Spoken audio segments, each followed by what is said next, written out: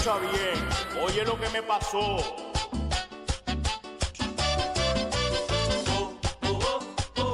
Yeah, yeah, yeah.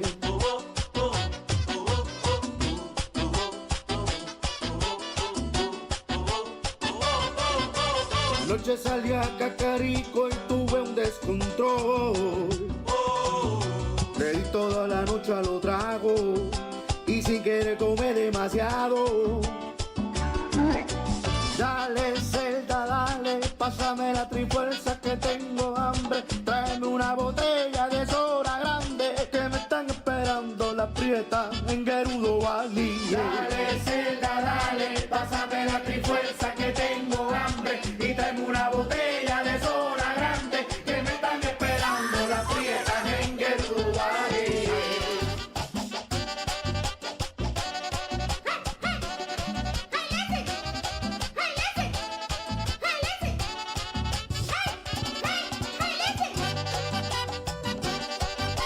Oye, escúchame bien.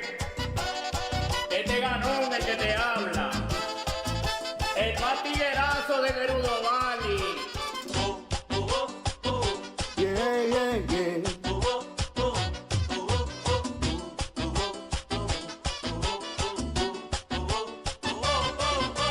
Anoche salí a Cacarico y tuve un descontrol. Le di toda la noche a los tragos y sin querer tomé demasiado. Dale, Zelda, dale, pásame la trifuerza que tengo hambre. Tráeme una botella de soda grande que me están esperando las prietas en Gerudo Valley. Dale, Zelda, dale, pásame la trifuerza que tengo hambre. Y tráeme una botella de soda grande que me están esperando las prietas en Gerudo Valley.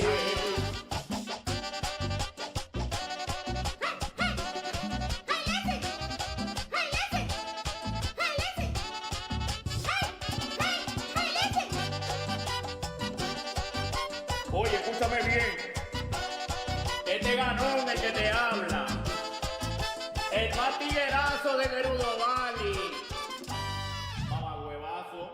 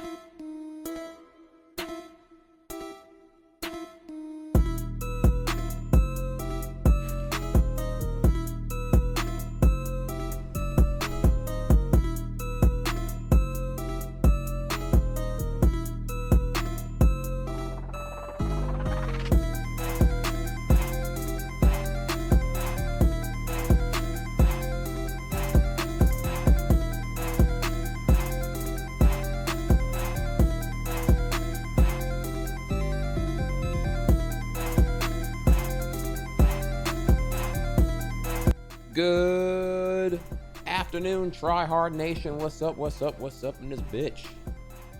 Hey, yo. It's wonderful to see all of you here. All right. What's up? Let me get in here real quick. Let me fix this shit.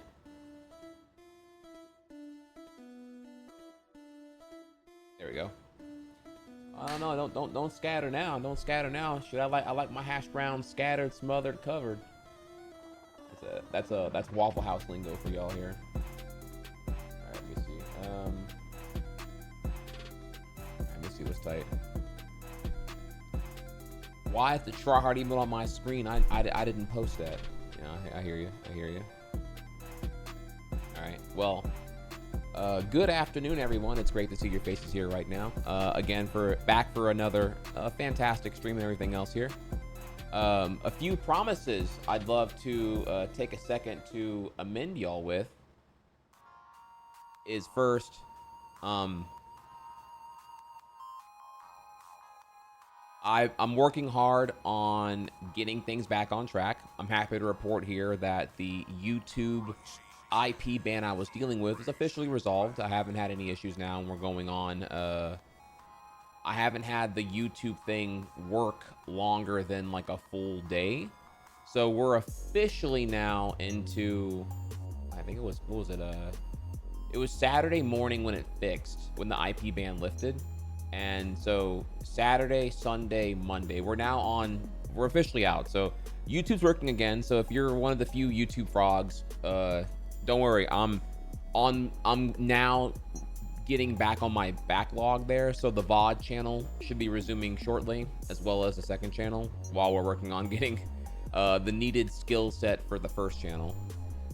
Yeah, no more accidental DDoSing myself. Yeah, exactly that. Yeah, so that's good there. So that's gonna get back on track here. Two, again here, due to the YouTube instability, I admit I was looking for, because the YouTube wasn't working and the election was happening, and I'm still between Yoshi Island right now with the whole controller thing. Like, there's not really I'm not very motivated right now to play Yoshi's Island right now because I don't have like the controller situation resolved. Once the controller thing is fixed, which I'm really sad to report that, obviously, if you were here for Saturday stream, as soon as the controller thing is good, then we're ready to roll. I'm not really motivated to like play Yoshi right now when I'm on the cusp of like a button remap revolution. I'm just gonna be playing the game and further cementing my muscle memory of the past when we have new swag to get on here with the L trigger. So you gotta forgive me on that one. I really want to do Yoshi, but we gotta keep working on this controller thing. So very, very unfortunate, very annoying, but you know, it is what it is. So, let me think here, what else? So that's why we're waiting on Yoshi. In the meantime, we're gonna, bump up Mario Maker while we're also waiting on tomorrow's arrival for Mario and Luigi Brothership. So we'll hop on that. If Brothership sucks, then we'll just, it's a dud and we'll move on then. But until then, it'll be more Mario Maker. So, yeah, so that's kind of a lot of information right there, but yeah, we have that. As far as the lately tryhard talk has been taking forever. I admit, obviously, tryhard talk 2 streams ago was like a 7-hour endeavor. I tried to make it shorter, I really did, and Saturday's tryhard talk was 4 hours long. And I think what I'm catching on to there is I am trying, y'all, is that tryhard talk in my head is like an hour. I never intended to be like majority of the stream, but because we're talking about a pretty nuanced thing, it's kind of hard to just like go through it. And what I'm not considering here is that, I'm considering it as a monologue where I just talk for an hour straight. Realistically here, it's engagement, right? It's like, the Twitch chat is going to want to talk with me about these things, and we're going to have engagement. So that will naturally lengthen the process of getting through things here. So I guess I have to kind of figure out in my head, do I want this to be proportionally more of the daily streams? do I want to negate engagement and just like do a pedestal where I just like yap my piece and then we move on? Not really. Or what here? In the end, it's like I can't really. I'd have to make this a lot more condensed and kind of just chop off a lot of shit if I want to make it shorter. In my head, I keep liking the idea that like the thing that everyone followed for is what I'm doing the majority of my running time on a stream daily being. But maybe because it's election right now, I have to kind of just accept that like it's hard. It's hard to not have a lot to say when we're living in a very unprecedented time. You know, even for 2016, even for 2020 standards, where we are right now was pretty crazy. You know, this is you know, you go back to 2021, someone tell you that Roe v. Wade's gonna fall and we're gonna take women's rights back, you know, 50 years, you'd be like, oh, that's crazy, no way. And then, but you know, here we are now where, yeah, now shit, that's just getting started here. You know, winding the clock back 50 years is kind of like just a warm up compared to where we are now. So, you know, and to an extent, I'll be honest here, I think I'm coping. I cope by finding reasons to feel uplifted and motivated for what could be a better tomorrow. And perhaps in my cope, I'm losing track because I was really focused, right? Like we go back to like September, I was so focused on Trihex can do it. I gotta focus on YouTube and getting there. And now it's like I'm so aware of what skills I need to do YouTube better that I keep learning more and more YouTube skills, right? Clickbaiting, title, scripting, pacing, motion graphics, etc. I'm doing that so often, and I'm just like, it's like I wish I had like another month off just to like really get there, but having to focus on that while streaming is kind of the hard part, you know what I mean? So I can tell that I'm like, it feels what's the word here? It feels very ADHD like, I guess. It's like I really just want more time. Like streaming is just cock blocking me from getting where I need to get to, where I can then do YouTube in a way that supplements and complements streaming. But I gotta stream, and when I stream, it's like, well, this is the thing it's on my mind. It's the election shit. So forgive me if like, you know, we're in a bit of a rut right now because it's like I wish like I could just focus more on like my content and less about like the world falling apart. And unlike in 2020, where I know that I definitely let my content be very secondary to like my coping with the world falling apart, I'm a much better content creator now than I was then.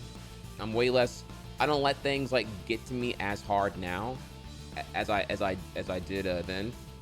So I think I'm doing a much better job now, but I also didn't think I'd have to be here again. I don't think any of us thought we'd have to be here again. We were talking about, you know, like everything, you know, we gotta have like so many of these conversations right now about like, oh, they're talking about chopping this off now. Now we gotta really discuss what the Department of Education means and what that means for, you know, I don't know, whatever here, right?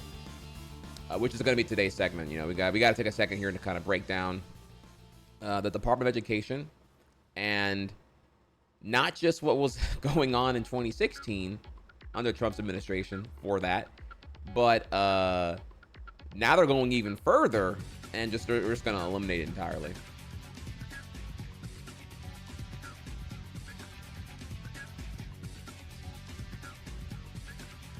So yeah, here we are now, y'all. So I do apologize if you're just like, I feel much more sensitive now about this whenever I'm just talking about politics and commentary.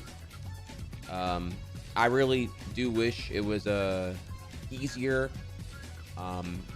Maybe perhaps if I was just like more ignorant, then it would be a lot easier to say, just to like not cover it daily, you know?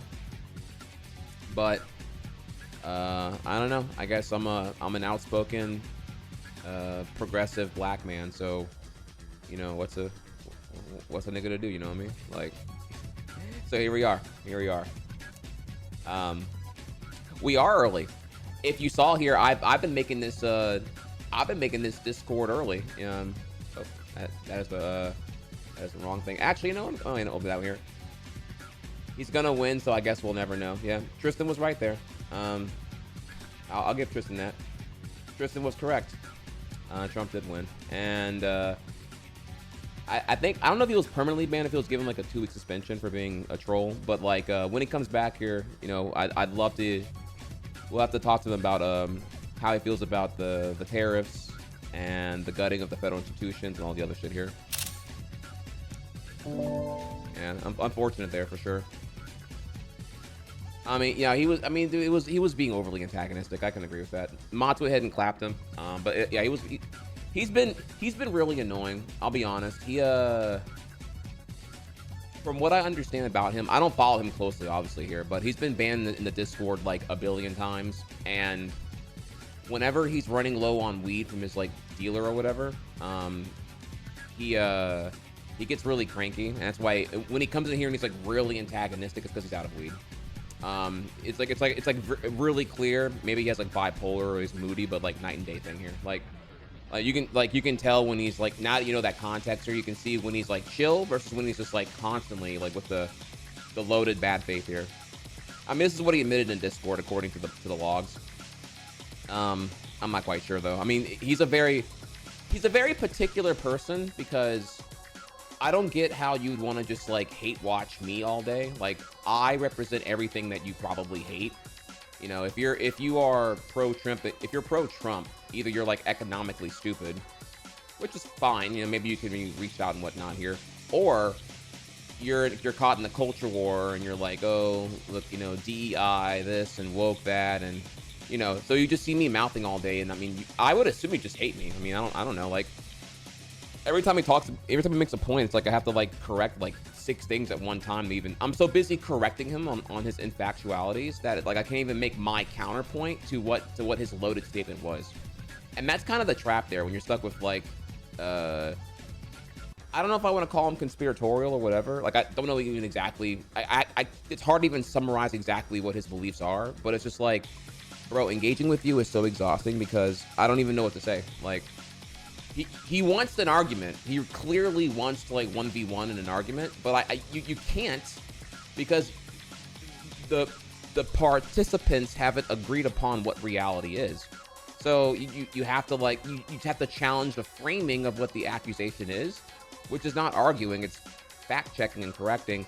And he's already busy farting out another 10 points, and it's like, okay, bro, like it's you know what I mean?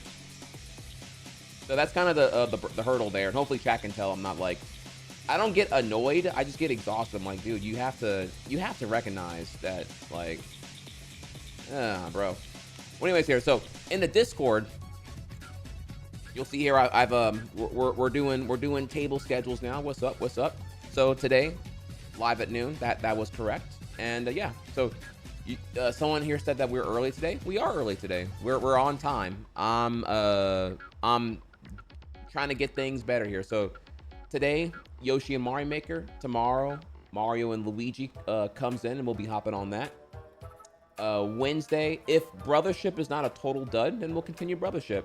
And then Thursday is the Butter Pecan podcast, and maybe more. I don't know exactly yet here. We have a meeting tonight to talk about like what like, you know, now that we gave it a shot, there's a lot I want to improve on that. We're actually gonna do this, try to make this podcast thing happen. So we're having a production meeting tonight on that, and then I will be off Friday to spend time with Venom because it's also her day off. So we're in there. Did we watch the Nintendo thing? Are you referring to the, if you're talking about the Super Nintendo World Japan Donkey Kong Country expansion direct, the answer is no, and that won't be live until, that video goes live in 3 hours. Not live yet. So, but yeah, it's not really notice it's not in my schedule here. It's not really newsworthy because it's like it's only Nintendo of Japan. So like, are you going to Japan? I mean, we can watch it if you want to see it, but I mean like it's not even the USA one, it's the Japan one.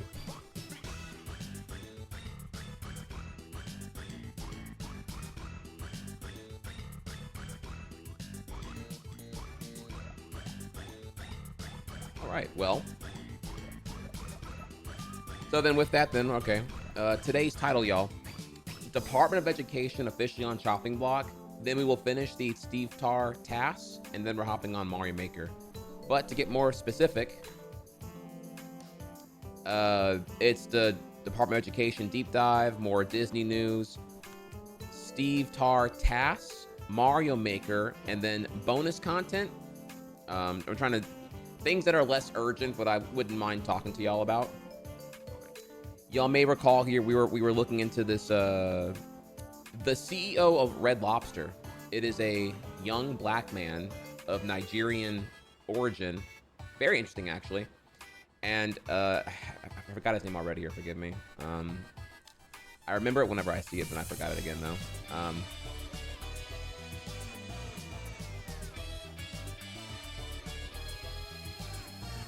Well, whatever his name is here, before we can go into further about him and his success and how he became the Red Lobster CEO, y'all seem pretty interested to hear about what's been going on with Red Lobster and what happened there. Like, what's up with this, like, private equity takeover that's very in parallel with Toys R Us bankruptcies, or Toys R Us's bankruptcy. Well, we can look into that. I have here, not long. I got some pretty cool videos that break down more about his situation. And let me see here. I'm sorry. His name is Domala Adamolakun. There you go. I'll tell you his name. Yeah, he's So first off here, he's very young for a CEO. 35 is conventionally young. But he's also a young black man, which is very very rare. I mean, I can only think of the only other like black CEO I can think of off my head right now is the CEO of FedEx. I forget his name too, by the way, but like in terms of like, you know, like known major, maybe like Fortune 500 businesses, like it's FedEx CEO, and then like that's really all I got here. Off the dome. There's probably, of course, there's more, but it's just like not. They're so infrequent that I don't know them offhand.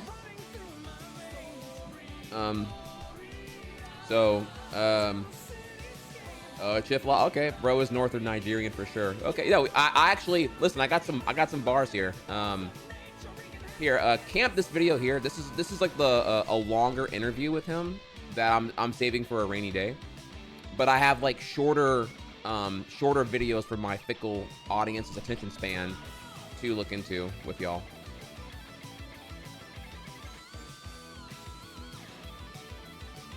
Correct. Yeah, he's CEO of PF Chang's first, which we covered previously, and then became CEO of Red Lobster. And hearing about that too would be interesting as well, because I'm wondering, like, was he just offered more pay? Was he up for the challenge? Like, you know, I would want to know, like, what made him leave PF Chang's to go to the sinking ship that is Red Lobster. If not, like, you know, just like, is he built different? Is he just insane?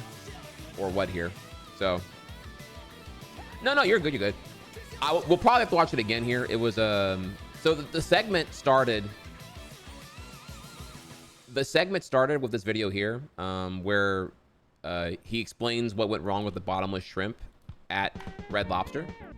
And then all my chat was like, we were all really, it's like, okay, this guy is built different, he speaks different, he doesn't seem like a soulless ghoul like most other like capitalist drones are. What's going on? I want to know more about him, and it could be that, I don't know actually, but I found more videos on him, read a little bit more on him, and if we have time here, bonus segment, if chat wants to fuck with it, we can look further into him, which would be I admit, very, very interesting here. So, yeah. Okay, well, less yapping. Let's go ahead and get to it here. Appreciate all y'all who are here right now. If you're here for gameplay, let me just reassure you here that I will ping the Discord specifically when gameplay is happening. So make sure to join there if you already have it. And let me get the green screen.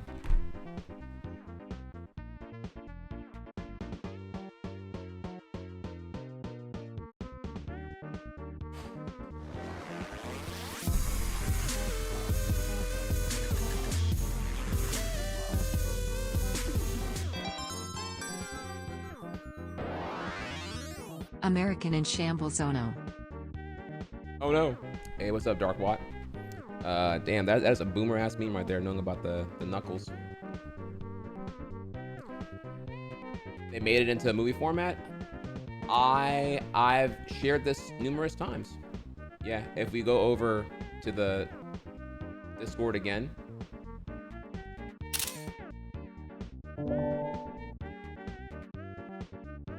I pinged yesterday that, hey, reminder again, y'all, that Dragon Ball Daima for the North American English dub world premiere is a theater event. It's a limited event powered by Fathom Events, the thing that makes like the movie limited releases happen here. So it's a special thing where it's a special edit of Daima episodes 1, 2, and 3. And they edit it in a way where it's episode 1, which is like 32 minutes long, special like giga episode. And then episodes 2 and 3, which are shorter, they're 23-minute episodes. They just include like the body and no opening or closing. So, and it's only playing 3 days, which was yesterday, today, and tomorrow. So you're gonna have to go to Google immediately if you're off tomorrow or whatever, and see if your theaters near you are doing the screening. It's not all theaters, but maybe you live near one close enough that is doing it. For me, my local theater was only doing 1 screening per day, because the event's only 3 days long, so only 1 screening per day. And my screening was, I'm glad I pre-ordered tickets, it was actually pretty fucking full. Like when I bought them a week and a half ago, it was like 4 seats bought. And then when we get there day of, the theater was probably 70% full by the time the movie started.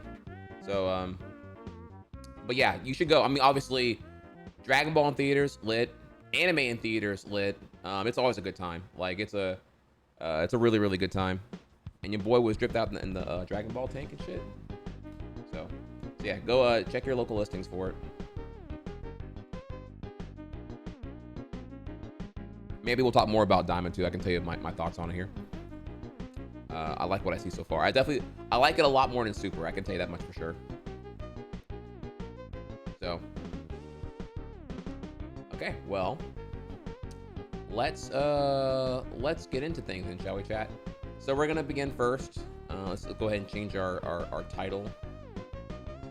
Quick here. Have a punchy title for you.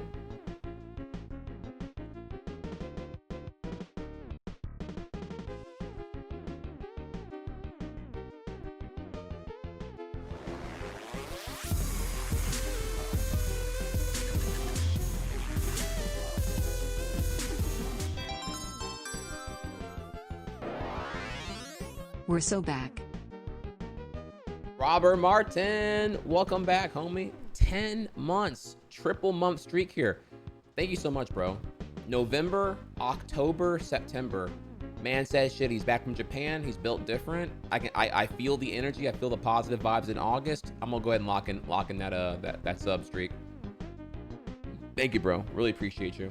And did I miss anyone here? I think I did. Yesterday, I'm so appreciative here. Yesterday, while I was offline, this happened. Lord Ball Sakis with the Prime sub. That is dedication, dude. Holy shit. Remind me, if we see Lord Ball, thank him here, because he came in, dropped the Prime sub when I wasn't here, and was like, you know what? I like what that guy's doing. Drop it, you know, swish, and then peaced out. Really appreciate him as well. And thank you again, Dark Watt, for the Prime sub. You're awesome. All right, so.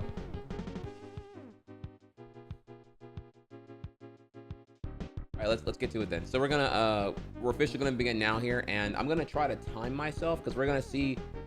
I made today's commentary segment even shorter than the previous one, and I'm hoping to see here. I would hope I can make this like at most 2 hours, but let's just do a stopwatch starting now and see what this goes. It should be even shorter than yesterday. All right, let's begin then. All right, so let's skim on over here. We're gonna begin first right away with with the elephant in the room here. We're gonna begin right away with the Department of Education, if you don't mind, chat.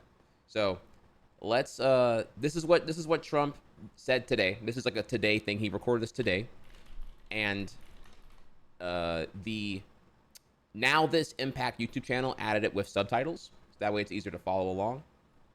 So I want you to follow along with me here. It's not long. It was about a 3-minute long video here, but this is the explicit intent as decreed by Trump. So let's listen in and see here.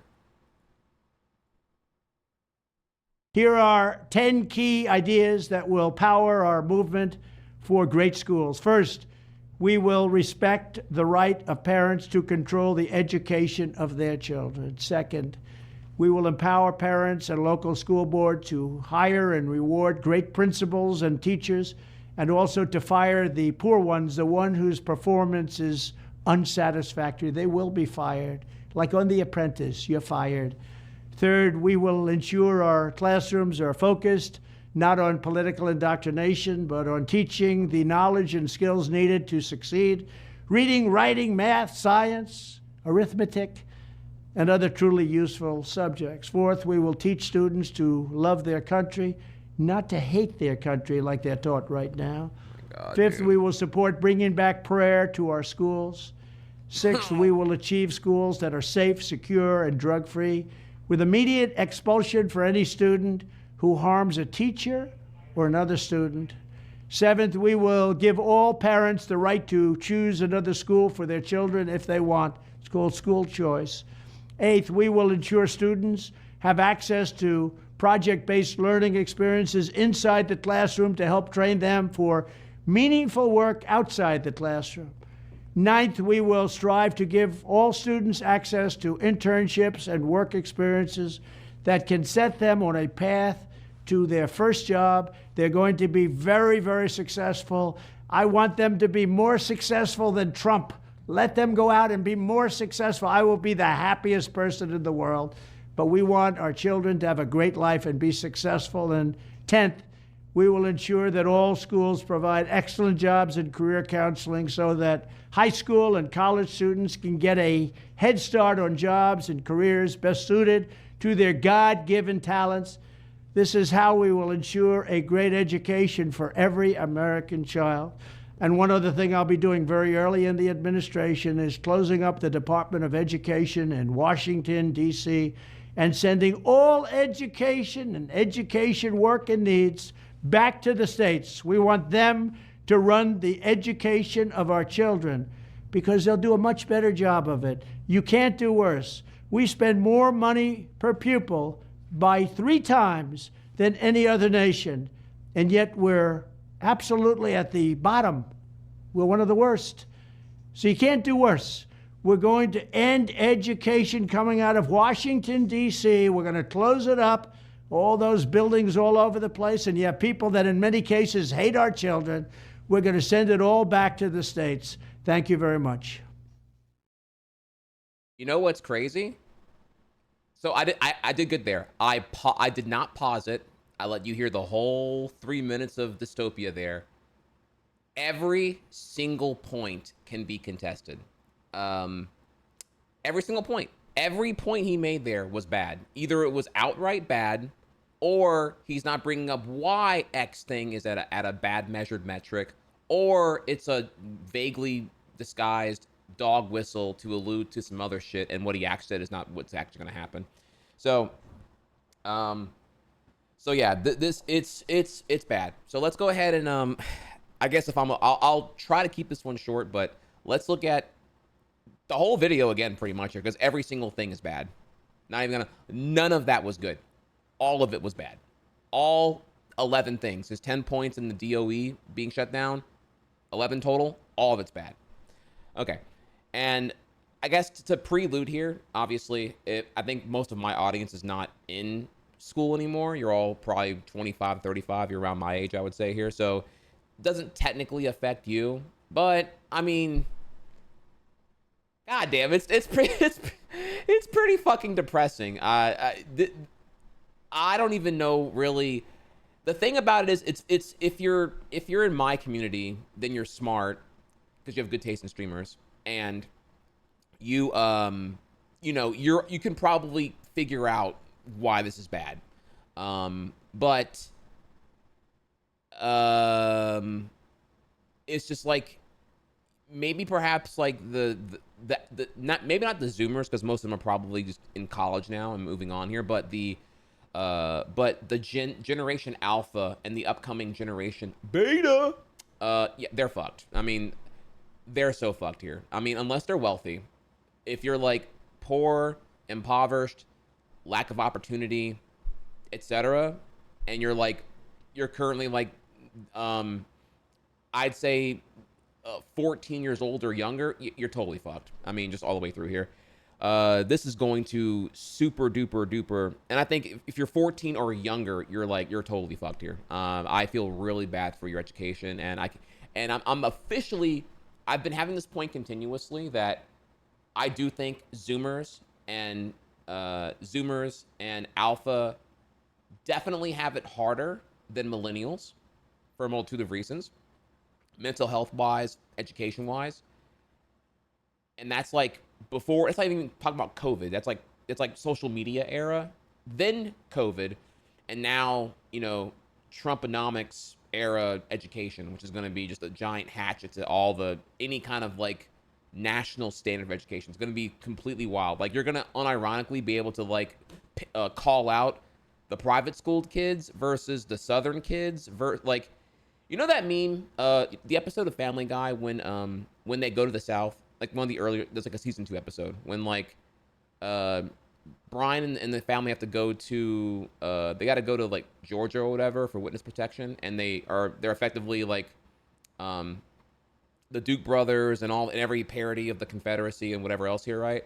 And just how all the Southerners were like horribly educated and all that.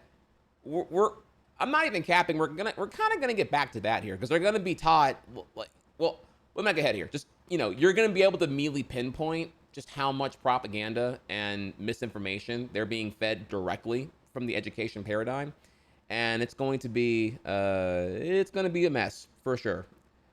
All right, so but before I get to that, let's do posting. Let's go ahead and break down the video. Here are 10 key ideas that will power our movement for great schools. First, we will respect the right of parents to control the education of their children. Second, so this is alluding to this, to me specifically, more so not necessarily school choice, which we'll get to later on here. This is more of the situation where presumably right now, if you, the parent, don't have your child enrolled in schools, that's actually a thing you can get called out for from things like the CPS, Child Protection Services. If you just like choose to forbid an education from your child, then it's the whatever regulation is like enforcing this here will determine that you're being a abusive parent and you're not giving your child a chance to succeed in this modern society, because overwhelmingly it's a good thing for the child's interest to have them pursue an education, right?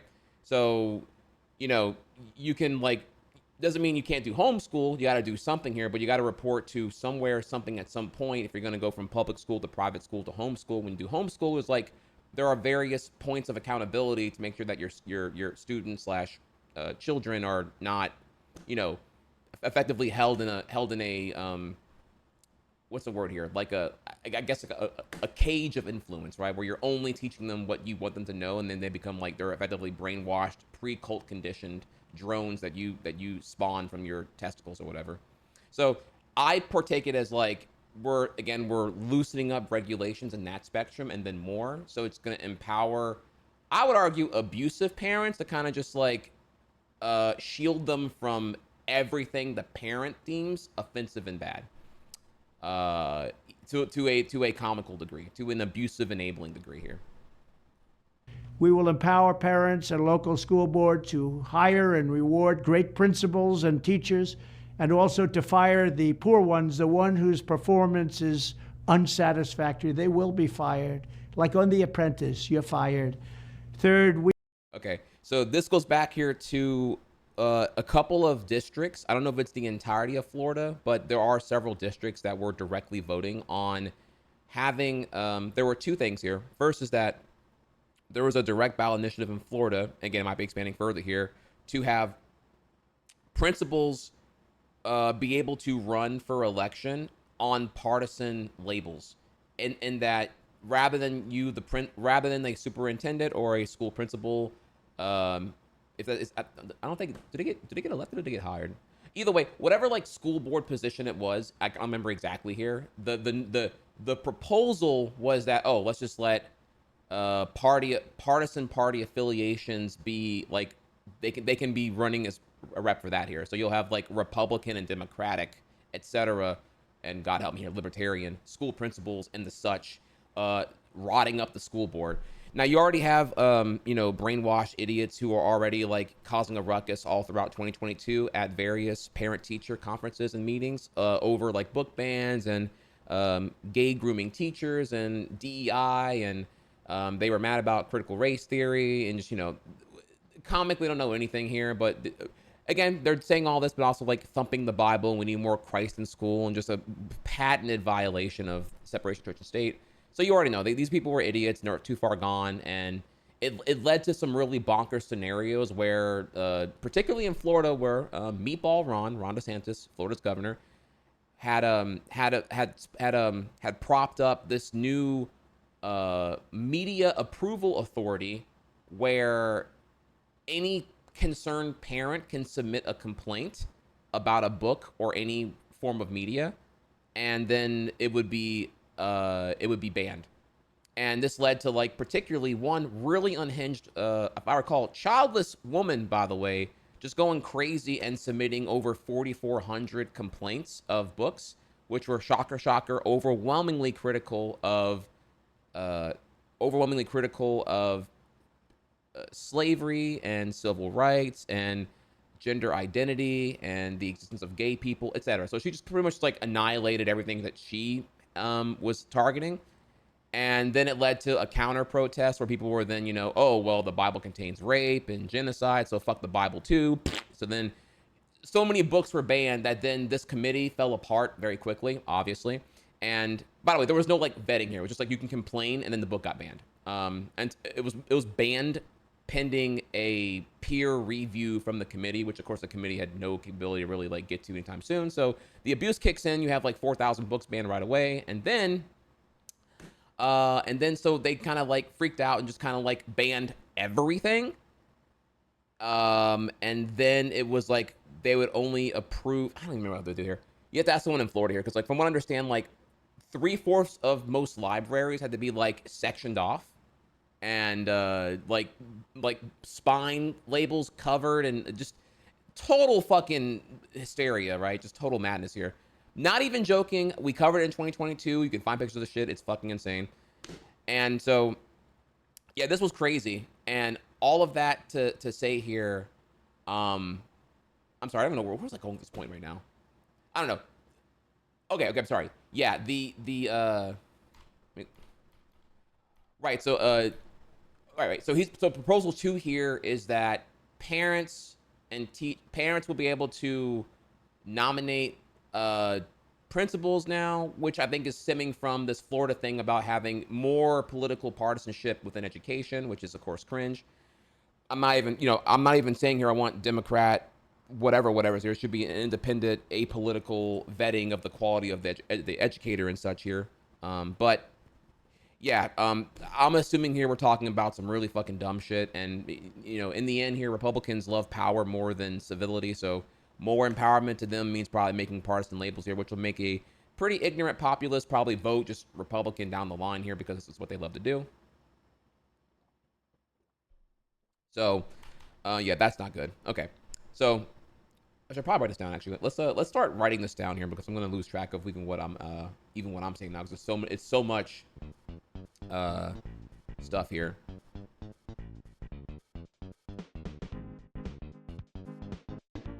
Give me 1 second while I'm grabbing that for you. It's because there's just so much to correct here. It's kind of like I'm losing track of even what I'm saying right now. All right, so the first one was.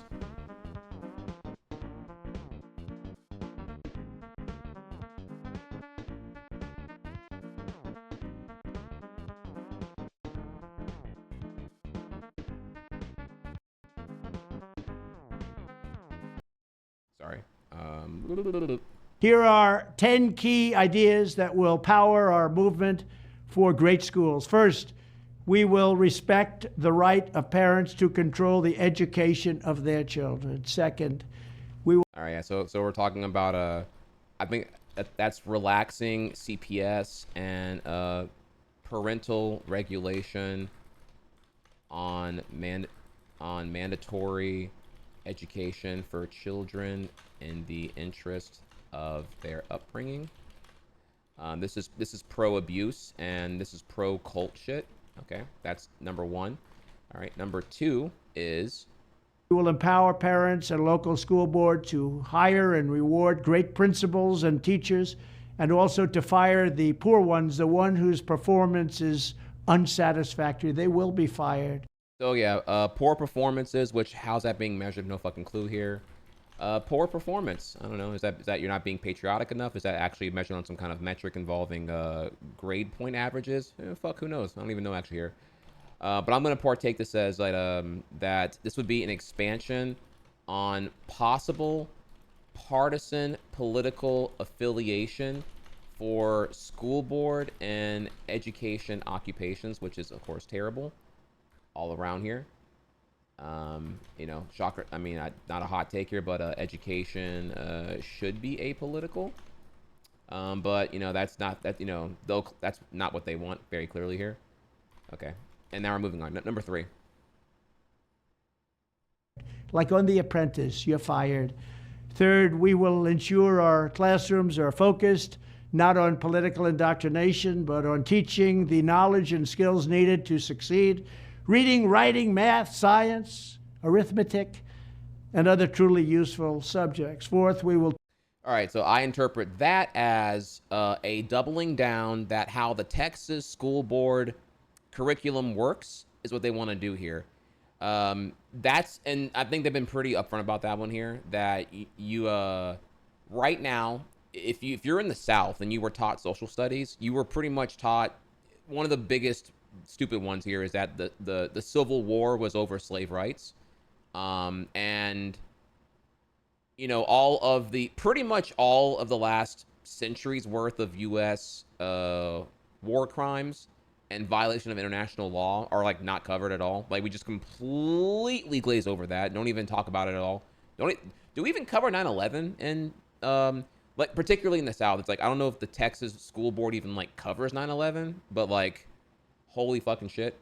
So yeah, I would take this as a doubling down that social studies and U.S. history will remain propaganda for domestic brainwashing, and enthusiastic expansion of Texas school board curriculum spec. Though again, if they don't, the thing here is though, like if they're gonna abolish the DOE, then he can say he wants to do this here, but he wants to leave it up to the states. So I'm just gonna assume here that like, you know, you can't have it both ways, right? You can't be like an authoritarian spreading a federal mandate for this to be taught a certain way, and then simultaneously be really thumping on state rights to do this kind of thing. So I'm just going to assume here that they're not going to have that much thought out in advance here. And in the end, you're just going to get a very wildly different education depending on whether you're in a blue state or a red state. If you're in a red state, you learn all the lies. If you're in a blue state, maybe, keyword maybe, you'll learn less of the lies, I suppose, here. So yeah, very different spectrum of education quality and accuracy is what we'll call that one. So that's number 3. Moving on. Teach students to love their country, not to hate their country like they're taught right now. That tells you what it is right there here, you know. All those, listen, yeah, civil war over states' rights, yeah, or civil war over slavery, that's the haters telling you that. It's not what really happened. Or, really any of that. U.S. war crimes, that's the haters, man. We're the world's Peace Corps. And anyone who says otherwise, we are the peacemakers here, bro. What else do you want it to be? Get the fuck out of here. You feel me? All right. 5th, we will support bringing back prayer to our schools. Maybe that was 4th. Man, what?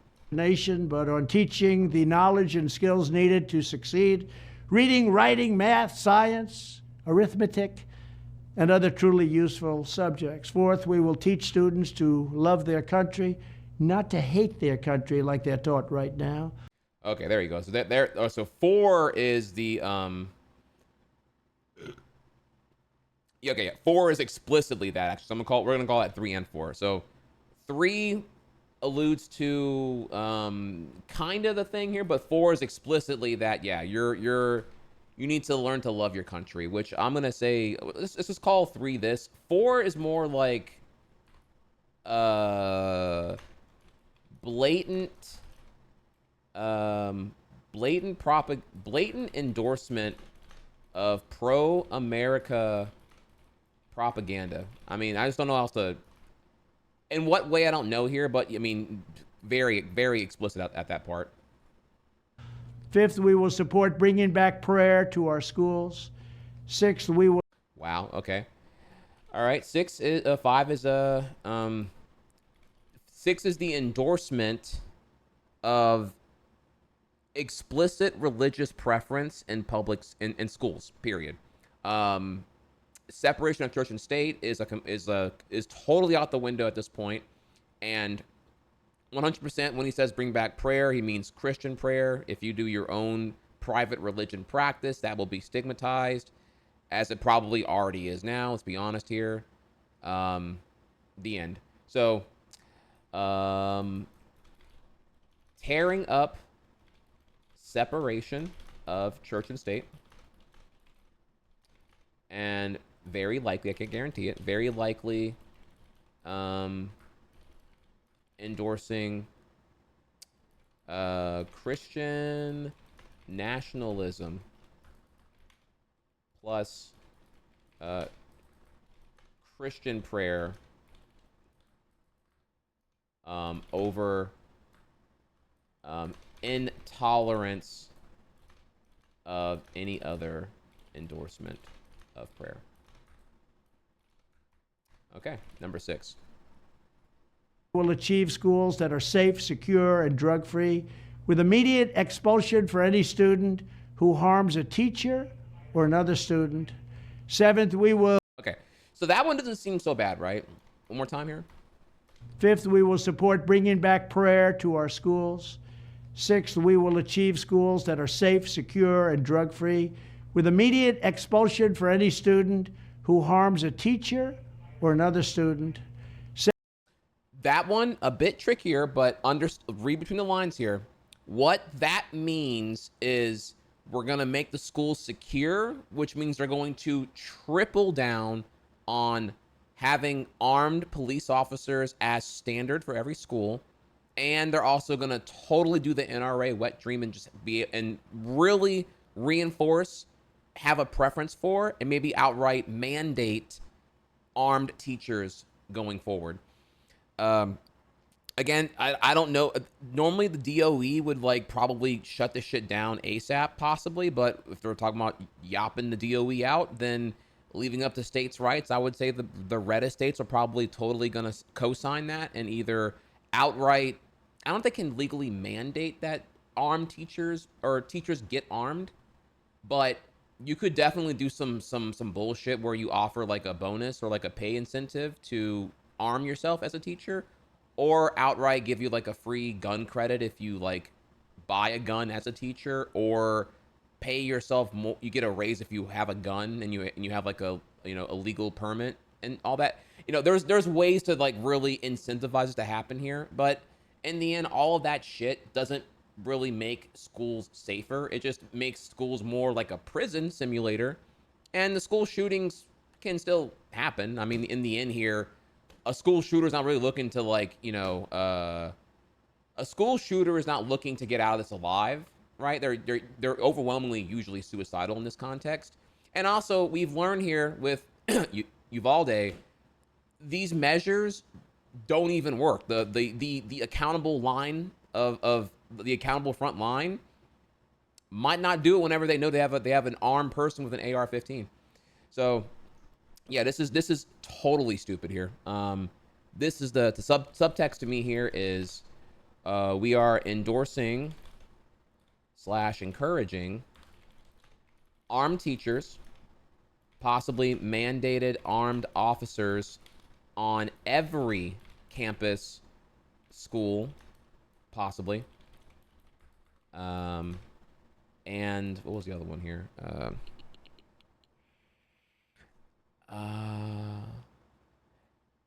Yeah, endorsing and encouraging armed teachers, mandating armed officers, in the complete absence of any of this data actually proving helping prevent such. But yeah, I mean, I would just foresee like, if I can go a little bit further here, do you understand too that due to the total attack on education that's happening currently in Florida with Meatball Ron, that there is, as of 2022, this is outdated data now, they had a 9,500 teacher shortage since before 2019. In the last time it was like really being tracked here before COVID. So 19 to 22 led to a 9,500 teacher withdrawal, which that's not even just coming from, the gays are grooming and the attack on teachers and all that shit, right, in 2022. Like, it's not even about that. It's also about, like, during COVID and during quarantine when schools were told to reopen, but there was no proper parameters in place to, like, make the teacher safe. I mean, if you recall here, when schools opened back up again in 2021, it was just like, oh, okay, schools are open, so now every school's going to be, like, the absolute hottest, like, hot spread of COVID this side of whatever the fuck here. And not everyone was masking, and the teachers that knew better, yeah, I'm just gonna fucking quit. I mean, I can't. Why wouldn't you? Like, yeah, this is like, are you gonna pay my like? It's not even like, okay, I don't want to get COVID. It's the whole like, well, if I get COVID, who's gonna pay for my cost of care? And the answer was, well, it's kind of on you. Oh, so I gotta come back here and just get COVID and just die. Okay. So yeah, teachers left for a million reasons. It's not just explicitly like bad Republican response. It's the whole fucking thing, bro. Teachers, like hazard workers, they're an afterthought in society. It's really cringe here. I hate it. It's pathetic. And in the end, I actually can't even blame teachers for leaving, which is more means, again, reinforcing here that Zoomers and Alpha are totally getting left to dry here, with probably one of the worst educational outcomes or outcomes happening now to any generation in comfortably 40 years. So yeah, that I'm sorry, and the point of me telling you that here is that the 9,500 teacher shortage, how Meatball Ron fixed it was he lowered the standards for teachers. Anyone who is any military whatever, like person, I don't know what's called, any military recruit that had a degree in anything, any 2-year degree, they were allowed to then like circumvent educational requirements and be a temp teacher starting in 2023, FYI. So a lot of military bros are just like glorified substitute teachers that are just permanently now teaching within the education system of Florida. which I don't even, and again, just kind of like, and ultimately I probably just like, just throwing a textbook at students, telling them like to get to work and whatnot. Very, I would foresee a lot of either super relaxed, non-existent standards happening here, or just outright non-teaching on the whole way through. Yeah, it was specifically military. Again, I know I'm throwing out a lot of stats and data here. I didn't have like all this prepared to like tell you about now, but as we're talking here, we're learning more. I'm telling you more about what I know here. So, and I'm only telling you about Florida because like I foresee what the circus in Florida being what you're going to see more of throughout the U.S. South, especially.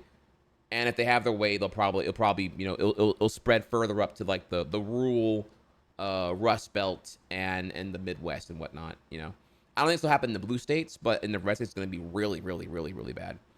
So yeah, there also was, if you're curious here, there was another thing where, at the same time, this is actually crazy. I don't even know how this happens here, but there's another thing where also, if you are one of these military recruits that becomes a teacher temporarily, you also get a Florida exclusive child tax credit if you adopt a child to and let them partake in the education system.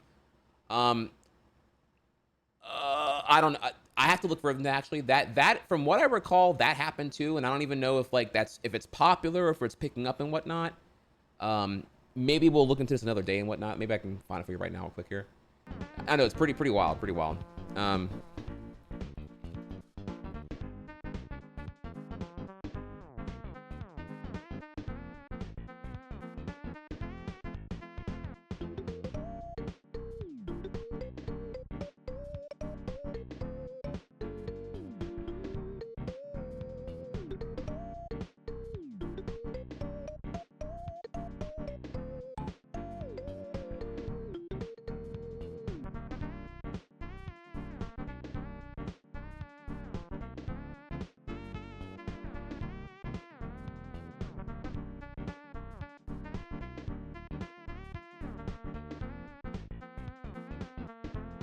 Yeah, so without doing too much Googling here, I have, there's like two things here.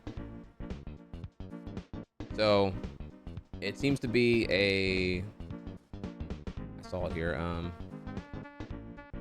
it's like a one-time $25,000 thing.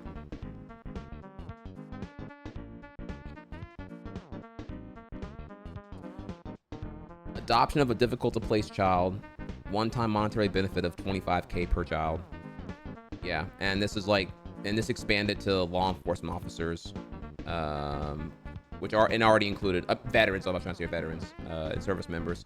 So yeah, this happened, and I haven't kept tabs on where this is going, but and a non-difficult child gets a $10,000 tax credit per child here. So I don't know if veterans are just like popping up, adopting like 3 kids or whatever. I don't know. This is another one I kind of want to look into when we get a chance here, but yeah. So they adopt for the money and care very little about the children. That's what I would figure. I would figure it'd be something like that here. Yeah, this is definitely but yeah, this is like what Florida currently has going on, and it's I would foresee it's a very, very hot ass mess. So you know what I'm saying? Okay. So anyways, back over to, so okay, all that to say here, chat, I would look at Florida to see an idea of what's probably to come, which is a whole lot of not good here. So teacher shortage into lowering the standards to pretty much non-existent. If you have any 2-year degree as a veteran or a service member, that's how I want to say it, service member and veteran, yeah, you can just become a teacher, no, forget all the 7-year shit with all the hair, whatever. Now you're a teacher, and you're a temp, but I mean, let's be real here. A 9,500 teacher deficit is not going to get filled tomorrow unless you really make it lucrative for those who want to hop in, that kind of thing. And then you add in the prime for, I guess, child abuse here the whole way through. I don't fucking know. So yeah, it's I don't even know where to. There's like so much going on there. I don't even know if I can even talk about like Florida's bullshit. All right, moving on. 7th, we will student who harms a teacher or another student. Seventh, we will give all parents the right to choose another school for their children if they want. It's called school choice. Eighth, I couldn't resist there. So this is the official endorsement of school choice, number 7 here.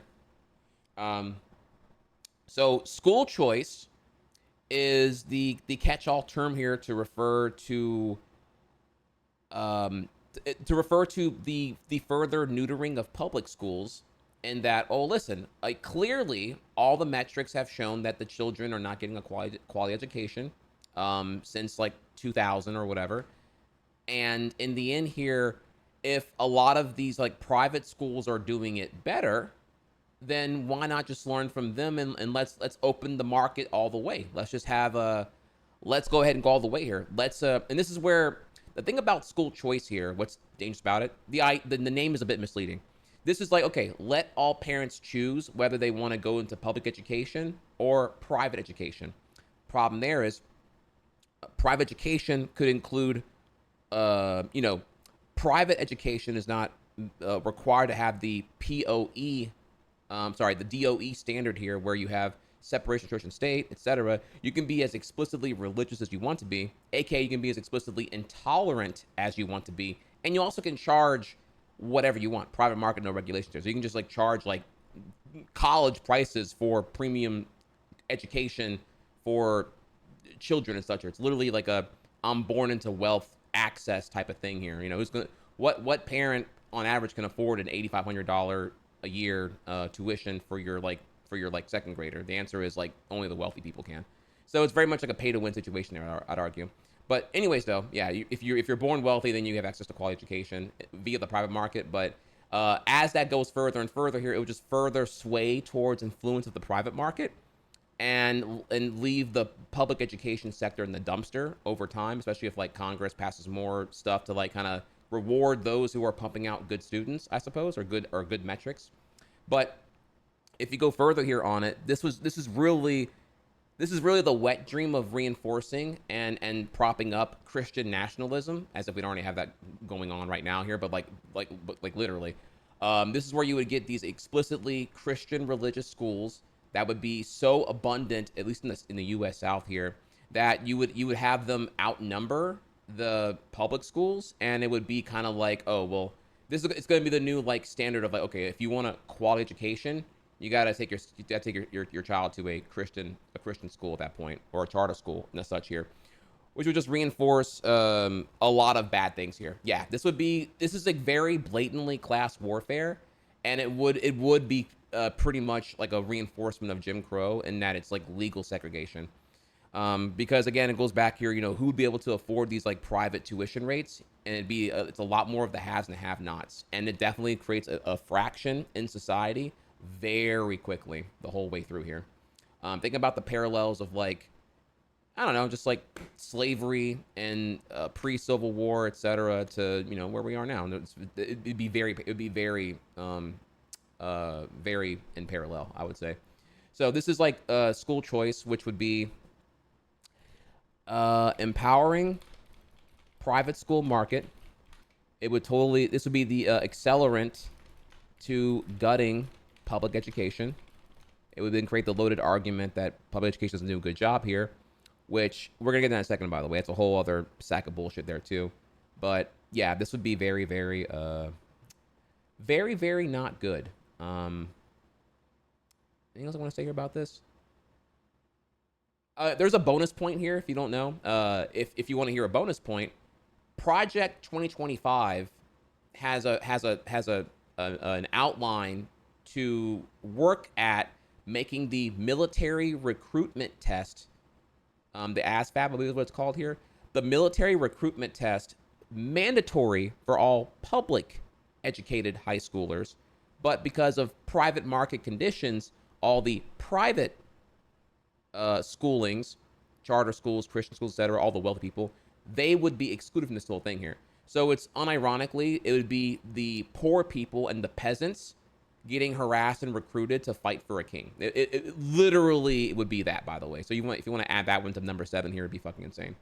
So, and then Yeah, I'm not gonna let this one slide here. So, Goshnar, how you doing today, homie? I'm glad to have you here. Department of Education hasn't made the public smarter, so I don't know what you're talking about. XD. Okay, well, whenever you're back, I would be happy to engage with you on that one there. I don't know if you I actually have some additional talking points for you if you'd like to hear about what the DOE does, and also this very surface level observation here that the DOE has not made the public smarter. So, you know, no. I mean, he's spitting with confidence here, or maybe he's a troll. He could be a troll. I'm not quite sure here, but we'll see. I'll give him his one chance to elaborate if he wants to. We will ensure students have access to project-based learning experiences inside the classroom to help train them for meaningful work outside the classroom. Ninth, we will strive to give all students access to internships and work experience. All right, go back here. So 8, let's go back to 8 real quick here. 8 and 9 are kind of linked together. Another student. Seventh, we will give all parents the right to choose another school for their children if they want. It's called school choice. Eighth, we will ensure students have access to project-based learning experiences inside the classroom to help train them for meaningful work outside the classroom. So 7 or 8 on paper sounds solid, but I'm gonna have to like intertwine 8 into number 9 to kind of so you understand where it's going to here.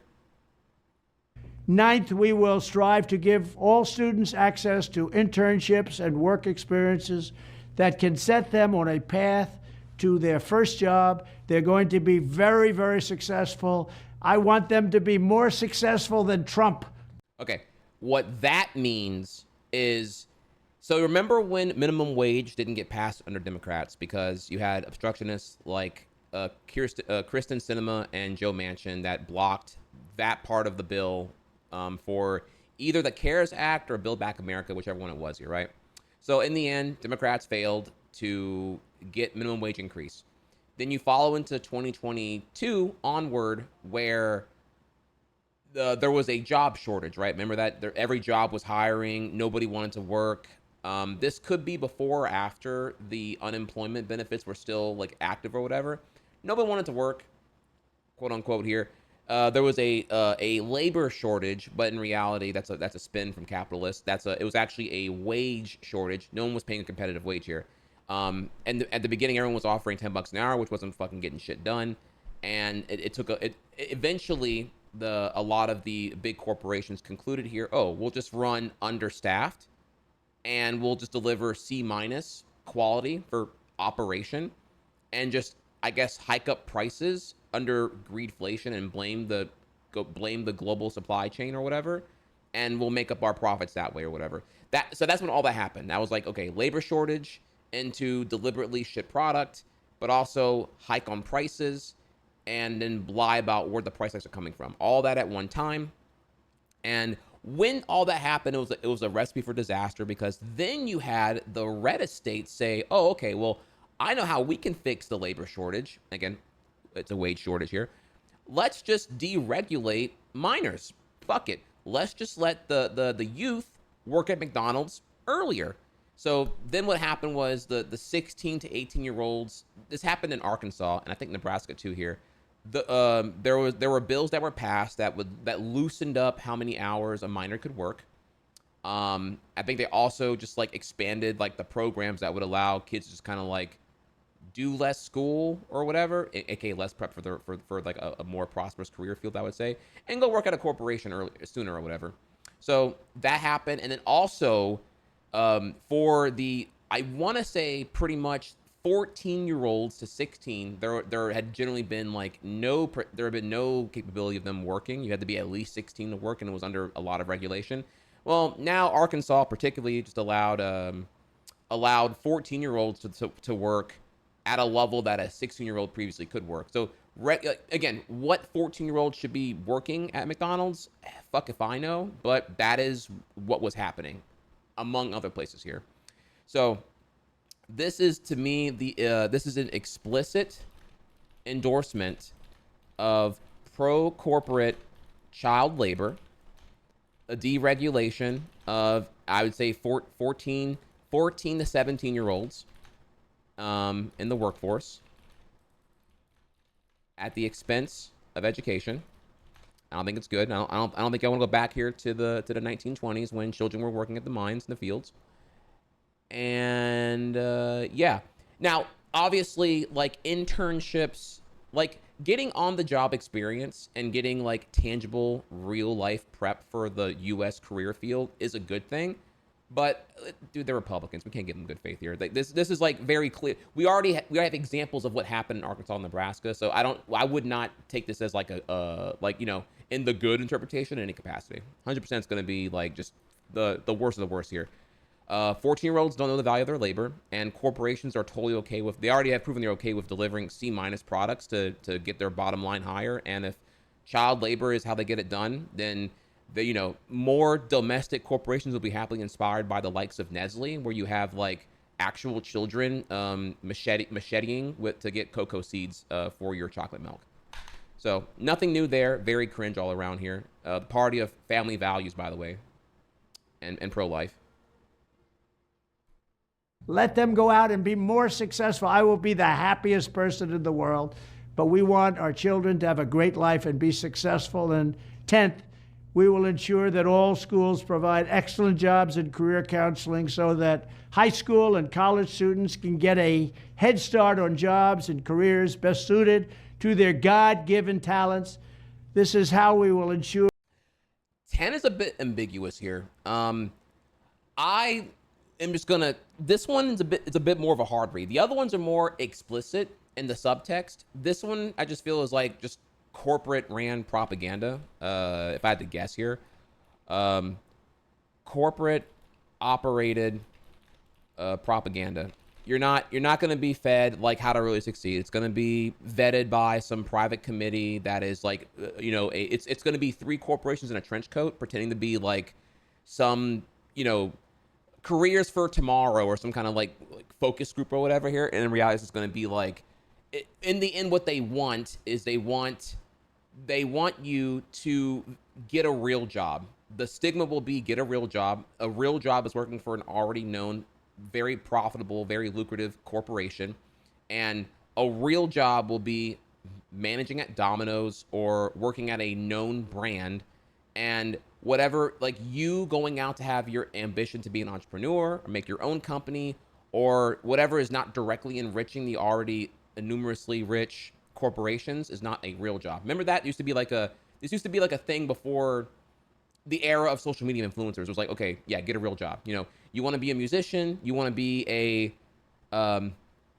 philosopher, right? You want to major in philosophy in higher education and university, whatever here. No, you're a fucking bum. Get a real job. That was the stigma that worked. And we're taking the get a real job and we're going all the way now because we're going to let very obviously corporate bribed, chronically lobbied, always sold out Republicans rebuild the infrastructure of how these high school students and graduates are communicated to. And it will 100% be as gross and disgusting as it has already been right now here. As you already know, there's already a interest group that represents Domino's and a few other fast food joints. And that's how they were able to get fast food in children's cafeterias for high school and below. And it will, like how that's already happened, it'll be like that times 100 for career development. Oh, we want to build them into nice, obedient, non-questioning drones that are going to just be fed to the meat cogs of the grinder that is the U.S. economy. You know, that's what they want you to think. So, I foresee that all the way through here. I wouldn't give this good faith and be like, oh, this is going to be an expansion on trade school and vocational school. That could be a thing. I'll admit here, it could be that, but in this context, given we're getting rid of the DOE and just, I don't know, man. I find it really hard to have any good faith here for any of these points, honestly. A great education for every American child. And one other thing I'll be doing very early in the administration is closing up the Department of Education in Washington, D.C., and sending all education and education work and needs back to the states. We want them to run the education of our children because they'll do a much better job of it. You can't do worse. We spend more money per pupil by 3 times than any other nation, and yet we're absolutely at the bottom. We're one of the worst.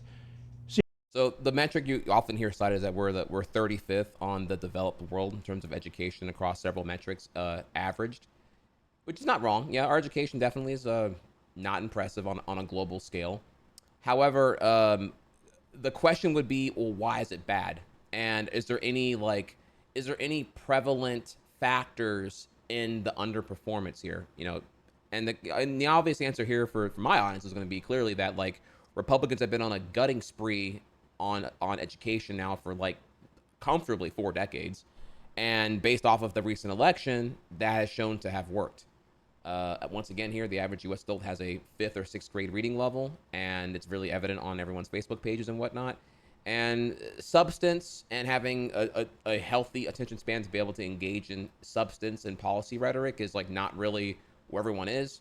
I'm going to assume here the average U.S. adult is just does not have a rudimentary understanding of civics, so they don't even know like what's going on there. And again, I have more facts actually about that.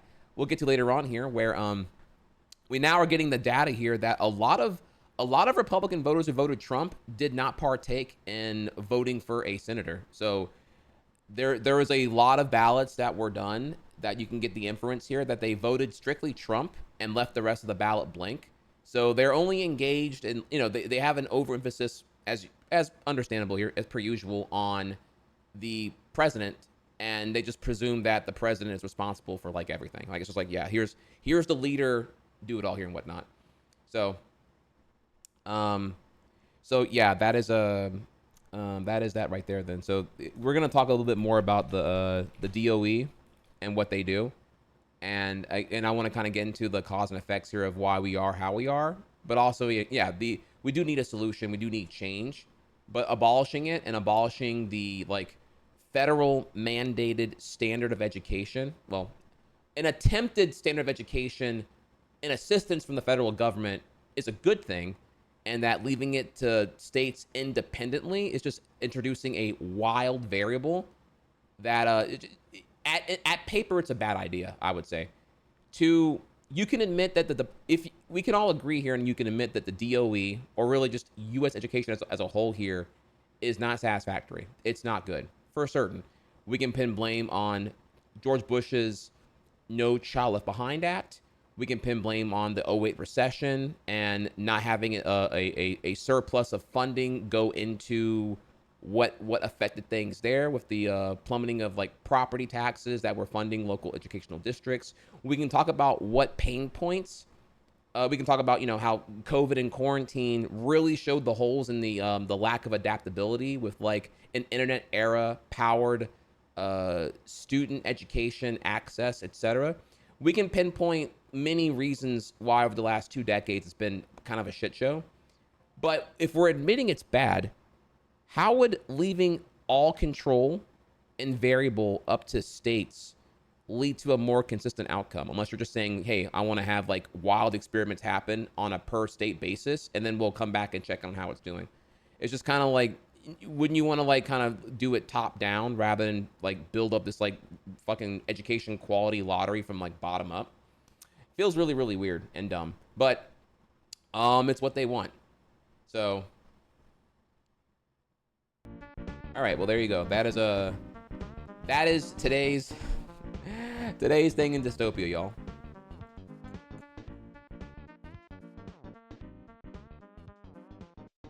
So here, I'll share a link to this here. This is the subtitled version. Okay, so now we can go into the next thing here, or I'm sorry, we can now expand upon this here. So I still have more arguments to be made. I'm gonna close this here. All right, so let's take a second and just kind of like let's do some reading here, y'all. Also, try hard in chat here. I don't know if I'm if are you still enjoying this topic right now? I'm not here to be a doomer. I'm really here trying to like I don't know, y'all. I mean, I'm trying to help make sense of all this stuff here. You know what I mean? So we're gonna first start here with the role of the DOE. It's a bit of a short read here. We can just kind of we'll just do the overview and the mission, and then we'll go from there into a bit more about, and then I want to go into a targeted read here if we can on No Child Left Behind. So, all right, we'll be on a test. You already passed the test by being here. Education is primarily a state and local responsibility in the United States. It is the states and communities, as well as public and private organizations of all kinds, that establish schools, colleges, develop curricula, and determine requirements for enrollment and graduation. The structure of education finance in America reflects this predominant state and local role. Of an estimated $1.15 trillion being spent nation, I'm gonna go hard here because that's a lot of zeros right away. 1.15 trillion being spent nationwide on education at all levels for schools for school year 2012-2013. A substantial majority will come from state, local, and private sources. This is especially true at the elementary and at secondary levels, where about 92% of funds will come from non-federal sources. So keep in mind when they're crying about it being expensive here, that it's in reality somewhere around 8% is the DOE, it seems, if I'm getting this correctly here. That means the federal contribution to elementary and secondary schools is about 8%. There you go. Which includes funds not only from the DOE, but also from other federal agencies such as the Department of Health and Human Services Head Start program and the Department of Agriculture's School Lunch program. Again, these I have like separate topics another day on, but we gotta move on for now here. Although the DOE share of total education funding in the U.S. is relatively small, DOE works hard to get a big bang for its taxpayer-provided bucks by targeting its funds where they can do the most good. This targeting reflects the historical development of the federal role in education as a kind of emergency response system, a means of filling gaps in the state and local support for education when critical national needs arise. Okay, so and a bit of an elaboration here, again, is that, like, as I brought up before, but I'll do it again here, that special needs children, the mandate for schools to accommodate them and the funding for those programs come from the DOE. If the DOE gets abolished, it will be left up to states to determine if they even want to cover special eds at all and allocate and fund it somehow. Perhaps with the DOE dropped, maybe Trump and company can like prop up some kind of like federal funding source for special needs kids or whatever, but this is not a mandate right now. And so you may just see like half of the US states just like overnight drop the program, and all the special needs kids would have to, fuck if I know, dude. I don't even know.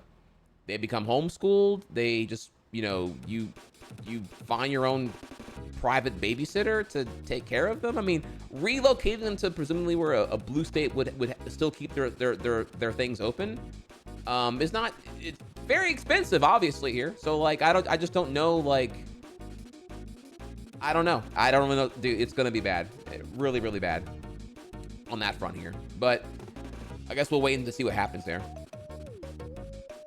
Continuing on, the mission. Despite the growth of the federal role in education, the department never strayed far from what would become its official mission: to promote student achievement and preparation for global competitiveness by fostering educational excellence and ensuring equal access. The department carries out its mission in two major ways. First, the secretary and department play a leadership role in the ongoing national dialogue over how to improve the results of our education system for all students. This involves such activities as raising national and community awareness of the education challenges confronting the nation, disseminating the latest discoveries on what works in teaching and learning, and helping communities work out solutions to two difficult educational issues. Second, the department pursues its twin goals of access and excellence through the administration of programs that cover every area of education and range from preschool education through postdoctoral research.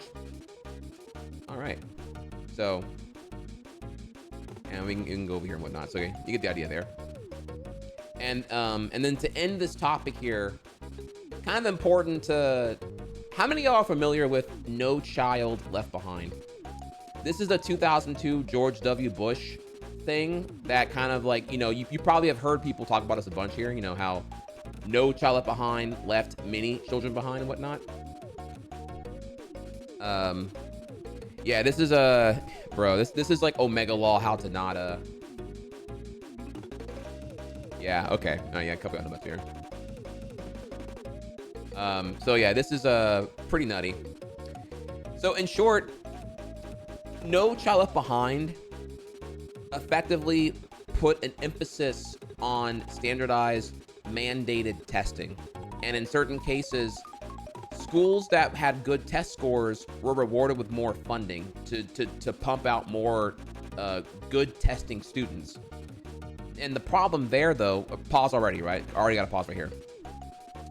You're already having the argument entertained here that students who perform better on these tests in these very rigorous controlled environments are indicatively better students, and that they were taught a higher quality education.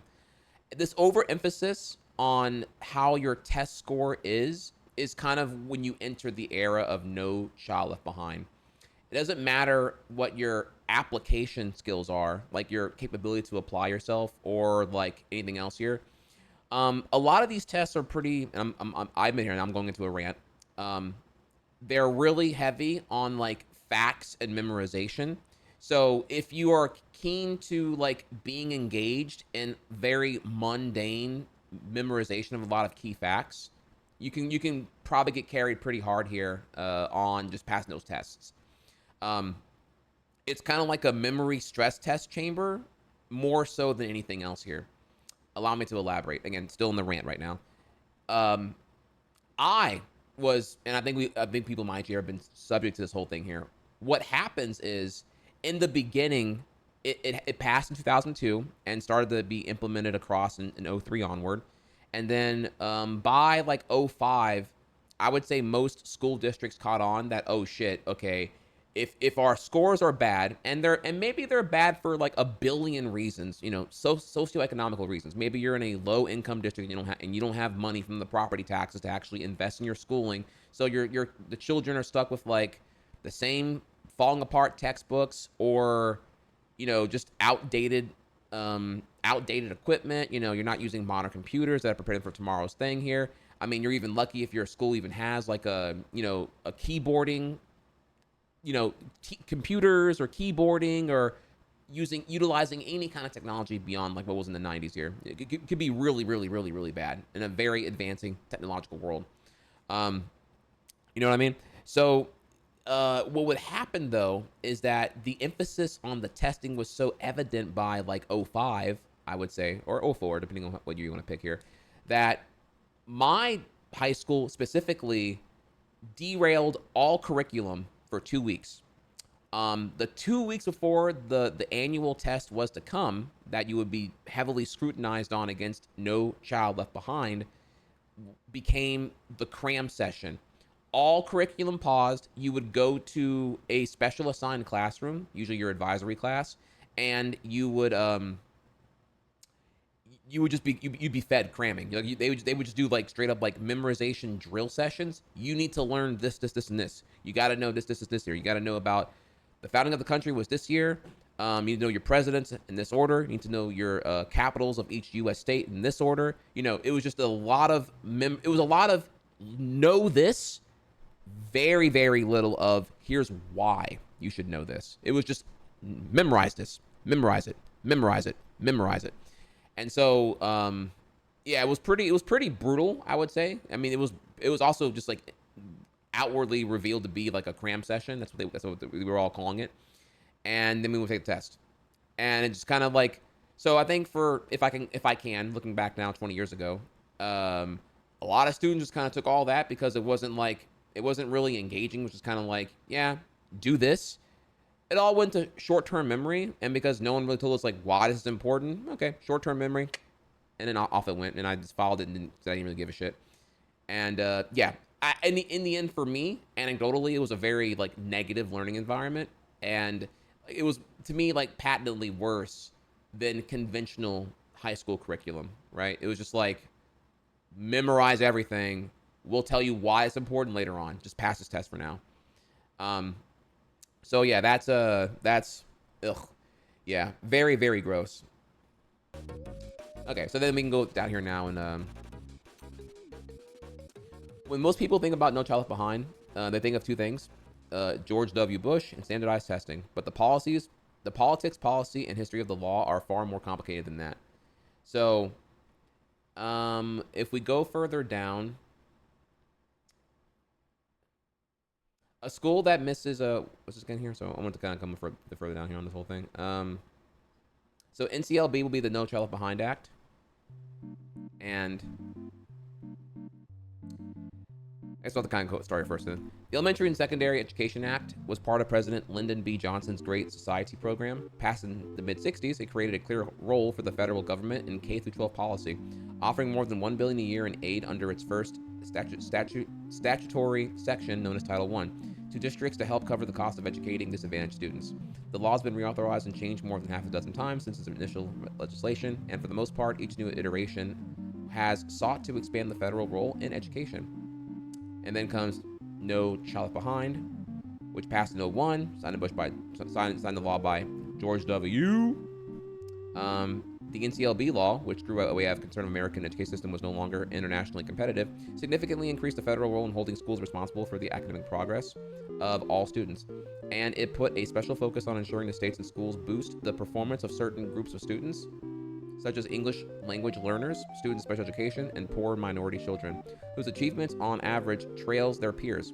States did not have to comply with the new requirements, but if they didn't, they risked losing federal Title I money. And that's the important part here. What's an advisory class? Okay, great question. So this will vary.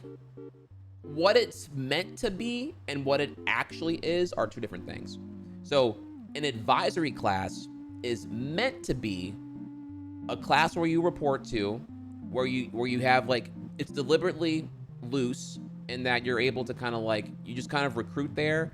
If there are any school announcements to be had, they will be presumably, they'll be fed to you there. And you have your advisory teacher who is there to help you if you have any questions pertaining to your interests. Generally, an advisory teacher is someone who can tell you more about any after-school extracurricular activities or clubs you want to partake in. They can also help you with like, hey, if you're flailing and you need tutoring, you can go to your advisory teacher and ask them. It's kind of like your portal to anything you need help with. Like if you were like contacting like the contact us page on like a website, you would go to your advisory teacher. You would go to the office when you need like a specific action taken care of today, but when you need something in terms of like direction or guidance or assistance, you would go to your advisory teacher during the advisory class to have your problem broadly resolved here. And this is different than like a school counselor, and this is different than like God help me here, a college on-campus college recruiter, or anyone who works in the actual principal's office as a official secretary and all that. Like a guidance counselor, but a little bit more on the ground for you here. I partake a guidance counselor as more like higher education prep, and their load is really, really full. This is more like things within high school itself here, I would say. At least that's how mine was. Like if you wanted to join an after-school club, if you wanted to join a sports thing or whatever, you would go to your advisory teacher, and then they would like make the appointment for you to then go do that. Like your portal to everything was your advisory teacher. So perhaps, yeah, maybe homeroom is what you may know it as here. Now, that's what it's supposed to be. In practicality, for us, advisory was, okay, it's 15 minutes. It's a 15-minute long period. No one gives a shit. No one's paying attention. Everyone's tuning it out. You just kind of like hang out there and just like talk with your peers for like, talk with your friends there if you have any friends in that class, and then you just dip out. Like no one does anything actually. Keep in mind, this is also, keep in mind too, by the way, that this is also, for me, smartphones didn't blow up until I graduated high school. I'm class of 07. So high school for me is very different than high school for everyone else. So for us, it was pre-smartphone. So the only electronic devices were like, some people may have had like a Nokia flip phone, but I mean, for the most part, y'all, shit, it was Nintendo DS and PSPs, baby. What's up? So kind of based there. I'm kind of a, you know what I'm saying? Like, hey, you know what I mean? So I'm gonna pull up here.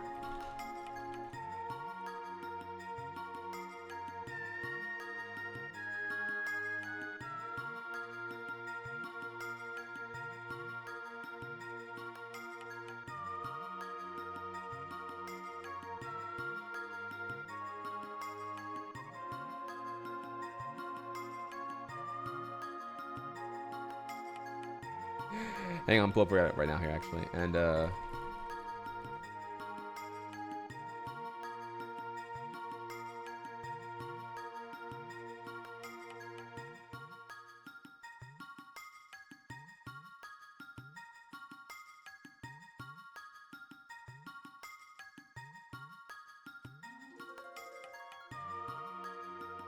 okay.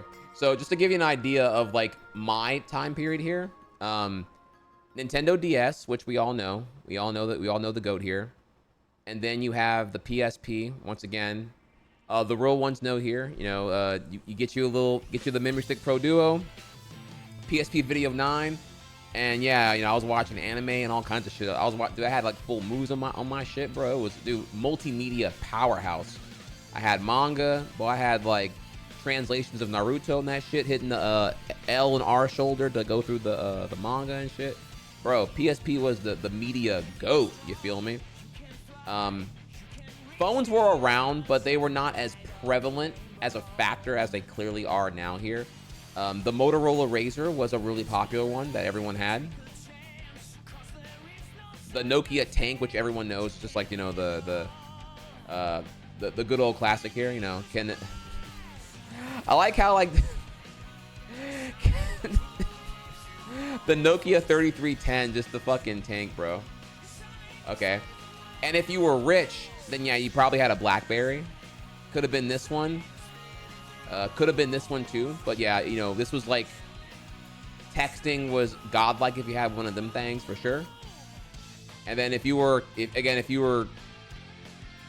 I'd say the BlackBerry and the Sidekick were kind of out of most high schoolers' pocketbook range, unless you, like, you know, had some rich ass parents or whatever. But like, I mean, I thought it looked cool as fuck, obviously. But yeah, Sidekick was another one that I didn't see many of in my high school. But so I'm just kind of giving you all that there so you understand like the context in this question here. So back to advisory. Advisory was, for me, it could have been for you maybe in the middle of the day. Maybe it could have been like after lunch or before lunch, or it could have been the beginning of the day when they would deliver school announcements. But for me, it was the beginning of the day. You'd go to your advisory class and it was school announcements being fed to you for the first like 10 minutes. And then the final 5 minutes is like, you know, advisory downtime, where in theory you can talk to your advice teacher about like after school programs, joining the 4-H club, school sports. I don't fucking know. You know, you could talk to them about getting an appointment to talk to your guidance counselor for scheduling your classes the following year. Or again, talk to your advice teacher about like, hey, I'm in like a foreign language class right now. I'm failing. I'm not doing really well. Can I swap classes? It's the first week. I'm just not really feeling it or whatever. You know, this is where your portal of communication is going to be your advice teacher. Most times, though, no one really did this shit anyway. It was just very clearly like 5 minutes of dead time that people would just talk to their peers, and then we would just peace out. So, yeah, that is generally what I saw advisory used as. But you might notice your homeroom, as someone said earlier. I don't know if that's only like a U.S. school thing, and I could be being hyper anecdotal compared to like how maybe advisory is used not in the U.S. South. But just kind of give you the idea right there. Trihex, did you quit gaming? No. We're gaming today. I'll be gaming. You'll see here that we're actually hopping on Yoshi right after this. I usually open with commentary. I don't know if you're aware that recently a major U.S. election happened here, and we have an open authoritarian fascist who got elected to the highest power of the land, and it's pretty bad. And some previously Federal regulating bodies are going to get gutted here, and I'm just kind of informing my audience on the whiplash of what's to come and trying to contrast that propaganda with explaining here how things like the Department of Education are pretty good, and it's a good thing for it to be there, and that what's going to happen is a lot of bad things. So yeah, did not quit gaming. Actually, we're going to be playing Mario Maker in a bit. I'd say I will ping the Discord specifically when we get to gameplay. But you can see in the schedule, as I mentioned earlier, if you're ever here for strictly gameplay, just check on the segment, and you can come back whenever the directory changes, or whenever the title changes, or whatever the screen is no longer showing text and words. I understand right now that perhaps you're just like you're hearing a lot of Yapp, and you're just like, man, when did you stop yapping and play the games? But I promise you, this is pretty important. If I can get your attention, you can listen in and you can learn along with us here. But yeah, we'll be getting to gameplay eventually. All right, so to continue then, yeah, so where were we here?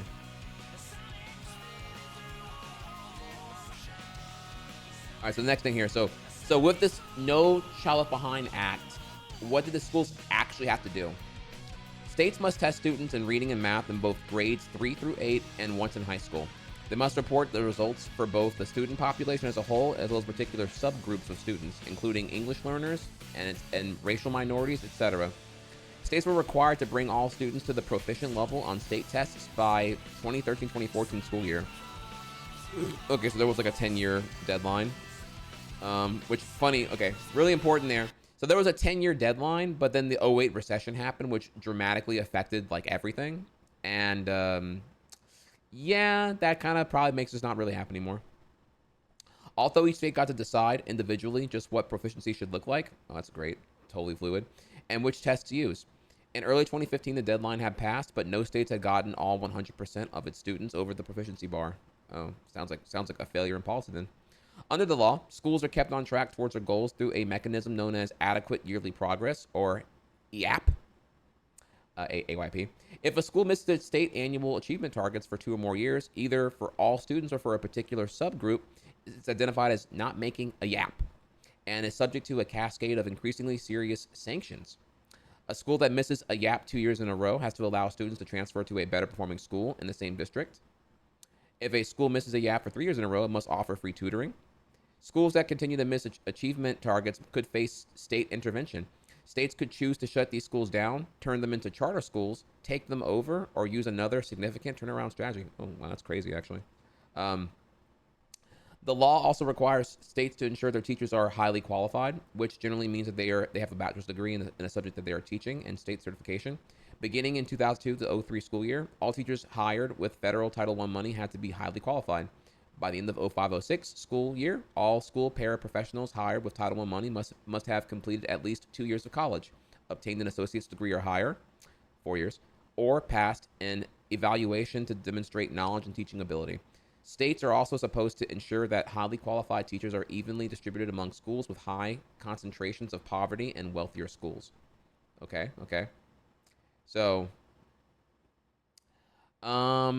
where do we go from here? Because again, we have to kind of move on now, but like, because you can read more about it here. In general, though, I think no one here is going to really argue against it here. But in the end, what's important to know is that No Child Left Behind is what created the modern dystopia of the overemphasis on standardized testing and the total like abandonment of the value of application. And I would also extend that to engagement with the education, which I think is really important. I think you have a lot of I think disengaged students was a problem in the mid-2000s. I think it's always been a problem. And it has only gotten dramatically worse with the saturation of distractions in the smartphone and then the dumb era of social media. Just social media existing, Facebook, MySpace, and then like, you know, just like and like an early era Instagram. Then by the 2010s onward, social media became, you know, concentrated, intelligent, and algorithmically powered. So that way, you know, the chronological timeline is gone. If even it's a paywalled feature in some cases here, the algorithmic, dynamic, individualized timeline exists now to make the whole thing more addictive and interwoven into not just your daily habits, but society. And for students in high school, or God help me here, middle school, all the harder to really get out of it. You know, their values are developing from being interwoven into these things. And I think it's a net negative on society all the way through here. And so, you know, you just have students that are so probably disengaged now. Though I don't have the data to reinforce this here, but I just don't see how it would be better with that existing than versus my time when it didn't exist. So yeah, the engaged student now is probably just all the harder to attain. And you combine that with the underfunding, the neutering, and just the lack of adaptability of the education U.S. paradigm here. And I would foresee that things like No Child Left Behind having a stronger emphasis on test scores than, again, at the expense of probably engaging students, is probably just making the whole thing feel like a whole facade. Like, though I admit now, officially, a tangent, I wouldn't be surprised if like the average student is just kind of like, you know, coasting through high school, but not really like succeeding. And I felt that way even before COVID and quarantine disrupted the whole thing here. And we are still living through the aftershock and the consequences of that. Some school districts now are doing the hybrid model where they only come to class whatever, right? Now it's only like 3 days a week or whatever, with more hybrid days involved. Some good did happen, you know, some districts did implement some online capability where we accelerated to more of an online infrastructure for schoolwork and such here, an effort to modernize further along with the hybrid, an effort to have something happen during quarantine. That could have been good in a way here. I've heard that some schools now have like a bigger deployment of Chromebooks involved, which is I'm not a hater of it at all. I would say actually it just depends on, again, in the end here, is there more opportunity to cheat? Yeah, but every student has a fucking phone now, so you can just cheat anyway. It doesn't really fucking matter. Cheating's gonna be a thing, you know. I mean, there was plagiarism and exploits before all this, and now it's just more evident than ever in a ChatGPT world when you really got to test application, because students are going to use whatever tool they can to undermine and like circumvent effort if they're not engaged. You know, you got to test application if they and you got to get them engaged to want to test application. So it goes back to that here. Now, do the teachers have the ability to actually engage them? I don't know. When you're burdened and saddened with the I don't know, whatever the prerequisites to like make test scores important, you're kind of like already in a pickle, I would say. So yeah, the whole thing just feels like it's a needless weight when there's already a very low throttle of capability, given what a public educator has to do here. So there's plenty of arguments that No Child Left Behind is kind of already just like suffocating an already like out of breath education paradigm. And by that extent here, taking an already crippling education and then throwing out the DOE in effort to do whatever the fuck will be happening here is, not looking good. Not looking good. So, and with that, chat, that ends today's headline topic, I suppose. Okay, so, try hard in chat. Thank you for listening. Can read that more if you want to here, but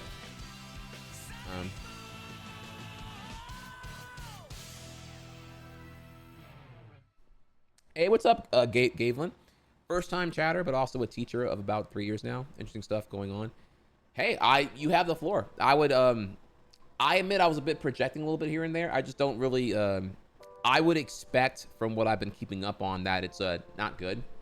It's not good for you. Like, you don't have the resource or like the tools you need. Students are probably more distracted than ever and feel less engaged than ever. And the direction we're heading here just feels going to be even more in that direction.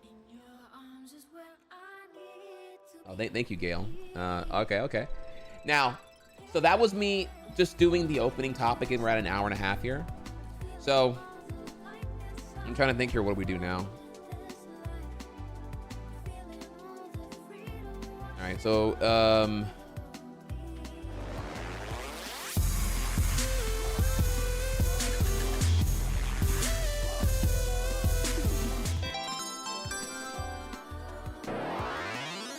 POOSCHEM. Hey, Carsey with the big tier 3, what's up? You've been reading fairly well. I'm a technology teacher in an underprivileged district, and I've seen a lot of what you have been discussing. Oh, okay. Well, damn, dude. Yeah, I'm sorry to hear that. In the end here, let me be explicit over what I advocate for. I bring up all of this because I care about the students and shit, right? And so it's like, I want them to have a better education than me. I want them to have access to practical skills, and I do think getting them engaged first is kind of more important than just throwing them a curriculum right away. In a way here, it's like what's that movie? There's a movie with a scene here. Is it called The Substitute, chat? The one where like I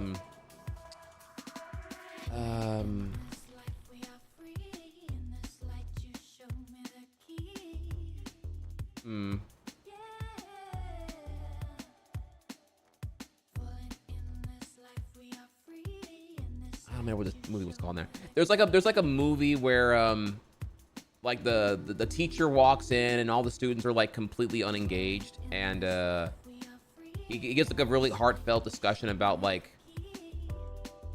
you know, how do I get to these kids and all that. I don't know. There's like it's a really wholesome scene, though. It's like bathed in like 80s tropes and all that here, but I don't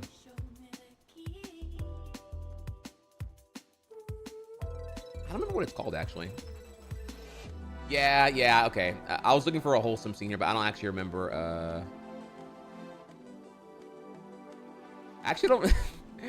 I'm looking up here now, and I don't know if it's like. There's a Key and Peele skit that could be a banger, but I don't know if maybe there's also The Substitute that came out a while back, apparently 1996. What the fuck is this? This movie has like a school shooting. Oh my god, or like a. Now I'm just kind of curious here.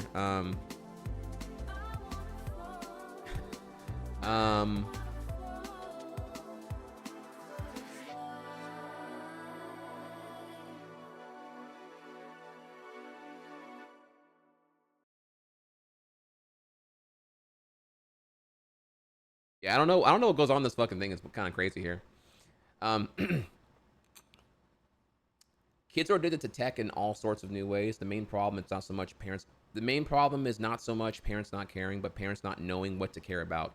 They think of problems they face as kids themselves and warn their children about bullying, grades, drugs. They don't warn kids about the psychological addictions they are developing to YouTubers and self-image. Can I think of any of the actors?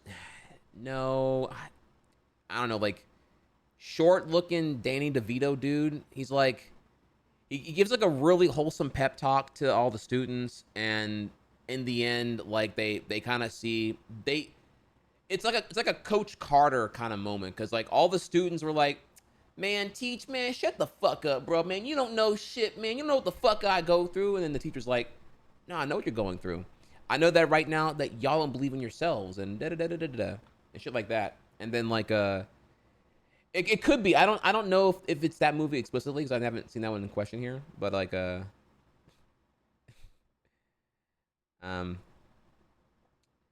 did you ever do that React, my guy? Oh, which React? I don't know. I don't know, y'all. Let's see here. There is a. I don't know. There's one here about substitute from Key and Peele. I wonder if it's like worthwhile. All right, listen up, y'all. I'm y'all substitute teacher, Mr. Garvey. I taught school for 20 years in the inner city, so don't even think about messing with me. Y'all feel me? Mm-hmm. Okay, let's take a roll here. Jay Quellen. Where's Jay Quellen at? No Jay Quellen here? Yeah. Do you mean Jacqueline? Okay, so that's how it's gonna be. Y'all wanna play. Okay, then. I've got my eye on you, Jay Quellen. Balake, Where is Balake at? There's no Balake here today. Yes, sir. My name's Blake. Are you out of your goddamn mind? Blake? What? Do you want to go to war, Balake? No. Because we could go to war. No. I'm for real. I'm for real. So you better check yourself. D nice. Is there a D nice? If one of y'all says some silly ass name, this whole class is gonna feel my wrath. Now, D nice. Do you mean Denise? Son of a bitch! You say your name right now. Denise? Say it right. Denise. Correctly. Denise. Right. Denise. Right. D-nice. That's better. Thank you. Now, Ron, where are you? Where is Ron right now? No Ron, huh? Well, you better be sick, dead, or mute, Ron. Here. Oh, man. Why didn't you answer me the first time I said it, huh? Huh? I'm just asking, I said it like 4 times, so why didn't you say it the first time I said Ron?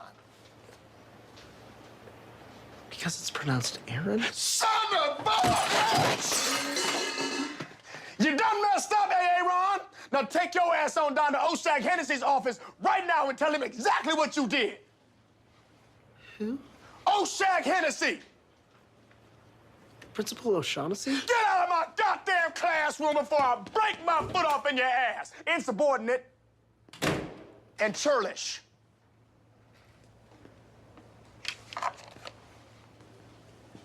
Timothy. Present. Thank you. I'm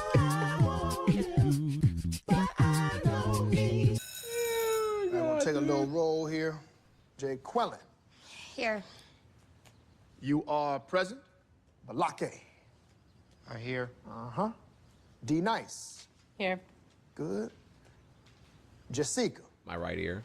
Thank you. Mr. Garvey, What is it, Ron? some of us need to leave a few minutes early today. Hey, Gavlin, thank you so much again, bro. It's been a pleasure to have you by here. I'll catch you next time. Don't feel free to stop in. I love hearing from our educators. I think teachers are one of the most important occupations that gets comically underappreciated in society. And I really wish it was more like Example Nation Japan's situation, where like public educators are, compensated somewhere north of like $160,000 US a year. They are one of the most societally appreciated and respected occupations altogether, because it's so obviously important. So thank you, bro. Bifurant gifted a tier 1 sub to Jevlin. They have given 534 gift subs in the channel. I'm going to be at school. I'm going to school to be an art teacher. Awesome. I'm glad to hear that. FX Rest. Same thing. Godspeed all the way through. And thank you, Biff, for the gift sub. Oh, is that so? Mm-hmm. And what, pray tell, is the reason for this premature exodus? Yearbook photos. We have to leave 15 minutes early to meet up with our clubs. All right, you know what? That might work with other substitute teachers, but I taught in the inner city for over 20 years. Now, y'all want to leave my class early so y'all can go meet up at the club. Ain't none of y'all old enough to go to the damn club. Ridiculous. Yeah, right ear's not working. It's the Mr. video. Garvey? God, son of a bitch! Did I stutter? Just then? Yes. I'm gonna throw you out the goddamn window. What, Jay Quinlan? Mr. Garvey, we're telling the truth. We have clubs at this school. We have clubs for special interests. Okay, I see. So y'all wanna play. Y'all wanna play. Yeah, okay, we're gonna play little games. Fine, I'll play. I'm more than happy to play some games with y'all. Anyone who's in a club, stand your ass up. Uh-huh. Oh, yeah, there it is. There it is, the usual suspects. What the hell club are you in, Jay Quinlan? Future Leaders of America. Okay, okay. How would you know if you're gonna be a leader in the future? Is there a Stargate in your bedroom? Can you travel through time, Jay Quinlan? No. Just sit the flip down. There he is. Hey, Aaron. Hey, What club are you in? I'm the president of the Glee Club. Why do I talk? The Glee Club? Like they gonna have a club dedicated to a TV show. Take your ass to O'Shag Hennessy's office right now before I bust a club up in your butt. Okay. Go. Okay, I'm gonna go. Mischievous and deceitful, chicanerous and deplorable. This is Principal O'Shaughnessy. Students, please report to the gymnasium for your club photos. Fake announcement. Now, does anybody in here have a valid reason for leaving this classroom? Timothy, I gotta go pick up my daughter. you're excused. All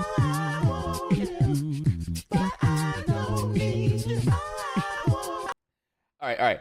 I gotta okay, godlike as usual. I'm not gonna lie, this actually awoken some core memories for me here. This skit.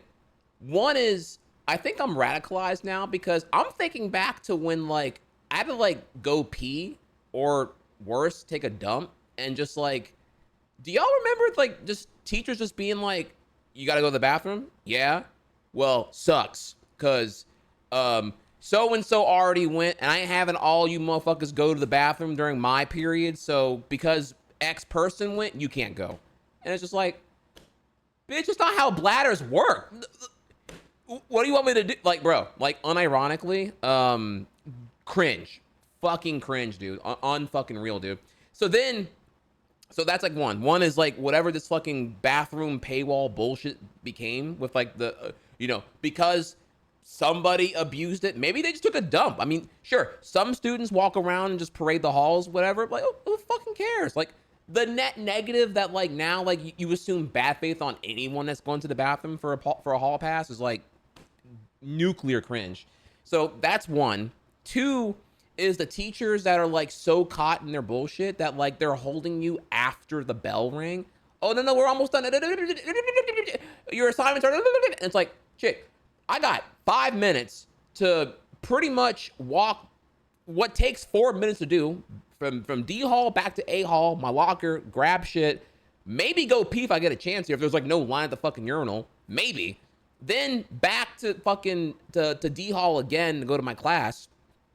And yeah, if I'm late, if you're late, boom. Imagine getting someone who's farming you for post bell rung time, and then your next teacher's a total fucking dick Nazi who's like, if you are not in your seat when the bell rings, you're late, and it's like it's an infraction right away. And if you get 3 infractions, you're down a letter grade no matter what. 3 infractions. If you had an A, now it's a B. You got a B, now it's a C. Sorry, you got a problem, eat it. And it's like, I didn't know I enrolled at fucking prison university here. Like, what the fuck is this, dude? Oh yeah. So look, when they be hitting that yap, I'm like, bro, we gotta go, dude. Like, so I can't stand that. And was there a third one I thought about here? Just core memories unlocked just now when I watched this skit. I'm like, man. I think the third thing is just that I'm radicalized now. Like, it's crazy because in the real world, like, no one gives a shit if you go like pee or whatever. Like, even as soon as you go to college, no one cares at all. It's the real world now. You know what I mean? And it's like, I wish I was radicalized in high school. Just like get up and fucking go. Like bitch, please. You want me to piss myself? Like, what the fuck is this? So. All right, catch you later, Fanatic. Yeah, it's totally insane, dude. I don't know if that's changed now. I actually would love to hear from anyone who's younger in here, like anyone who's like anyone here is like around like 20 years old. I want to know if like what is the like whole like bathroom hall pass meta in your high school? Like, did this, because this was definitely cringe during my time. I don't know if that was like I can't comment because I don't know if this was like a 9/11 thing where like security scares made like all this like really tight, but I feel like, and I look at 90s high school things and it looks really, no school uniforms, students could be outside, there was just like, you could just like leave campus. There was no like fence of any kind here. Like just everything I saw from 90s high school was like super fucking chill. And then like I get to high school and it's like post 9/11. It's like fucking like borderline prison. Like what is going on here, y'all? I got in trouble because I couldn't walk in the halls during lunch. Got out of it by fake crying. What? If you get too many tardies, you start docking you off your grade. Bro, you got time. It's just like dude, it's so crazy because I feel like this is what promotes like an unhealthy eating habit. I can't comment exactly here, but I wanted to, my next thing about this here is that like, I remember I used to eat school lunch, 9th grade and 10th grade. And then by 11th grade, I stopped eating lunch. I don't know if it's because of the whole, like, I gotta take a shit and I can't go until I get to the house, like 8 hours later, or like, if it was like the bathroom thing, or going to the bathroom not being normalized because you're just on school all day. And, you know, I don't know here, but like what happened was like by 11th grade, I just would, I would not eat breakfast, not eat lunch. I would do a vending machine visit. I would like buy like a honey bun or whatever. And just like, you know, I'd be pretty much fasting on like nothing but sugar and carbs throughout the whole day. And then I get home and actually eat something. Like I'd hit like, you know, like cereal, like 3 bowls of cereal until mom made dinner, and then I go to bed.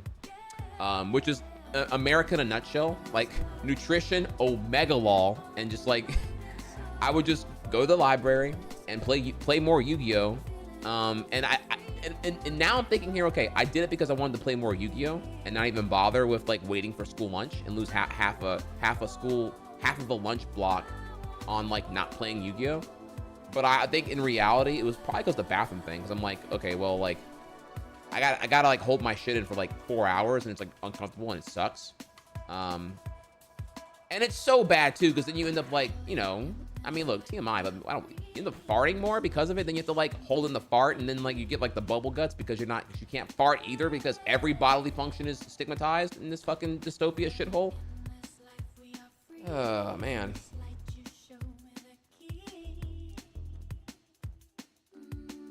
My teacher deadass had a wooden chair as a bathroom pass, so no one wanted to carry that thing around, so everyone just went to the bathroom and straight back. Oh yeah. Oh, let me also clarify too that yeah, the bathrooms were disgusting. Oh yeah, like whatever you think is what it, like whatever I could imagine right now, it was cigarettes in the urinals, piss on every wall, every mirror in there shattered because of course, you know, vandalism and whatever else here. Toilets clogged, disgusting, gross. Like y'all, like we're talking like you're squatting for sure, and you don't even want to squat. It's just gross in there, bro. And it's never empty. It's always kids smoking in there, always. So it's always smoky and gross and garbage and just whatever. Oh man, dude, I don't know how it is elsewhere, but dude, this is a low income Southern rural high school, and it was disgusting, like terrible. Bro. Yeah, I could never. I took a dump once in 9th grade, and I was like, bro, you want to go home. You don't even want to be there anymore. You're just like, oh, I feel so gross right now. Holy shit. So, repulsive is a really good way to put it. Okay. Now, someone here said it was a Stand and Deliver was the movie I'm thinking of here, actually. Okay.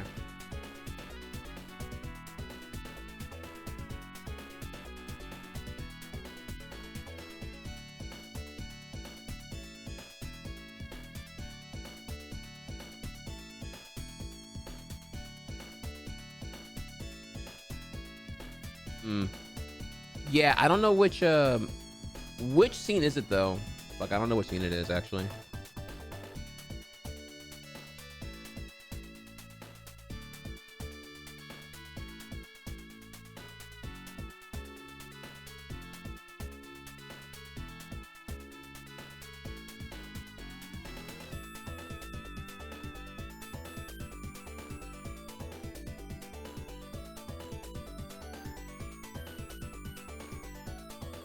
I found a couple here. We'll just pop them while we're having a little feel good moment here right now, y'all. All right, so After the wait, this is the wrong thing. This is the other thing I want to show you after. Actually, I'm sorry here. Let me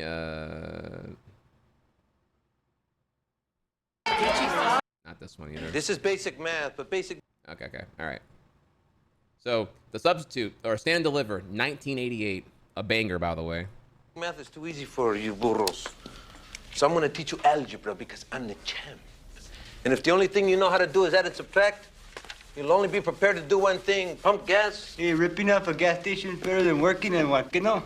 Orale. Orale. I'm a tough guy. Tough guys don't do math. Tough guys deep fried chicken for a living. Pues orale. You want a wing or a leg, man? Whoever heard of negative and positive numbers? Anybody? Yeah, negative numbers are like unemployment. 10 million people out of work, that's a negative number. We're gonna need a lot of Kleenexes. There's gonna be a lot of bloodshed. You ever been to the beach? Yeah. You ever play with the sand? Yeah, but... Finger man.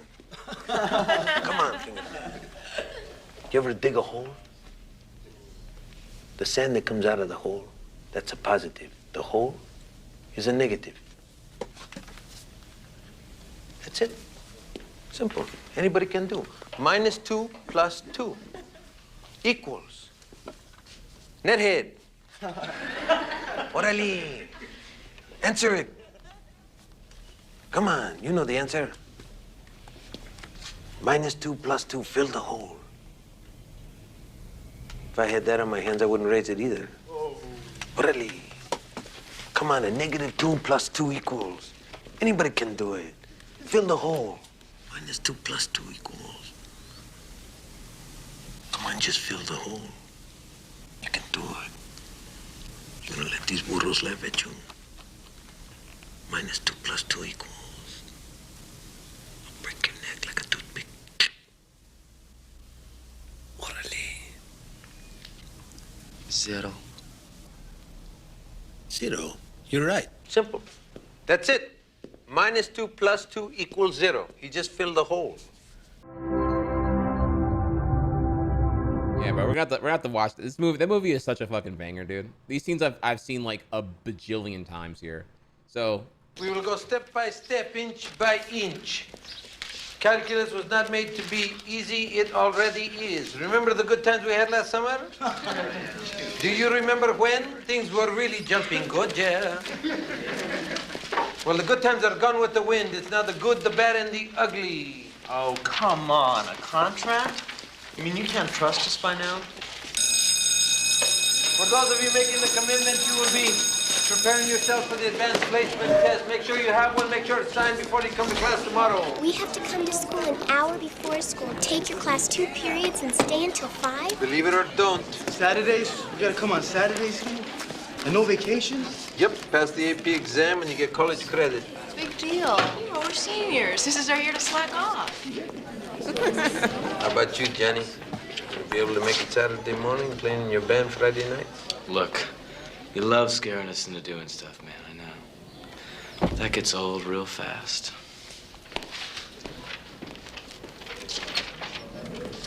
Hey, Kimo, you proud of me?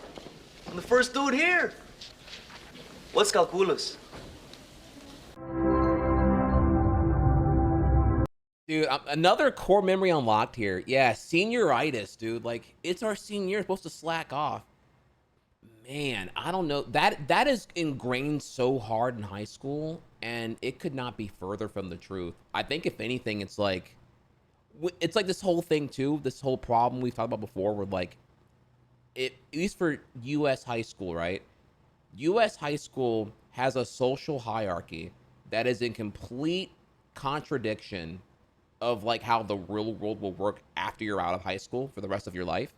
And simultaneously, it doesn't really prepare you at all for how social hierarchies work as in a real job, as like, you know, having your coworkers and whatnot, as well as like just in general IRL therefore after.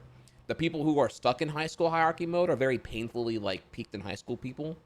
And you know, they're gonna be stuck on that just socially in like wagey rebellion mindset forever here. Like they're so stuck on like example here. They're so stuck on why doesn't Walmart give me more hours that they're negligent of how little they're being paid per hour, or that their time is effectively worthless because they're not really being rewarded for working more efficiently. You know what I mean? Yeah, it's I mean, I don't want to call it average American. That's kind of, it's me just shitting on everyone hardcore right now. But you know, it's that. And another thing about that is senioritis, man. Just like, oh, I'm a senior now, bro. I ain't trying to give a fuck about any of this shit. And maybe that's less prevalent now. I don't know, compared to how, you know, I feel like now it's like, yeah, it's more standard to, okay, you need a higher education to like really get anywhere. But, or maybe not. That was a thing in my generation, it was a lot, and maybe it was prevalent at some point throughout the 2010s, but at some point the student debt crisis kind of became really known. I think even most students now, or most prospective students now, are kind of like, you know, you talk to a college recruiter at some point when you're like 17 or 16, and it's like, yeah, you need to, you know, you might need 30 grand to like go do something or to go attend anywhere, and clearly you ain't got 30 grand, so like, what are you gonna do? You gonna get these student loans or what? You fucking around? You gonna find out. And yeah, I don't know. I mean, I was right at the cusp of it, because for me, my local community college was charging $9.50 no assistance for a full-time like 12 credit hour semester back in like ye olden days of 2007. And I qualified for top, so I had most of that shit taken care of here. But like, you know, that was back when, you know, I even argue that $900 a semester is relatively affordable. And compared to, you know, I don't even want to look at it now. Now I just feel like it's probably north of $4 grand for even where I went to community college now. So I don't even know.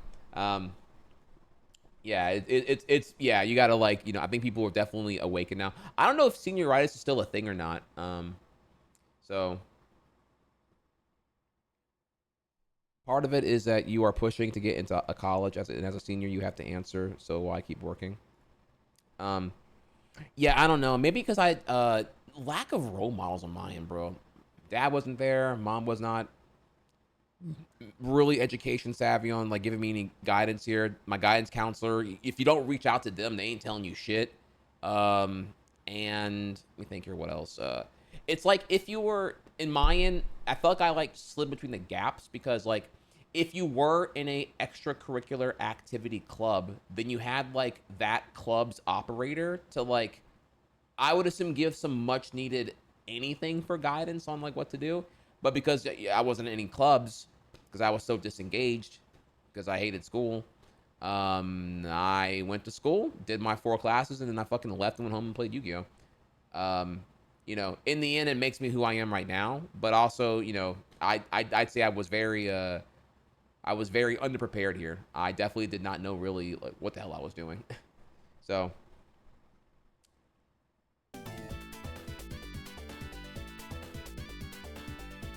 Yeah, I'm just clocking in, clocking out here. All right, so last one on the stand deliver will be the accused of cheating scene. Okay. Not cops. We're not here to put anybody behind bars. If you cheated, let us know so you can go home and enjoy the rest of your summer. Permiso. I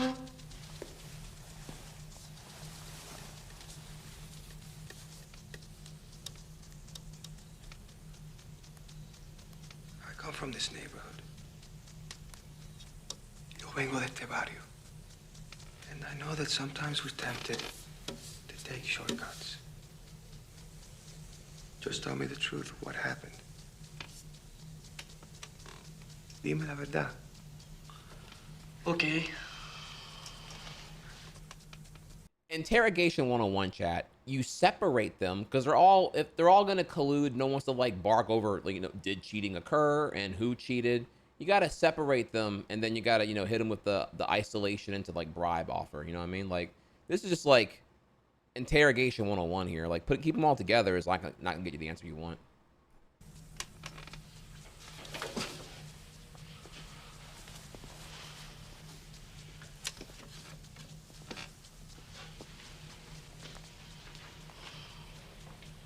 We're busted. Why don't we just admit it?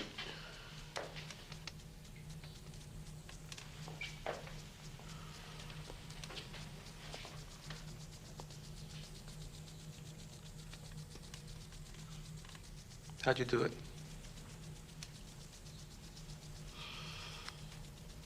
I got the test ahead of time. I passed it out to everyone else. How did you get the test? Mailman. I strangled him. His body's decomposing in my locker.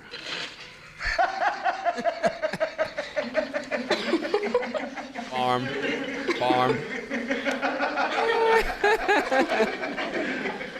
Fuck you.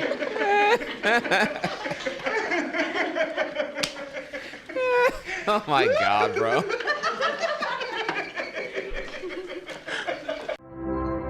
Oh, dude, we gotta open this movie for real though, bro. That was, I felt that. Like, that is so exactly what would happen.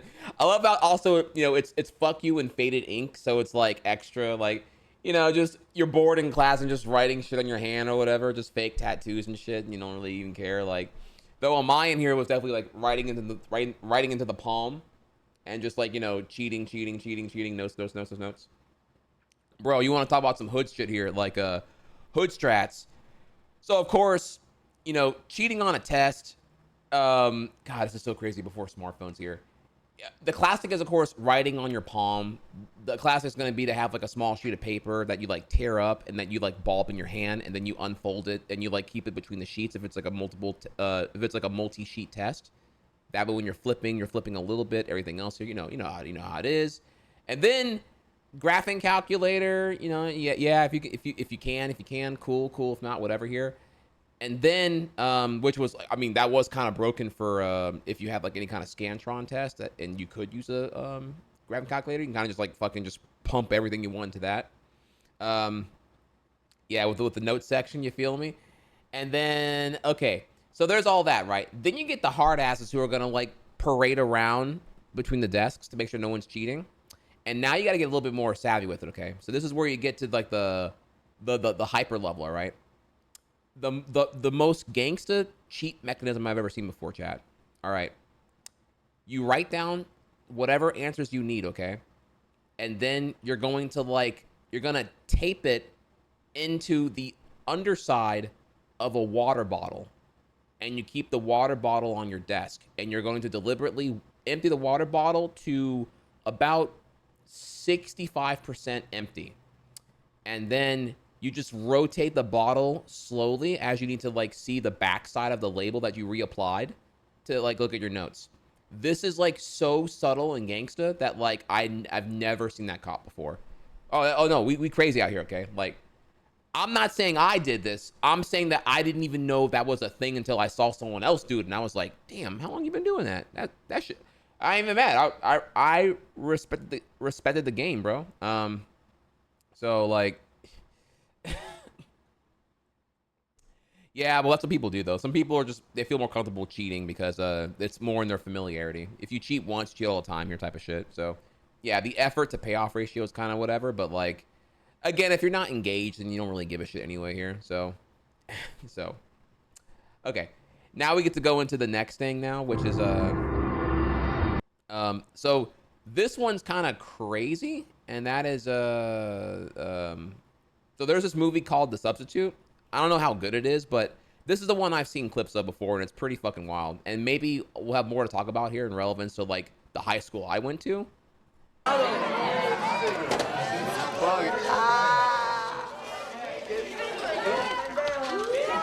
Good morning, class.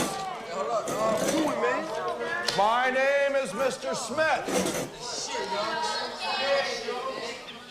I will be Miss Hetsko's substitute for the next few days. Miss Hetsko taking a break? Is that what happened?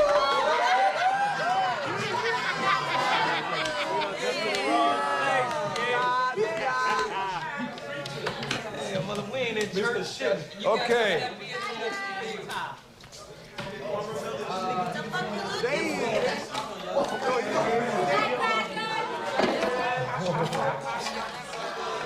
Henry Alvin. Over here. Well, if you can't talk, Henry, just raise your hand. Well, since there's so many of you that can't talk, I guess it's going to get a lot more quiet in here, isn't it?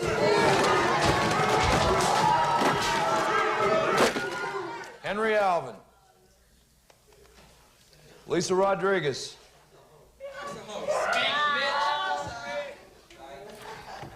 Michael Davis. Hey, yo, y'all seen Michael, man?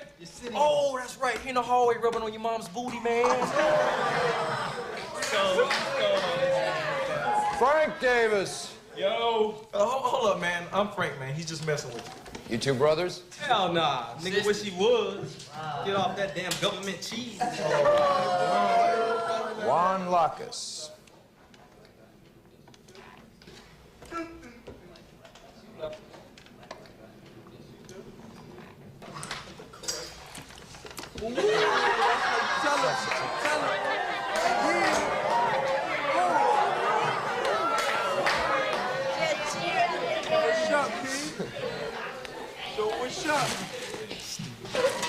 I'd like to know what era in history you're studying now. Fuck you, era.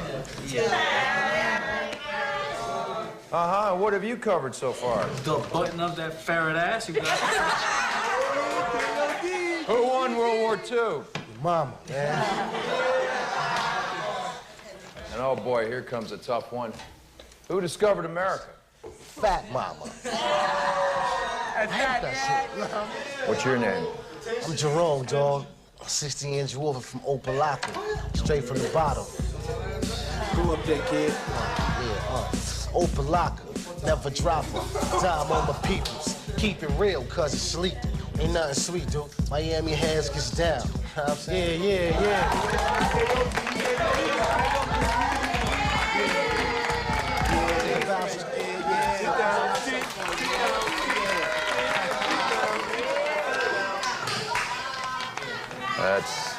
That's real special, Jerome. All right, so this will seem comically exaggerated, right? And maybe it was for 96. Maybe it wasn't. I don't even know. I feel like it's not too far gone. I have a little bit of some anecdotal experience with like I had some friends whose older brothers, you know, went to high school, and it pretty much seemed like it was just no rules here, no school uniforms, no one really gave a shit. Pre-Columbine, like a school shooting wasn't even on a national radar, so just like regulations were like non-existent. However, I can't comment on the validity of where this was then, but I can tell you right now though, so my English 4, warning, anecdote here, my English 4 was with the football team. I was on level English for senior level English, aka English year 4, English whatever, 104, whatever it's called. And the given it was all the high school football kids who, again, in Louisiana, it's really cringe here. They just pass them. Don't even, like, if they play damn good football, it does not matter if they cannot read. I'm not even joking here. Literally, there was one guy named Tyrone who I would argue was reading at a 3rd grade level. It was pretty embarrassing, and he would literally be a disruptive class clown just to get out of reading. Like, the cliche is as old as time, but it was right there. And I remember this 20 years later. Like, so like the desk being turned in, no one giving a shit, talking before and after the bell, nobody engaged here. You can't even like, I feel like this is probably the case now with like the smartphone thing, but even pre-smartphone, like that class was like just, half the class was just like turned around towards each other and not even like giving a shit about the lesson or whatever here, like at all. Like the whole way through, like just, the teacher just could not even, the teacher was admittedly like flustered and just like trying to get engagement, but like, I mean, how do you engage this kind of thing? It's like the whole thing is like the lesson, you can't even do the lesson. You gotta like, you're so busy disciplining and getting farmed by like obnoxious kids that like, what can you even do? And it was a symptom of just like a lack of opportunity, a lack of focus, a lack of resources and everything else here. Like, unironically, how do you reach these kids? I don't even fucking know. I mean, how do you reach the parents? The parents don't give a shit either. You know, you call the parents and they yell at you first. Like, I saw that firsthand too. You know, little Tyrone making a ruckus. Parent comes in. Why the fuck you acting up? Why you calling me? What my child did? My child ain't did shit. You lie. Oh, bro, just the parents are ratchet, and you immediately see why the students are ratchet, dude. Like, Supporting my boy because the content is peak. thank you, Joe Robot. Appreciate you. So it's just a hot fucking mess. Now, I showed you that one. That's, again, we should watch that. We get a point. That should be crazy kind of too, honestly, here. But no, I'm really this here. So this is another clip here. This is the library fight, and bro, this bathroom looks like what my bathroom looked like, bro. This is pretty much a hole in the wall minus add some cracked mirrors, and I mean just some faucets missing on the sinks, and piss on every fuck. Dude, it was so fucking gross, dude. I think back and I'm like, was it really that bad? But I remember how bad, dude. Like you bro, and cigarette smoke everywhere. It's so fucking gross, dude. Faculty meeting.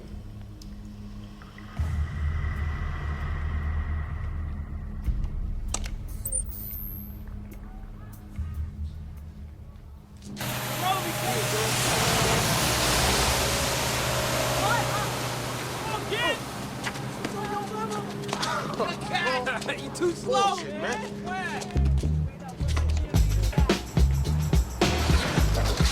Yeah.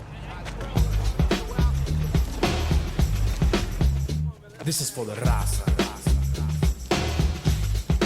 Yeah.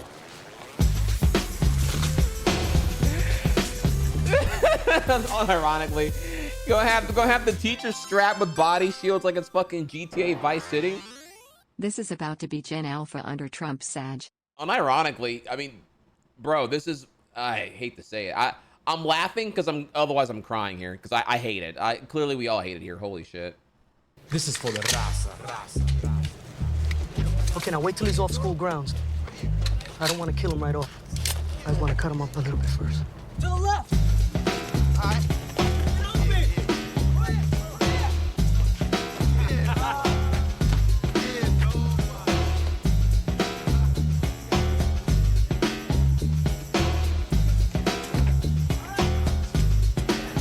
Look at him. He's scared shitless. Shit. I put the load in. It's full of violence. I put it in your face and you won't say nada. About those children. Running with the pistol? You crazy? Say we are assassins and children. At least conceal that shit. They have a cold 10 in the front hall. Extreme and hold no barriers. Chicano. And I'm brown and proud. Want this chingazo? See, wanna see us get down. Right now, in the dirt. What's the matter? You afraid you're gonna get hurt?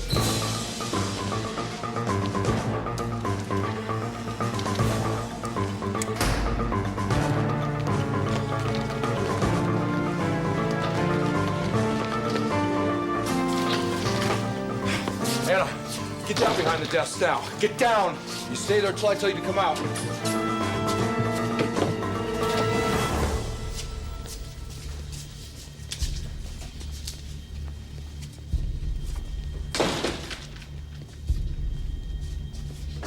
All right, that's good enough. Freeze right there.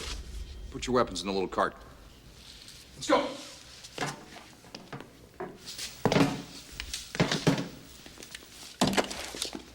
You, push it over. Easy.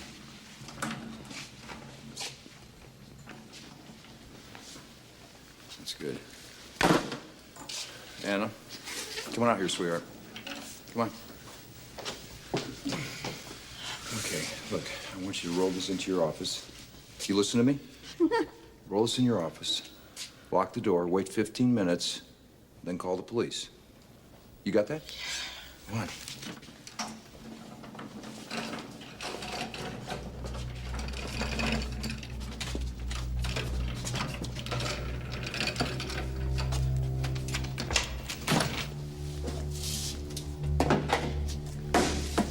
I can't tell you boys how much I've needed this. When we're done, I want you to say I'm sorry 100 times. No talking in the library. About time you boys started hitting the books. Oh, here's one, required reading, Catcher in the Rye. Oh my God. My mistake, did I say catcher? Move it, move it! Okay. All right, bro. And now we're just diehard high school edition. Marvin. Marvin.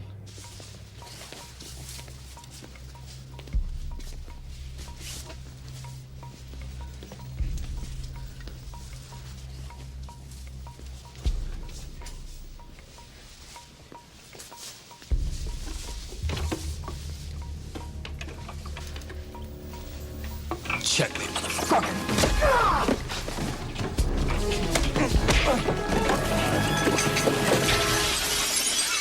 Okay, that's a murder charge. Fuck.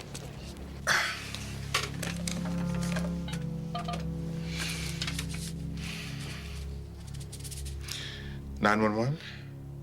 I'd like to report an accident.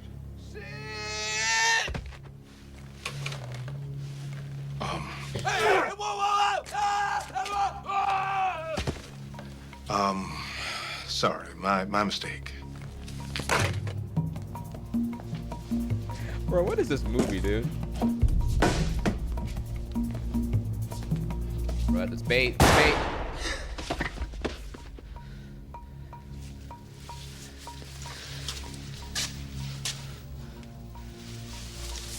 He's toast. Kill this bitch and split.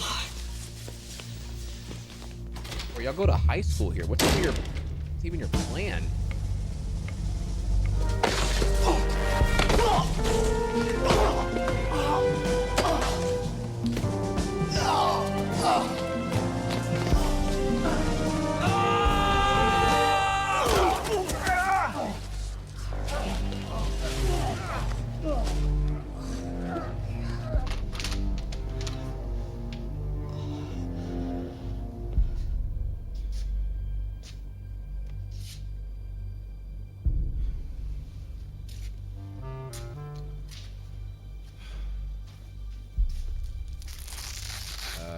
Trump's America, by the way, chat. When you're a teacher, did you rise to the call of duty?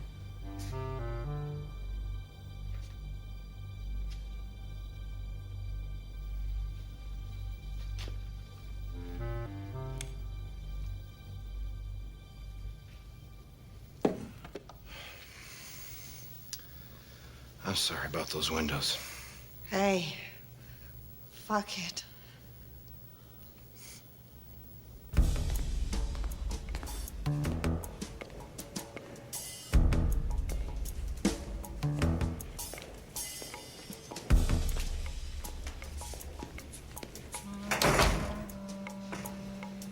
Oh, you wanted to see me?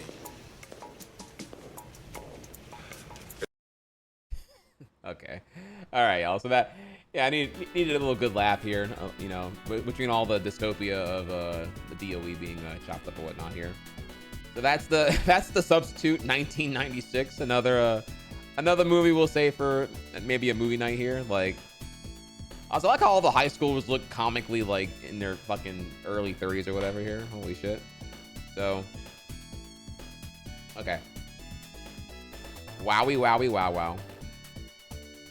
Yeah, I gotta watch the shit for sure here. That is the Substitute. Also, apparently it's just on YouTube, by the way. Okay. Oh yeah. See, here's the crazy thing. These little niche movies are just on YouTube, by the way. So, Substitute 96 full movie. Yeah, you can just go on YouTube, bro. So.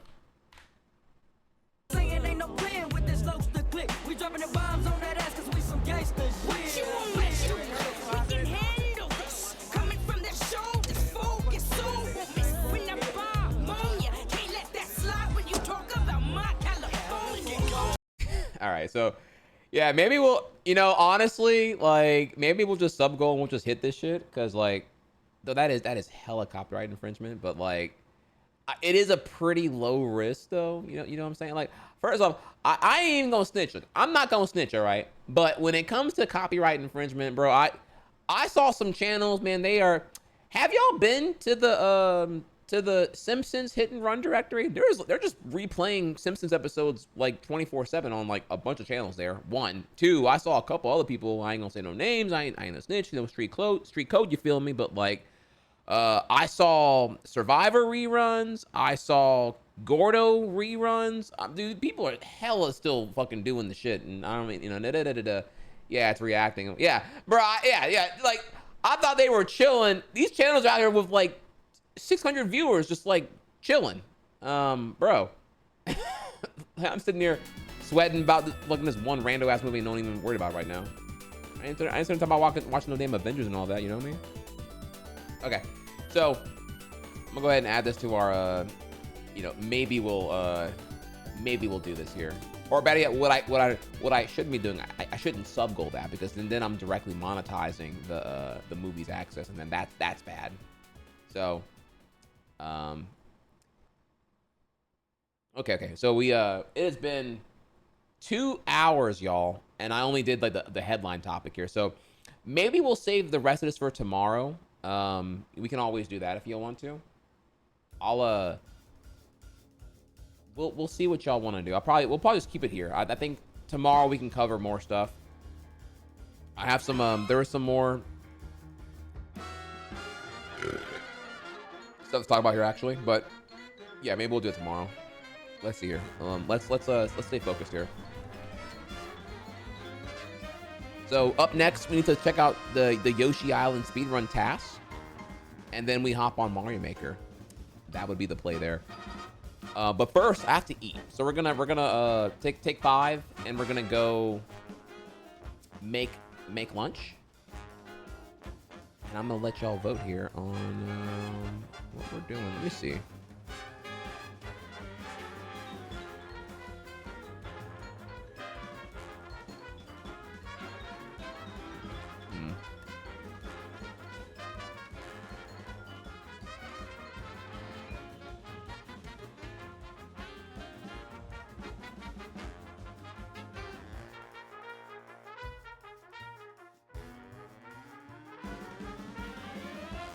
Trying to think here. Okay, there's actually a lot of man.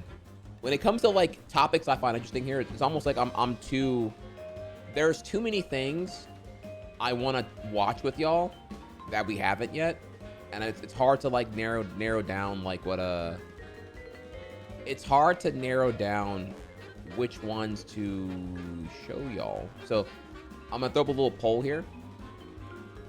Oh no, yeah, Mario Maker today for sure. We're back on Mario Maker now. So which vid during lunch? That is the question here. And the options are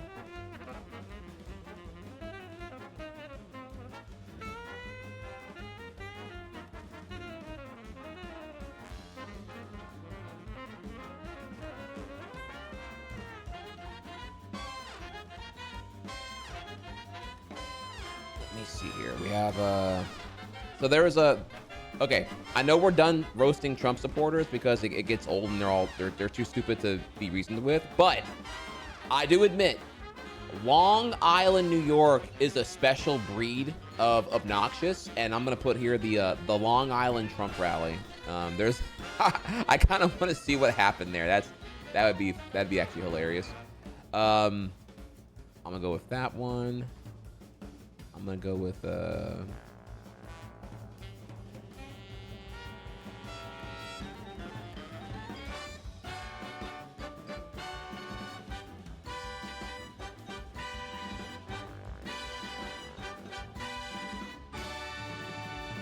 this one. Love me some Cuphead for sure.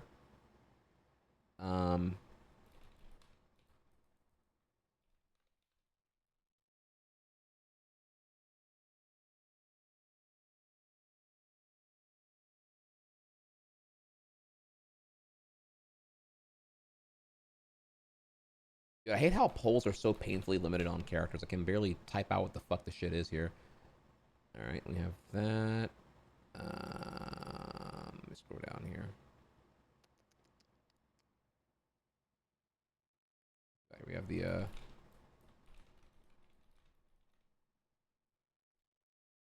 okay, and then one more. That is a good topic that chat would like. I'm skimming here. Hang on.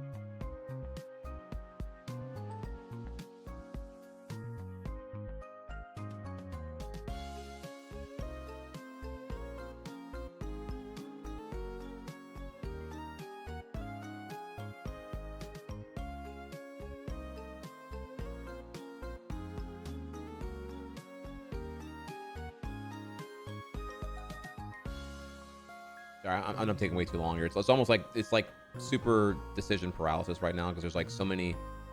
I love reacting with y'all so much here. It's just hard for me to narrow down the one.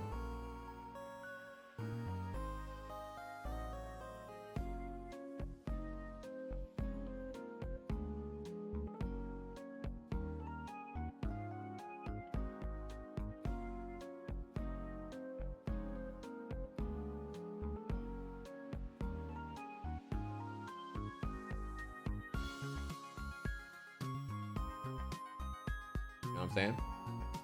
All right, so poll is now active. Here we go. So F5, if you don't see it right now here, we have the Long Island Trump rally, which would be a Lulz Fest. G-Bads actually gave me this one here. This is the real life Wonka Bar lore. If you didn't know, actually, the Wonka Bar that's in the Willy Wonka and the Chocolate Factory, the original 1970s film, actually never happened, as it was meant to be a promotional thing to happen with the film, but it never actually did. And there's a very interesting story about why the Wonka Bar never actually did the contest that the film coincides with, right? So there's that. Origin of the N-word. N-word hard R actually wasn't known as the N-word until the OJ trial in the 90s. And it's actually a very interesting story to hear about because you kind of can get the, you can learn here how like, I'll put this here.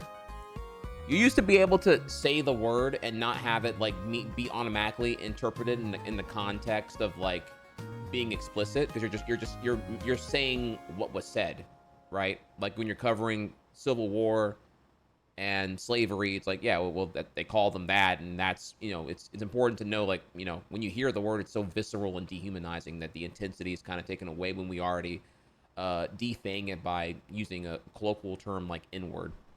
But actually, when you hear about the origin of how N-word was adopted, it's actually pretty sinister. So if you're black, you probably would really enjoy seeing this video. It's not long, but it's a very interesting tale, actually. Next up, again here, the 35-year-old Nigerian black guy who is now the CEO of Red Lobster. I would love to show you the story of how Red Lobster, well, CEO of P.F. Chang's, now Red Lobster. He's young, he's black, he's unapologetic, successful, apparently, clearly. And I would love to learn more about him and his successes, but also what is his story in terms of like, how does he manage? What's his like ambition? How did he 180 P.F. Chang's successfully, and why did he leave P.F. Chang's to then go to failing Red Lobster? And what's he doing there now? There's like all these really interesting questions to be asked about this guy.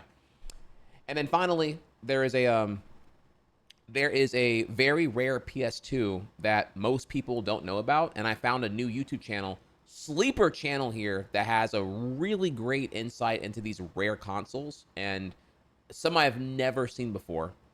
The one that's most known here is probably the PSX. So we would start with this video, and then if you like that, we'll do more of those videos later on here. So, and with that, I'm yapping. Y'all go ahead and vote. I'll be right back with my food and shit. So.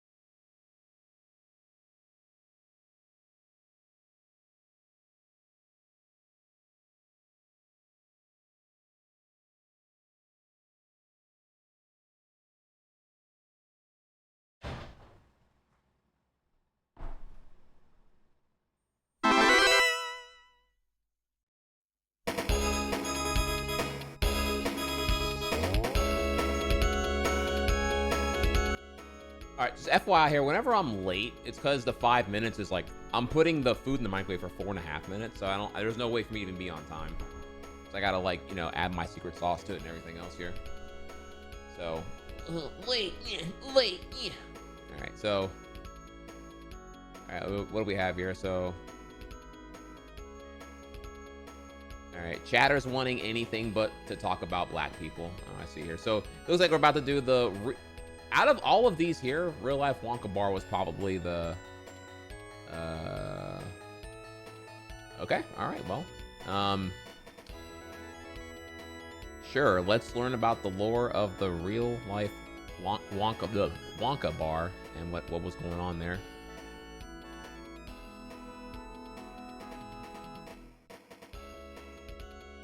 Maybe chat just wants a little bit of some escapism, I suppose.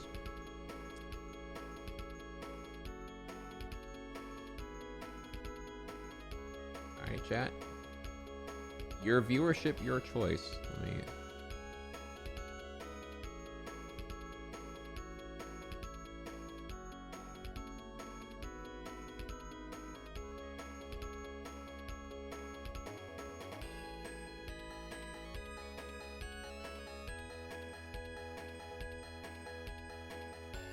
Well, it's not botting, it's the channel points here. I mean, Miklo Kick did a 30,000 channel points here as we allow in this true US-based democracy.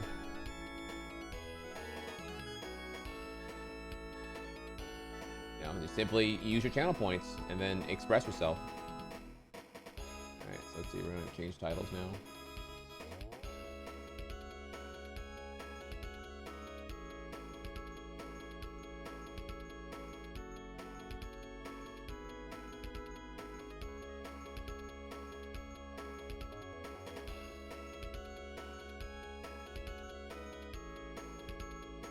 Stop the count. Stop the count. Bro, wear the Sonic suit. Bro, what? It's not even like for what? Why? was a poll just now that you're gonna throw the. Damn, bro. Like you know how long a million takes to get?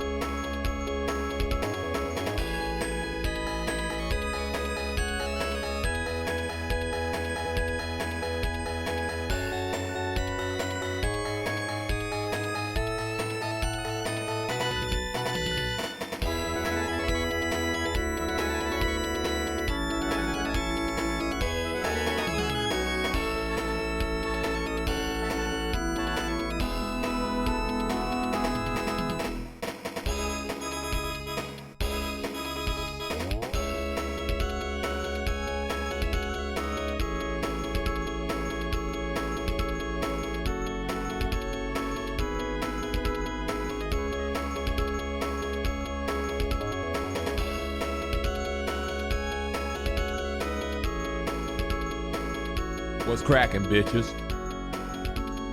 All right, well, all right. Now that I am spreading Sigma hormones and that your bitch already on my dick right now because why wouldn't you be? I'm fucking Shadow. Yeah, let's go ahead and continue where we were here. Nothing out of the ordinary, right? Okay, so the tragic backstory to the real life Wonka bar, the burning question we all want to know the answer to here, right? Stemming from the 1970s original Willy Wonka and the Chocolate Factory, not to be confused with the 2005 Charlie and the Chocolate Factory. All right, let us learn. I too, by the way, don't know the answer. I think we were talking about Gene Wilder at one point, and then it derailed into G-Bads revealing this here. So here we are now. Hi. I'd like a bar of chocolate, please. Do you remember that mouth-watering chocolate candy bar that not only promised to delight your taste buds, but might just hold a golden ticket that could make your wildest dreams come true?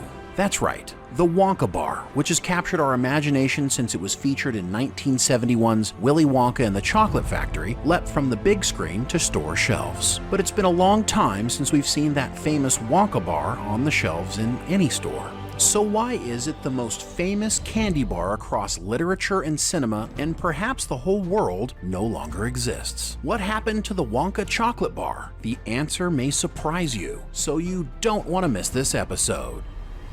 If you haven't already subscribed to our channel, please do so now, and give us a thumbs up if you want more videos like this. And make sure you stay tuned to the end to see how to get this awesome, you get nothing, Willy Wonka inspired graphic design from the amazing artists at mixtees.com. I'm so glad you could come.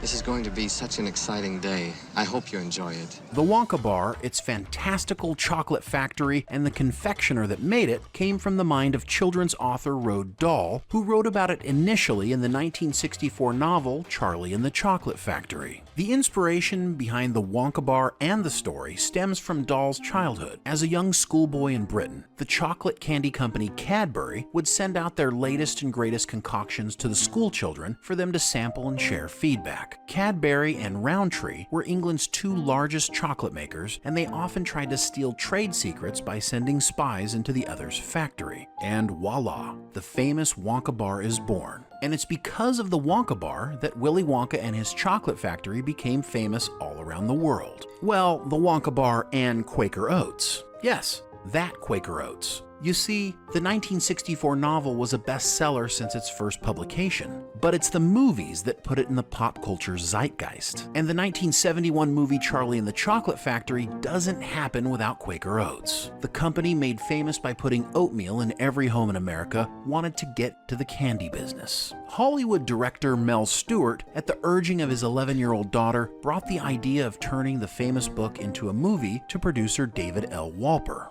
Wolper loved the idea, and as it turned out, he was working on a project with the Quaker Oats Company and knew they wanted into the candy business. Wolper was able to persuade Quaker Oats to finance the movie for a cool $3 million in exchange for exclusive rights to use the Wonka name on a line of candy that would receive product placement in the movie. It was reported that Quaker also insisted on the title being changed from Charlie to Willy Wonka and the Chocolate Factory to place the focus more on the eccentric chocolate maker, so their soon-to-be brand of Wonka chocolate bars would be in the limelight. I'm a trifle deaf in this ear. Speak a little louder next time. The Willy Wonka Candy Company launched in May, a month before the release of the 1971 film. Previously known as Breaker Confections of Chicago, the company was mostly owned by Quaker Oats and had already been in the process of developing a brand new candy bar. And seeing the opportunity, Quaker Oats set in motion one of the grandest launches of a candy bar in history. Not only were they getting prime placement for their new product with the opportunity to reach millions of eyes, but they would also earn part of the film's profit. But problems arose when the new Willy Wonka Candy Company couldn't master the recipe for the Wonka bar in time for the premiere of the movie. While they were able to launch the Super Scrunch Bar and Peanut Butter Oompas, the signature candy bar from the movie would have to wait. The film hit the big screens on June 30th, and Quaker Oats suddenly had another problem. The movie was somewhat of a flop, earning only $4 million in its theatrical run. And the trouble for Quaker Oats and the new Willy Wonka Candy Company was that marketing was directly tied to the Wonka brand in the film. And as a result, you may be surprised to learn the original Wonka bar never saw the light of day for commercial release in stores. Remember when we said the release date for the film was rapidly approaching and the Quaker Oats Company had yet to develop a workable recipe for the soon-to-be heavily promoted Wonka bar? That's because there was a fatal flaw with the production of their star attraction. The candy bar simply melted away too easily. The candy bar was intended to be like a Cadbury Dairy Milk bar, and was expected to be sold with various marketing connections to the different books that Dahl had written in the same universe as Charlie and the Chocolate Factory. But unable to get the candy on the shelves, the Wonka bar seemed to be destined for failure. What was available as part of the Willy Wonka Candy Company? When the brand launched around the theatrical release of the film in the early 1970s, you could only get your hands on those two products, the Super Scrunch Bar and the Peanut Butter Oompas, named after the Oompa Loompas from the movie. Oompas were similar to peanut butter M&Ms and were discontinued in the early 1980s. But for nearly a decade after the brand launched, the Willy Wonka Super Scrunch Bar served as the face of the brand. The bar was covered in chocolate and filled with a peanut butter flavored interior. The Willy Wonka Candy Company did capitalize on other products found in the movie and went on to produce Everlasting Gobstoppers and even a Scrum Diddly Umptious bar. Touted in Dahl's book as the perfect chocolate bar, this commercially released candy bar was similar to the Toblerone and featured bits of toffee. Only preceded by the Wonka bar, the Everlasting Gobstopper may be one of the most memorable candies from the products found in the movie, and went on to produce Everlasting Gobstoppers. There is this shit post that I saw once. It was whenever what's that movie that's happening now? There's like a movie that came out. It's like the origin story of Wonka, called Wonka. And there's like a frame in the trailer where like young Wonka is like making a gasm face, right? And the caption, the shitpost was like, "Your bitch is everlasting, slobbing on my gob, knobbing on my slob," or something like that. And like whatever it was bars, it was heat. And now when I see Everlasting Gobstopper, I just think of like this really out of context like Craigasm scene that young Wonka is making. And yeah, never stop gobbing. Yeah, just, oh my god, bro, I could probably find it for you if I look for it, but like, just dude, it's like all I can think about. I'm just, my brain is so fucked now, bro. and even a scrum-diddly-umptious bar. Touted in Dahl's book as the perfect chocolate bar, this commercially released candy bar was similar to the Toblerone and featured bits of toffee. Only preceded by the Wonka bar, the everlasting gobstopper may be one of the most memorable candies from the film. Taking on a role of its own, it was the vehicle that fueled the greedy Slugworth as he attempted to bribe children that were visiting the factory to steal one for his own opportunistic purposes. And don't forget the name. Everlasting Gobstopper. The candy is similar to a Jawbreaker and available in a variety of flavors, including at one time a hot variation. With Quaker unable to make it work, the Willy Wonka Candy Company was acquired by the Sunmark Corporation in 1975 when Charlie and the Chocolate Factory began airing once a year on NBC around Thanksgiving. The Sunmark Corporation was known for inventing sweet tarts in the early 1960s and the powdered candy Pixie Sticks, and thought they'd try to capitalize on the movie coming to television. And while it did reach a lot of children, it was about as popular as a Disney movie of the week and hadn't yet reached the upper levels of pop culture that could affect candy sales. But then something happened in 1984. Willy Wonka and the Chocolate Factory became available on VHS. And as it turns out, Gene Wilder's eccentric Willy Wonka, combined with a morality story about spoiled children who got what they deserved, struck a chord with everyone. Willy Wonka and the Chocolate Factory, as well as the Wonka Bar, would become an immediate cult classic and a household name.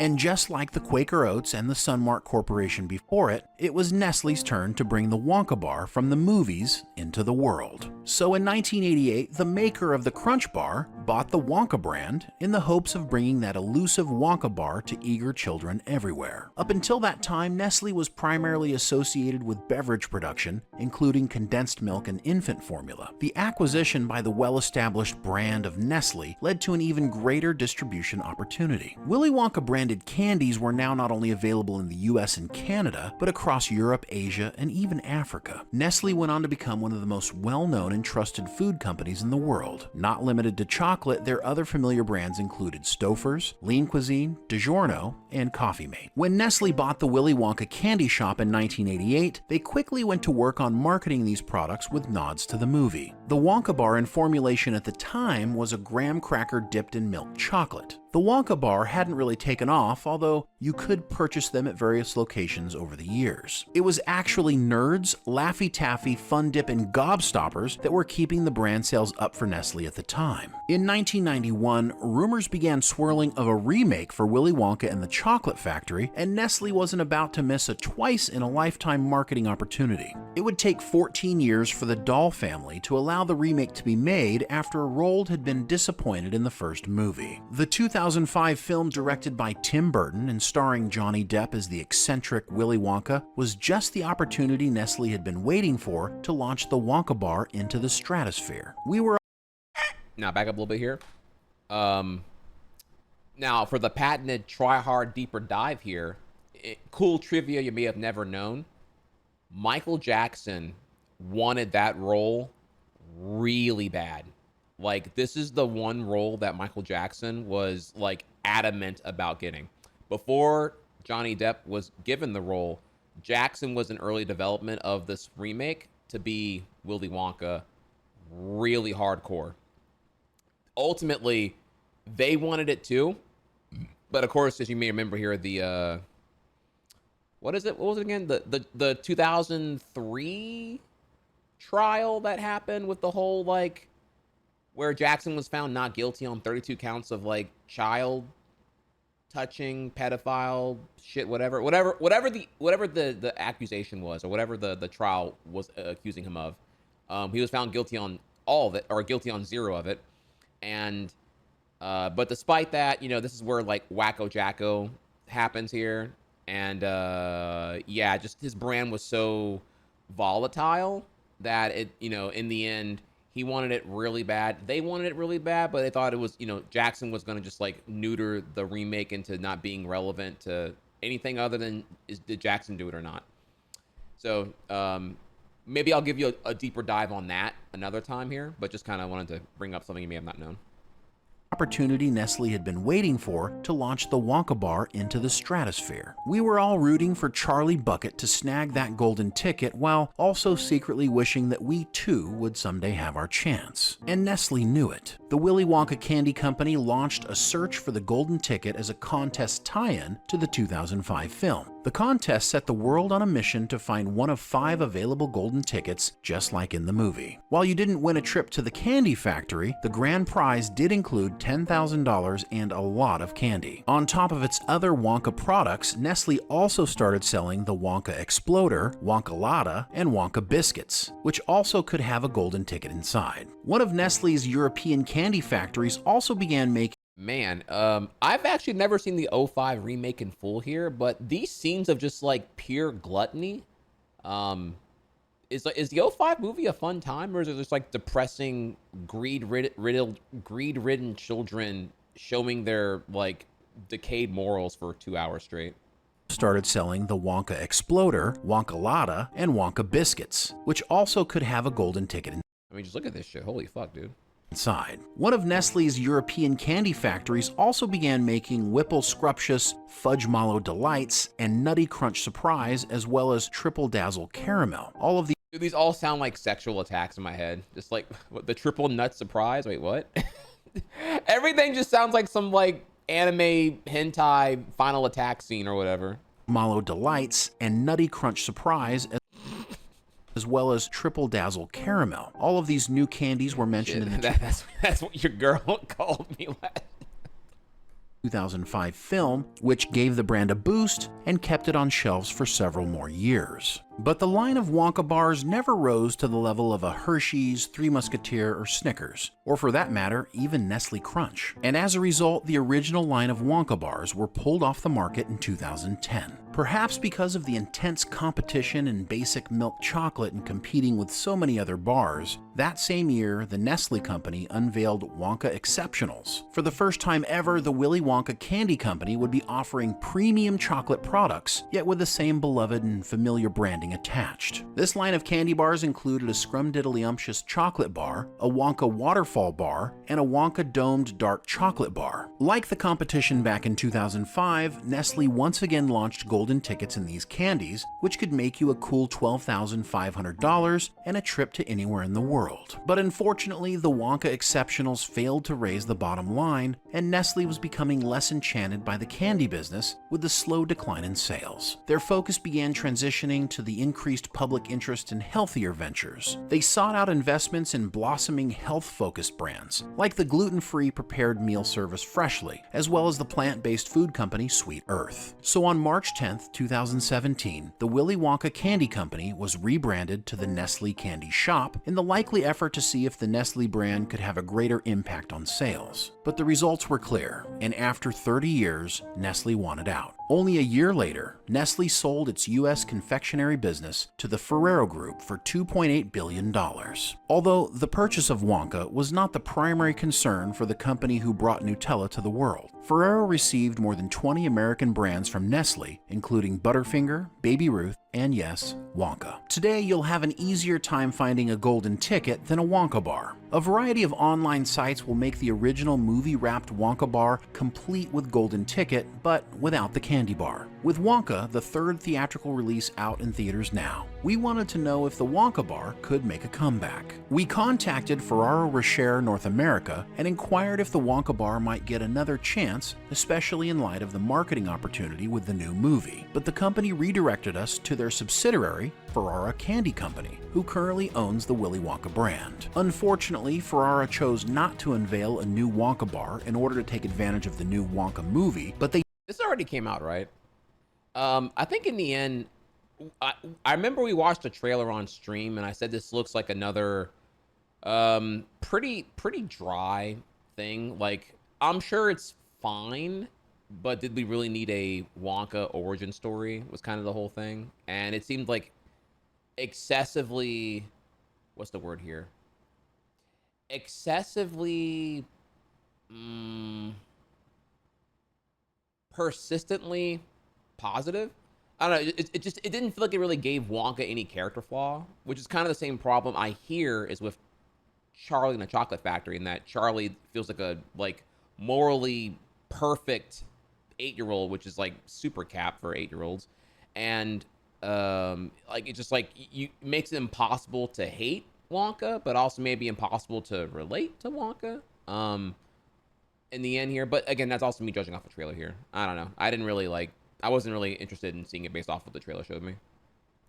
They did release a new product called Wonka Magic Hat Gummies to commemorate the new feature film. Fantastic invention. Revolutionized the industry. You can suck them and suck them and suck them, and they'll never get any smaller. Never. Who knows what the future holds for the magical Wonka bar? For now, it will remain a relic of the past, even as Willy Wonka and his chocolate factory continue to delight us into the future. You may not be able to get your hands on Wonka chocolate now, but if you're craving nostalgia, the Ferrara Candy Shop has a few Wonka candies, including the new Wonka gummies, fun dips, and of course, the everlasting gobstoppers. But what do you think? Did the Wonka bar get its fair shake, or should the Ferrara Candy Company give it another try? Did you ever get a chance to eat one? If so, share what you thought of them in the comments below. Also, check out this incredible You Get Nothing Willy Wonka-inspired graphic design from the amazing artists at mixtees.com. Get 20% off your purchase by using coupon code THE... Thank you. All right. That's the Popcast, y'all, and that's the history of the Wonka bar. I'm almost done eating. And in the end, yeah, we'll never know what was to be of this Michael Jackson 2005 Charlie Chocolate Factory movie. But what we really will never know here is what soundtrack he was cooking up, because that would have been cray-cray. This Michael Jackson as Willy Wonka, and like, I mean, goddamn, bro, like, it's like, what if R. Kelly's The Chocolate Factory, minus all the rape and all the pedophile shit, minus all of the Jackson baggage, but with straight banger vocals? It's kind of a mouthful right there, right? But like, what if Chocolate Factory, but Jackson did it, but minus either of them touching kids? Okay, yeah, that would have been what could have been, y'all. Could have been fire. So. Maybe I'm inferring correctly here, but is it far to think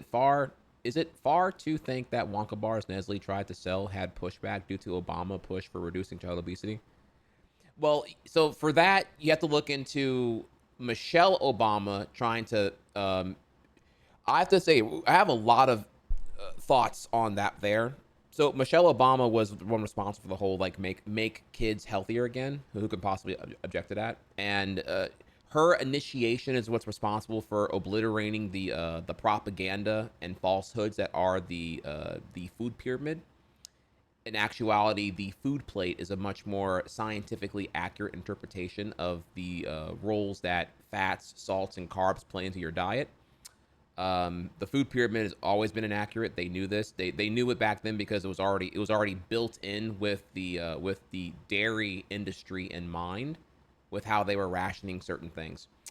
But yeah, the food plate obsoletes the food pyramid, and with that came all the other things here. But all of that's like after, that's like, I think like 2010 onward. So all of this is before then. Like all of the Charlie Chocolate Factory remake, yada, yada, yada is all before Obama's even in office.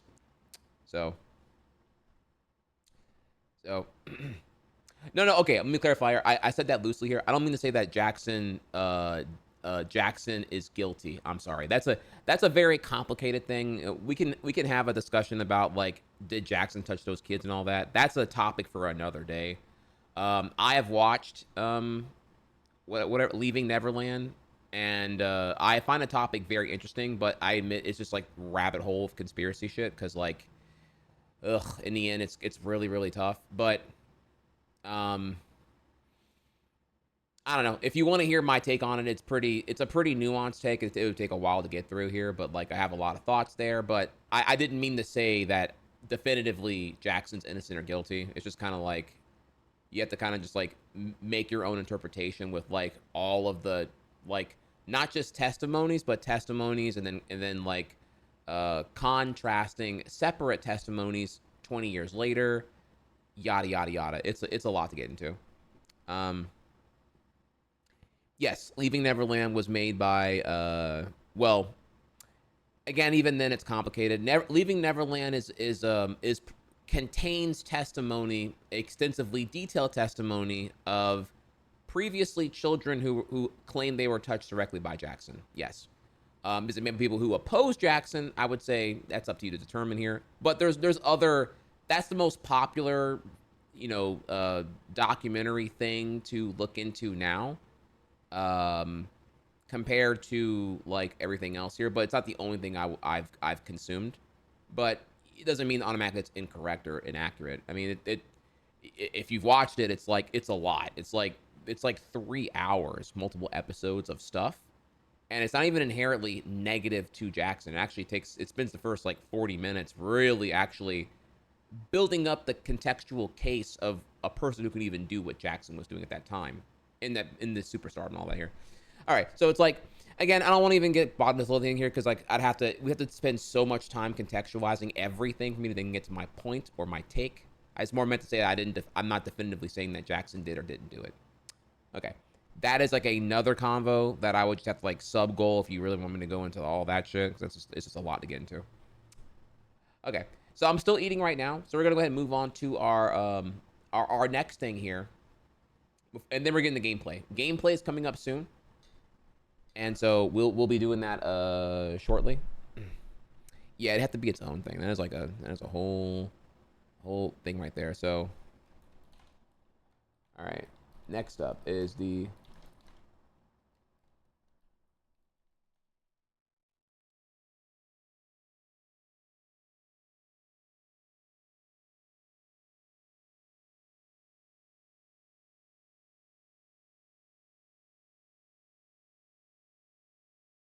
All right, so we're gonna do one more video. I'm gonna finish eating my my food here. Thank y'all again. I'm trying as fast as I can right now.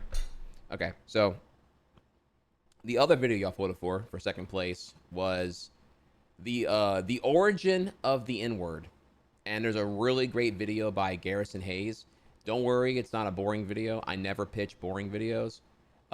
This shit crazy, and you don't have to be black to care about this. This is kind of like this is actually inherently like a white thing as much as it's a black thing as well here.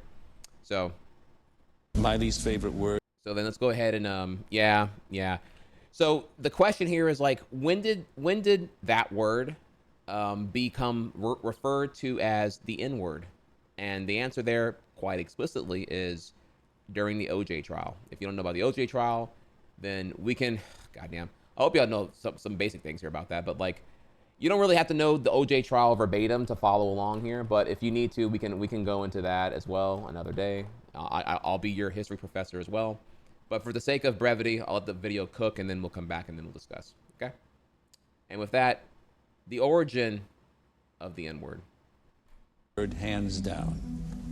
My least favorite word, hands down, is the N-word, which I learned to loathe growing up in Detroit's inner city, where it occasionally raised its head like a cobra. I understand what makes it unacceptable for whites, but I confess that I still don't fully understand what makes it acceptable for blacks. Now, I got this job. How do we get non-black people to stop saying nigger and to start using the N-word? 97211. We, the jury, in the above entitled action, find the defendant, Orenthal James Simpson, not guilty of the crime of murder. And a Jefferson County high school teacher has now received the longest suspension on record for calling a student the N-word. Paula Dean, good morning. It's nice to see you. It's nice to be here. Right now, as we sit here, it seems to me an informal jury of your peers and your fans and your critics and your business associates are weighing the question, is Paula Dean a racist? So I'll ask it to you bluntly. Are you a racist? No. Yes, even in America. Like when 5 children in an upper-class suburb in this country write the hated word nigger in code word in their school albums. Well, the other thing I wanted to ask you about, because I kept thinking to myself as I read the language in the book, if I use some of the terms in your circle, you'd have been a difficult life. The word I'm thinking of is the word nigga. Yeah. That you kept using among yourselves, among your other friends. No other word in the American vocabulary has sparked more passion, debate, vitriol, and censorship than the word. So obviously, we're already being presented with like several things here, right? And I'm just pausing just to like kind of like make sure we're keeping up here. And if these are things we need to address after the video, we can. But first, there is verbatim the word N-word hard R being used by really anybody. It's bad. Then you have like nigga with an A being used altogether. And then the classic argument of like, well, I don't get it. Like if blacks among yourselves are using nigga, then obviously you tolerate it to a certain degree. So why can't non-blacks use it as well? Question mark. And obviously we can break this down if you need me to, but just you're already seeing like different arguments presented here that are classic in the whole like lexicon and verbiage usage paradigm entirely here. But let's just again let the video cook for now. Vocabulary has sparked more passion, debate, vitriol, and censorship than the word nigger. It's likely that just hearing the word made you cringe a little. But one thing's for certain, non-black people would still be casually saying the word nigger if it wasn't for OJ Simpson. I'm fascinated by the way little moments can have an outsized impact on the world. The way little decisions can snowball into unstoppable avalanches of consequence. There are few greater examples of this idea in American pop culture history than the OJ Simpson trial. Almost 30 years later, we are still obsessed with the smallest details and side characters in this story. I mean, there are literally dozens of highly produced documentaries and movies about OJ's eventual acquittal. Folks are still scratching their heads in bewilderment, asking what went wrong, where do we fail, how did he get away with it? I'm not particularly interested in rehashing whether or not OJ did it, mainly because I think the obsession with OJ's trial was always about more than the crime he was accused of committing. More on that in a bit.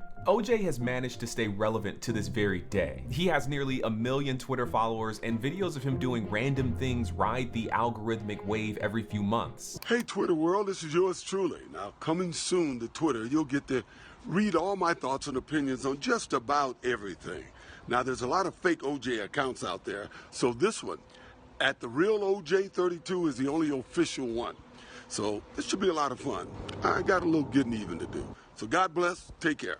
OJ is the gift that keeps on giving, and boy has he given us a lot. We wouldn't have the Kardashians without OJ. Jay-Z's 444 album wouldn't be complete without OJ. OJ like, I'm not black, I'm OJ.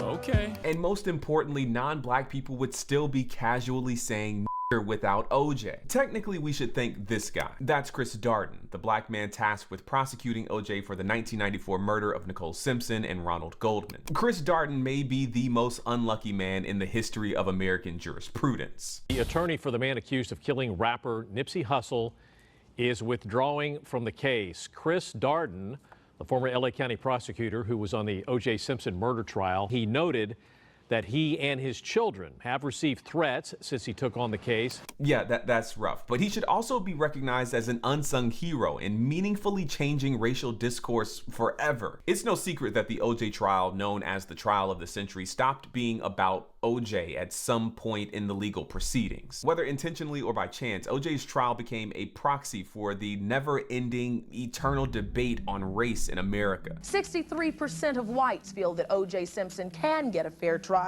while 61% of blacks say he cannot.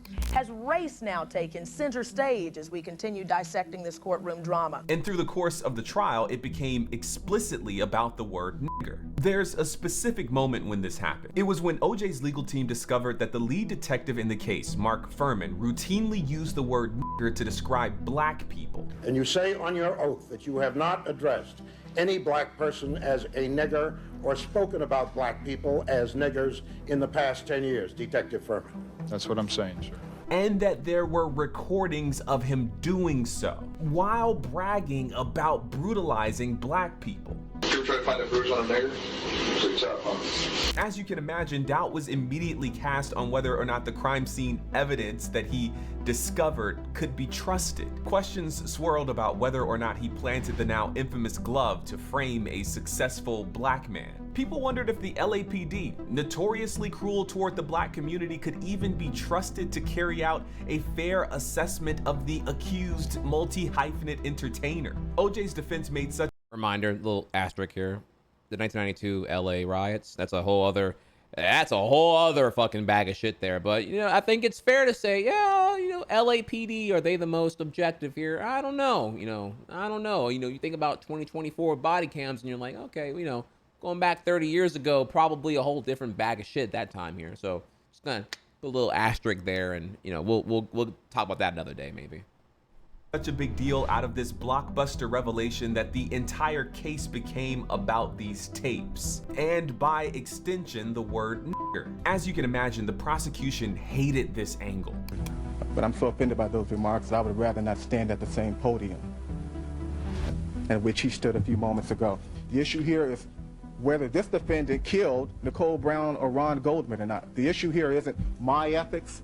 The issue here isn't racism. The issue here isn't Detective Furman. This case is a circus, and they've made it a circus. The defense, led by Johnny Cochran, was seizing control of the narrative by centering one of the bloodiest words in American history. The prosecution was going to have to convince a majority black jury to trust the integrity of their star witness, Mark Furman, after hearing him commit the cardinal sin of racism and break the nigger rule of 1968. If you've never heard of that rule, that's okay, I made it up. Okay, I didn't make it up, I just made up the name, but it's real. The rule is simple. After the year 1968, the word nigger is to be avoided, only permissible when quoting someone else. This rule is pretty intuitive, but Republican political strategist Lee Atwater gives it some helpful context in what are known as the Southern Strategy tapes. Yes, I know, another set of tapes, but bear with me. This political strategy was designed to help Republicans capitalize on the racial hostility of Southern white people after the Civil Rights Movement. Here, I'll let Lee Atwater explain it himself. You start out in 1954 by saying nigger, nigger, nigger. By 1968, you can't say nigger, that hurts you, backfires, so you say stuff like forced busing, states' rights and all that stuff. And you're getting so abstract now, you're talking about cutting taxes, and all of these things you're talking about are totally economic things, and the byproduct of them is blacks get hurt worse than whites. Atwater's description is the Cliff Notes. Ooh, Lord have mercy. The silent part out loud there. Oh, that is a beautiful tape. God bless this YouTuber for getting that right there for you. God bless Garrison Hayes. Thank you so much. I think I should be subscribed. I'm not actually. So yeah, that is yeah, you know, and then you know, this is where we get to like 10 years of Jim Crow by that point, and 81 we're right into Reagan, who is the devil. Let's just keep it a $1.50 here right now. And so yeah, you know, take all that in mind, chat. When you see me, like, I don't intend to attack white people so often. I'm just going back to history citations of white people typically being the most evil party in question.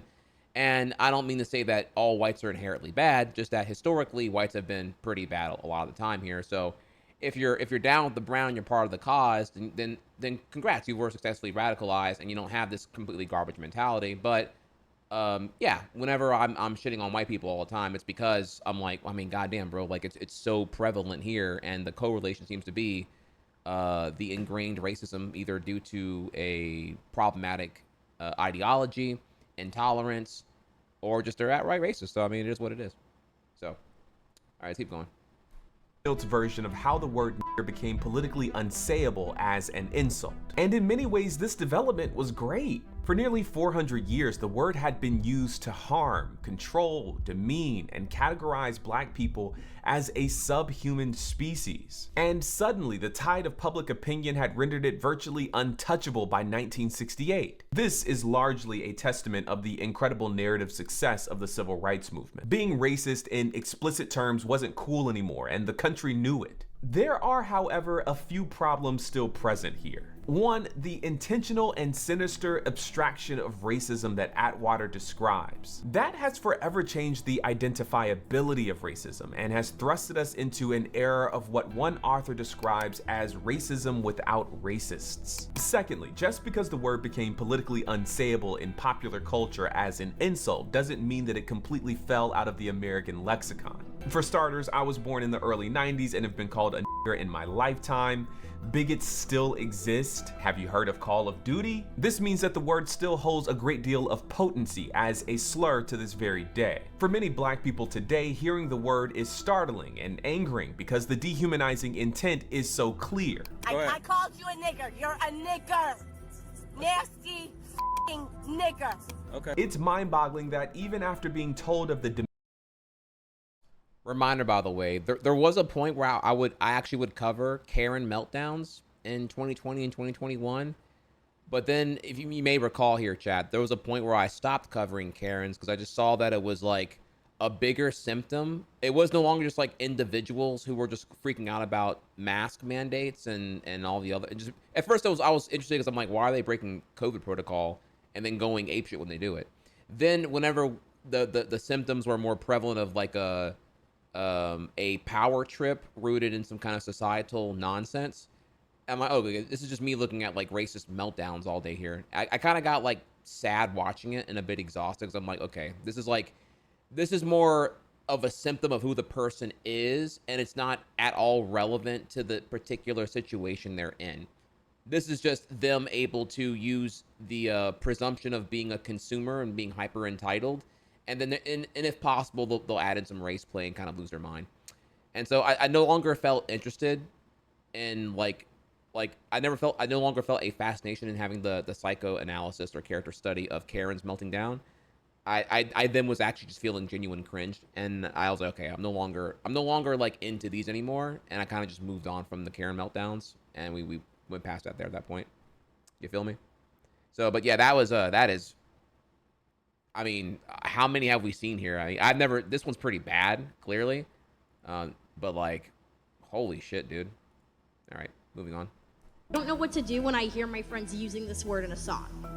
I don't know what to do when it's all the time. Words don't have meaning without context, okay? When I was young and I used to go see my family in Philadelphia where my dad was from, they will all call him Billy. His name is William Paul Coates. No one in Baltimore called him Billy, and had I referred to my father as Billy, that probably would have been a problem. That's because the relationship between myself and my dad is not the same as the relationship between my dad and his mother and his sisters who he grew up with. It's the same thing with words within the African American community or within any community. My wife with her girlfriend who used the word I do not join in. I don't, say, hey, I want to. The question one must ask is why so many white people have difficulty extending things that are basic laws, of how human beings interact to black people. The history of the word nigger has laden it with. And again, if I need to, we can have this convo after the video. But yeah, that's kind of, he's putting it very eloquently there, but I can bring it back to more of a rudimentary application of like why, in the end, like what would it take for a white person to get endorsement to use N-word and whatnot. But I feel like my audience is pretty aware of this by now here, but we can go into it if you need me to. With barbs so intractable that even hearing someone use the word to quote someone else using the word is just unacceptable. And for the most part, we've all agreed to that. Today, up until the mid-1990s, it was common for public figures to just blurt out the word when quoting someone else or asking a question. Whenever Douglas said nigger, the Democratic papers changed it to Negro. That's why I went back to the opposition transcripts, because they didn't have those embellishments and those edits, and that's softening. Back to OJ's trial. Johnny Cochran's plan to introduce these nigger tapes into the trial would make the word a constant part of the courtroom discourse, which would inevitably extend to the nearly non-stop news coverage of the case and naturally embed itself into the national conversation around America. Water coolers and barbershops and dysfunctional family dinners would suddenly be littered with the word nigga. Nigga this, nigga please, nigga, can you lend a nigga a pencil? I'd like to imagine that Chris Darden couldn't abide. When this was depicted in Boondocks, I thought it was really good writing. And then the Boondocks episode, to me, gave me that's what led to me finding out that it was based on a real incident. And then you realize that, oh my God, real life is so beyond parody and satire. It's just a documentary at this point, bro. Crazy here. Yeah, God bless though. Hey, can you lend a nigga a pencil? I'd like to imagine that Chris Darden couldn't abide such a possibility. He later stated how much he hated the word and wouldn't allow it to be said in his own home. And so he refused to say it in the courtroom, instead creating the now ubiquitous euphemism for the word nigger, N-word. Let me set the scene. Darden is making his case to Judge Lantito for why these tapes shouldn't be introduced into the trial. Darden's speech, and make no mistake about it, it was a speech, is a soaring 3,370 word diatribe, all about why the majority black jury would be utterly and irreversibly prejudiced if the N-word was introduced into the courtroom. Unfortunately, not much of the actual courtroom footage from that day is on the internet. We have a short clip, the transcript, and this reenactment from the show American Crime Story. The N-word is a dirty, filthy word, Your Honor. It is so prejudicial and inflammatory that the use of it in any situation will evoke an emotional response from any African American. We're talking about a word that blinds people. And when you mention that word to this jury, it will blind them to the truth. Understandably, Johnny Cochran took exception to this description. Also, okay, a little bit of a small pause here for me. Right. It is so prejudicial. Right here. This is a personal thing for me and y'all here, but like, if your grandparents are still alive, talk to them. I thought I'd have more time with my grandfather, who had been through all this shit, and he had let a little bit of the mask slip off, and I was pretty ignorant to, like, you know, really paying attention to all of this here, like what it means being black in America, and all that stuff. I really wasn't I wasn't like radicalized, I would say. Sure, I knew about MLK Jr. Sure, I knew that Malcolm X was a person. I knew that civil rights happened. I knew that segregation happened. I knew that, I don't know. I was pretty up on the facade that, you know, we were in a post-racism America. And then my grandfather passed in 2010. He was in excellent health. He had a health complication that I'd argue local doctors did a terrible job of mitigating. And then he passed really early. I think he might have been 70.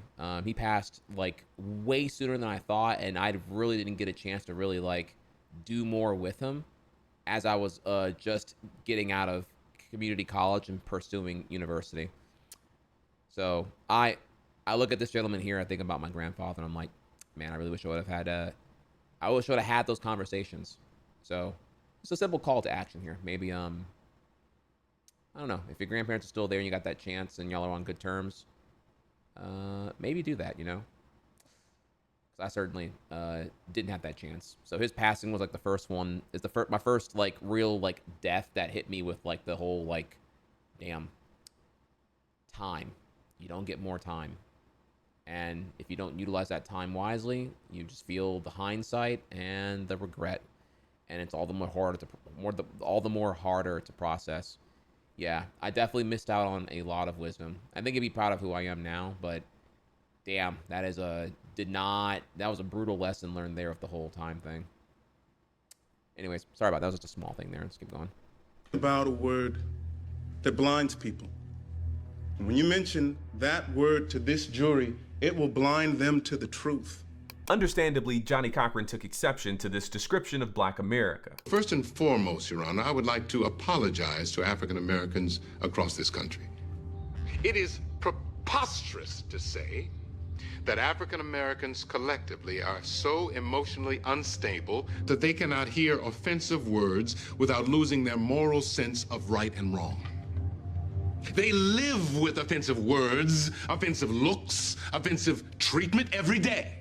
Darden refers to the N-word 5 times, never once uttering the actual word. I actually looked through the New York Times archives. There's no trace of the N-word being used in this way. In fact, they'd only printed something about an N-word once, and they were referring to nuclear power. Christopher Darden gives the American people in the most closely watched trial in history an alternative and changes the course of racial dialogue forever. That is perhaps the most incredible part of the story. Not only Chris Darden's refusal, but also how willingly society adopted an alternative to a word deeply embedded into our vocabulary. Hello, friends. I'm making this video to talk about the most regretful and shameful thing that I've ever had to talk about publicly. Are you a racist? No, I'm not. I'm not a racist. I never should have. Oh my God, dude. Hogan, shut up, dude. All right, I'm sorry. I'm gonna go. This dude, like, so look at Hogan. Look at how white he is. His painfully white daughter, Hogan caught with some black folks, possibly of a romantic inclination, and Rogan went pretty mask off there, or really mask off, Klan hood on, whatever you want to call it here. So Hogan, he's not invited to the cookout. He's not even invited to, like, I don't want to see him on Southside. You feel me? Like, yeah. In short, yeah, fuck Hulk Hogan, hardcore, like hardcore, bro. So yeah, co-party, bitch. About publicly. Are you a racist? No, I'm not. I'm not. Actually, I agree. I would respect him more if he was just honest about it. Like, whenever you're at least transparent and you know that you're hateful and you can rationalize that, I would respect that more than this, like, in denial, cowardice, running away from your own, like, stances and ideology bullshit. Trying to play both sides here. Like, fuck off, dude. Not a racist. I never should have said what I said. It was wrong. I'm embarrassed by it. The veteran instructor was terminated recently after using the N-word in class to make a point. I don't know how it came out of my mouth. You're under oath. Yes, I that did. you have used a word that is the most offensive word you can use to describe an African American. So how does someone use the N-word, whether in anger or in a joke or in private, the most offensive word to African Americans, and not be considered a racist? Yes. The day I used that word, it was a world ago. And I tell you what, if there's anyone out there that has never said something that they wish they could take back, if you're out there, please pick up that stone and throw it so hard in my head that it kills me. Please, I want to meet you. I want to meet you. I is what I is, and I'm not changing. And just like that, a single decision that snowballed into an unstoppable avalanche of consequence. Hey, thanks for watching. If you like this video, why don't you give it a like and consider subscribing? I'm just getting started, so those kinds of things go a long way. I'll be making explainers and deep dives just like this one on topics of race and politics and popular culture and whatever else you want me to talk about. So put that in the comments. I'll be looking through for some really good ideas. Until next time, peace.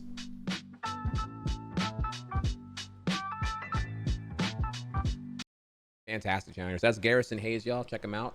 Great video. Yeah, fantastic video all around there. Please give it a like and a view. All that stuff there. And let me see. What was I going to say about this, actually? Did I see Eddie, is it Wang? Eddie Wang's interview with the white nationalist? We did, actually. We did. I showed it. And we covered it, like, we covered it the other day. Like, maybe like 2 or 3 days ago. But you have to go back in the VODs to see it here. But we already, thank you, though. All right, so not done yet here. Of course, there may be a lot of questions involved there, but do not worry. We're going to look at the...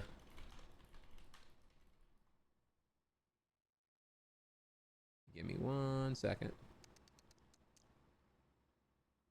All right, so let's see here. We're gonna look at these real quick here, and then of course I said y'all wanted the oh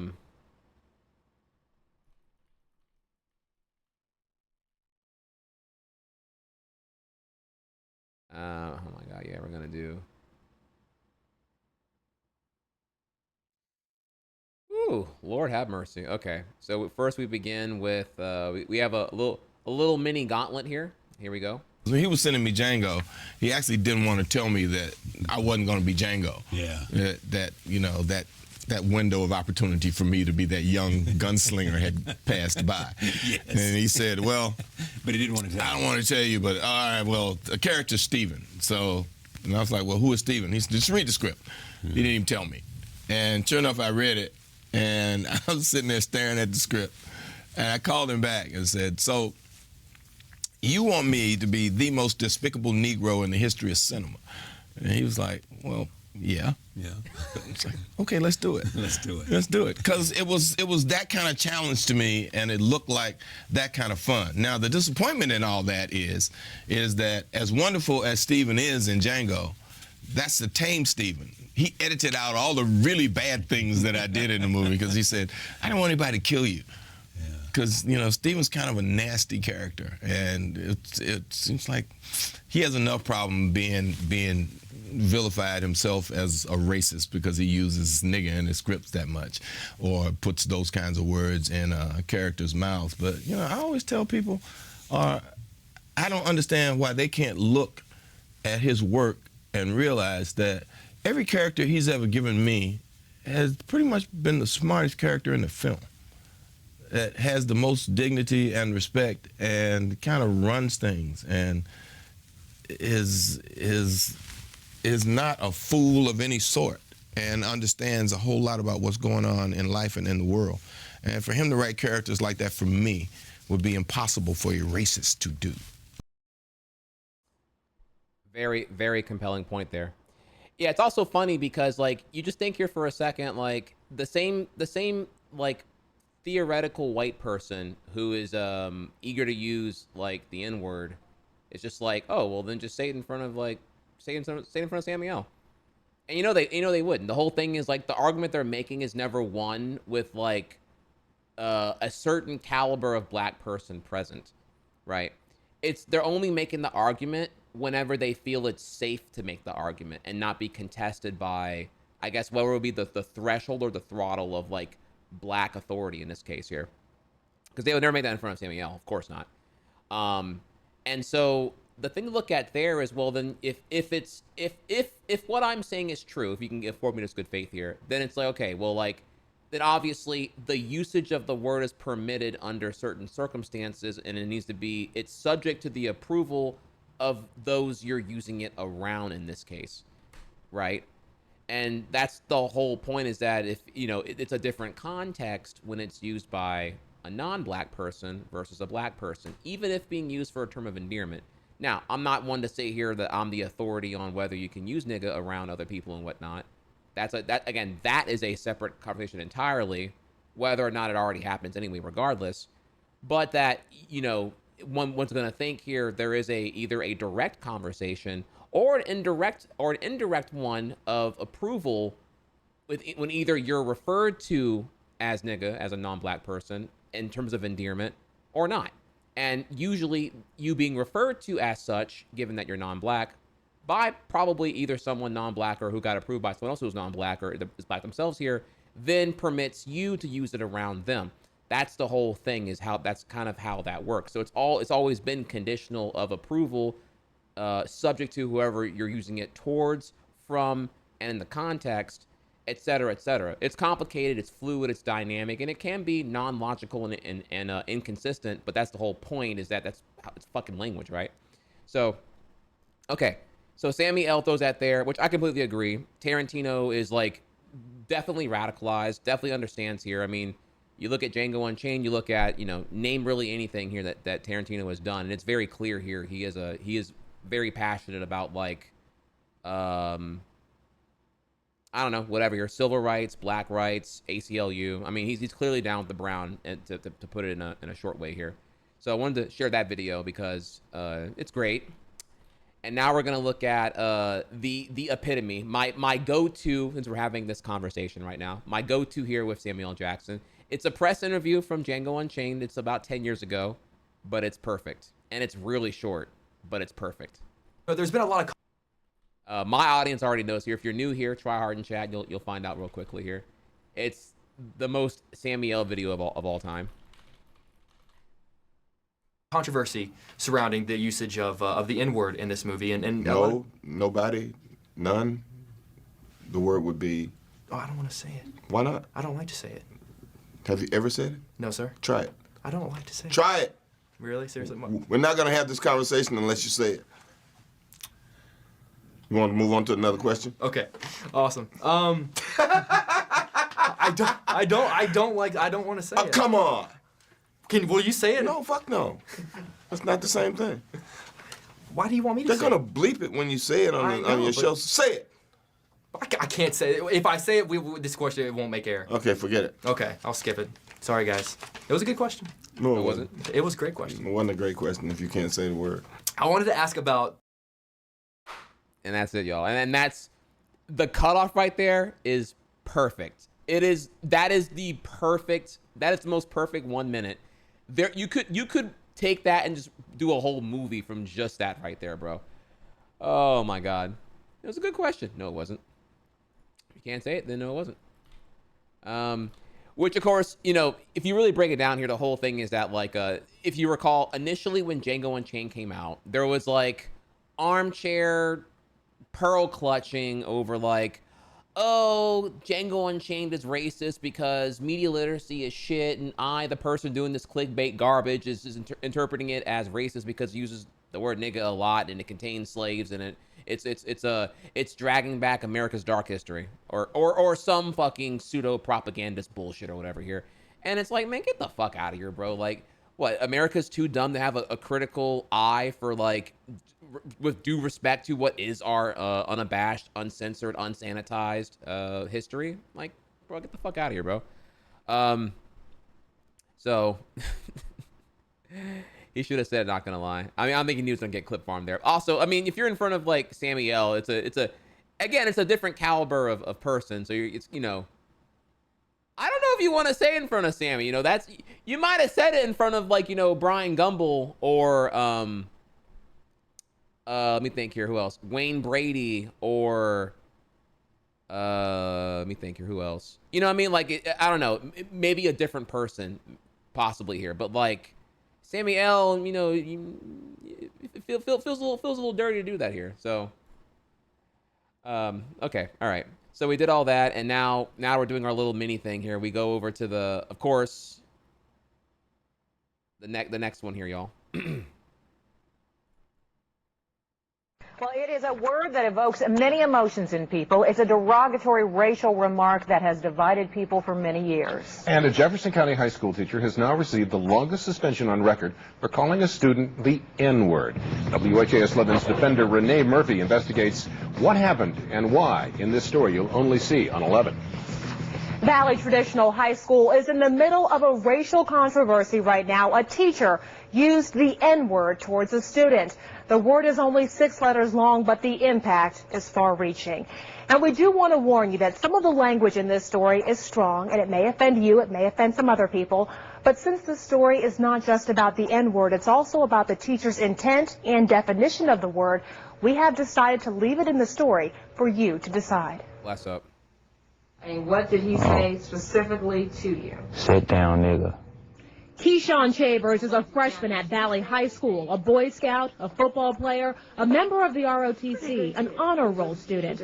He was hanging around his teacher's classroom door in December. The teacher told him to sit down, and the teacher says that Keyshawn used the N-word first. And I just kind of was stunned a second. Well, then get away from the door, nigga. And I repeated the same insult because that's sort of what I've been trained to do. The school district says that is not what they trained English teacher Paul Dawson to do. He tried to say I said it, and I didn't say it, and no one else in the class knows that I said it because I didn't. Documents from the school investigation show that several of the students interviewed from Valley did not hear Keyshawn say the N-word first. Dawson says that students use the slang version of the N-word at Valley High School all the time. He says N-I-G-G-E-R. God, dude. It's crazy if you saw the Boondocks parody first before you... Thank you, Azurio? I'm sorry, I'm saying your name badly. I apologize. Azurio, thank you for the Prime sub, or welcome back. Welcome back. You're in one hell of a segment right now, y'all. Let's keep going. Valley did not hear Keyshawn say the N-word first. Dawson says that students use the slang version of the N-word at Valley High School all the time. He says N-I-G-G-E-R is a racial slur, but says that students use N-I-G-G-A as often as they'd say dude or hey man. And Dawson says as much as he does not like the word, he still used the slang version to feel more comfortable with black students. Why is this word used so frequently. So I just don't understand it, and I'm trying to understand it. I need help. Yes, I use nigga. I've used it. I admit it. I put the H on it to emphasize it's nigga. That, you know, nigga this, nigga please, nigga. You know, can you lend a nigga a pencil? What kind of example are you saying? I'm not even, look, all the dialogue verbatim is in the Boondocks episode, and you think that it was manufactured for the episode itself, and then you find out this actual interview is verbatim this. It's so, you can't write anything, you couldn't write it better than this. It would seem too stupid to be a written satire of the event. It's truly beyond parody. Yeah, nigga this, nigga please, nigga. You know, can you lend a nigga a pencil? What kind of example are you setting for your students if you use a word that you don't want them to use? Upon reflection, that's not good. Dawson was suspended for 10 days without pay from January 9th to January 23rd, and he has to go to diversity training. He says that he's learned from this experience and hopes that others think twice before using the N-word. I will never say any form of nigga. You know, I'm cured of that. Paul Dawson says that he is sorry for the way things were handled, but Keyshawn says that he is not looking for any apologies. Apologizing is going to change the fact that it happened and he's not been punished. And punishment in your mind is? You know, not having this job anymore. Paul Dawson says that he wants there to be a steadfast policy in Jefferson County Public Schools against people using the N-word. Right now, when it is brought up, it's dealt with on a case-by-case basis with the district. And we should mention that Keyshawn is still in Paul Dawson's classroom. Dawson has been with the district for 20 years, and Keyshawn is still in that classroom because Dawson is an honors English teacher. There are very few honors English classes, so he is still with him. Well, now he was suspended for a while, but is he back teaching? He is back teaching now, and he still does have his job. But this is not the first time that Paul Dawson has been suspended from Jefferson County Public Schools. Coming up at 5:30, we'll tell you what happened before. We'll tell you about his plan to appeal the suspension and why the district says that he should keep his job. Thank you very much. I'm sure we haven't heard the last of this. Oh, no. Lots more to come. Thank you. All right, so I have a couple of thoughts here about this. One is, in the end, this happening did provoke a national dialogue on, you know, because obviously, like, OJ trial, N-word, as we're making this whole segment together here, N-word hard R, that was a separate convo, right? N-word hard R. Now we're talking about 2000, whatever fucking year, 2002, 2003, whatever year this was. And now we're talking about, you know, N-word with an A, which is a very different word with a very different use of applications. One word, N-word hard R, very clearly like the most dehumanizing slur in the history of English language. It's the worst word you can use. There's not even an equivalent. People will say cracker, that's cap. Cracker's like not even close to the same intensity. Cracker actually originates from slavery times, because cracker it comes from cracker, ER, which is when the slave owner would crack the whip. That it's like it's 100% like it's already empowering towards racial identities, with even that word being used as an attempted slur for white people, which again is also a social construct anyway here. Like, what is white even? White meant like 4 different things between 18th century and 20th century. So bullshit anyway, not even close to the same thing here. Terrible argument. Move on. L plus ratio. So getting to N-word with an A is a different thing, because I actually appreciate the teacher here for doing all this, because it did bring that national dialogue together. Because even if you don't even know what I'm about to say, the optics here are very clear, right? You are seeing you're seeing a painfully white teacher in absence of, you know, not around any other black people by proximity, you know, in terms of other than the reporter, right? Just it's pretty much him using it, and it hits you. It feels different, because it's the white man putting on the defense for rationalizing the haves and the have-nots at this point here. Yes, perhaps his predominantly black students in a low-income area are using nigga all the fucking time, but it's also a different situation when it's all of them using it towards each other in terms of endearment. And the teacher, which is a whole separate like age and demographic and everything else here, trying to use the same term to like be on the same like social hierarchy as the students. You're held to a higher standard. You shouldn't be doing that, et cetera here. And it's the classic, well, if they can do it, why can't I do it? Why aren't we all held to the same standard, you know? And it's the same reason. Well, even then, even if you take away the whole like, oh, black people can use it, nigga, but then I can't use it. Well, for a second there, consider the optics of how offended he would be if the students didn't call him Mr. I don't know, Mr. whatever his name is, Mr. Woodcock or whatever. I don't know what the fuck his name is here. You know, oh, they just call him Henry, right? Yeah. Hey, yo, Henry, can when's the test tomorrow? And he'd be like, you mean Mr. Woodcock? Oh yeah, whatever. Yeah, Henry. Right? It's like, so the whole thing is like, who's using what at who in what context is important. The deliverer, the recipient, and the context being used are all together mashing to create the the perceived intent of the verbiage being used there. And that's all important to understand for the context. So if anything, I like that this whole thing happens because it kind of reinforces the importance of that, yeah, dialogue is fluid and dynamic here, and it does mean a different thing when it's used by different people for different shit. So I think that's important and cool to understand there. Sorry, a lot of words at one time here. And but in the end, the other thing to consider here, different from like the OJ trial N-word and teacher this now, is that obviously the saturation of hip hop and rap. So very clearly you see nigga get used a lot in all the rap songs. And you know, you've seen hip hop and rap. Well, you've seen rap get stigmatized in the same way that rock and roll was originally. You know, rock and roll was the devil's music, then it became palatable for a social construct eventually here. And initially, underground rap was considered gangster rap, and that was also considered stigmatized by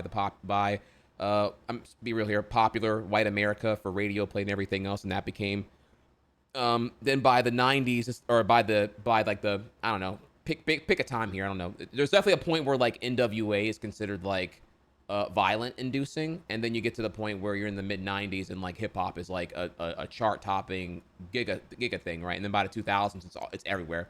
So you know, you have all these rap songs and hip hop songs where niggas use all the time, and it's, you know, because black culture is commodified for white consumerism. I'm sorry, more on that another day, by the way, but let's just go with me here. I mean, for black folks, you know what I'm talking about. For white folks, maybe you don't know, maybe you do know, but yeah.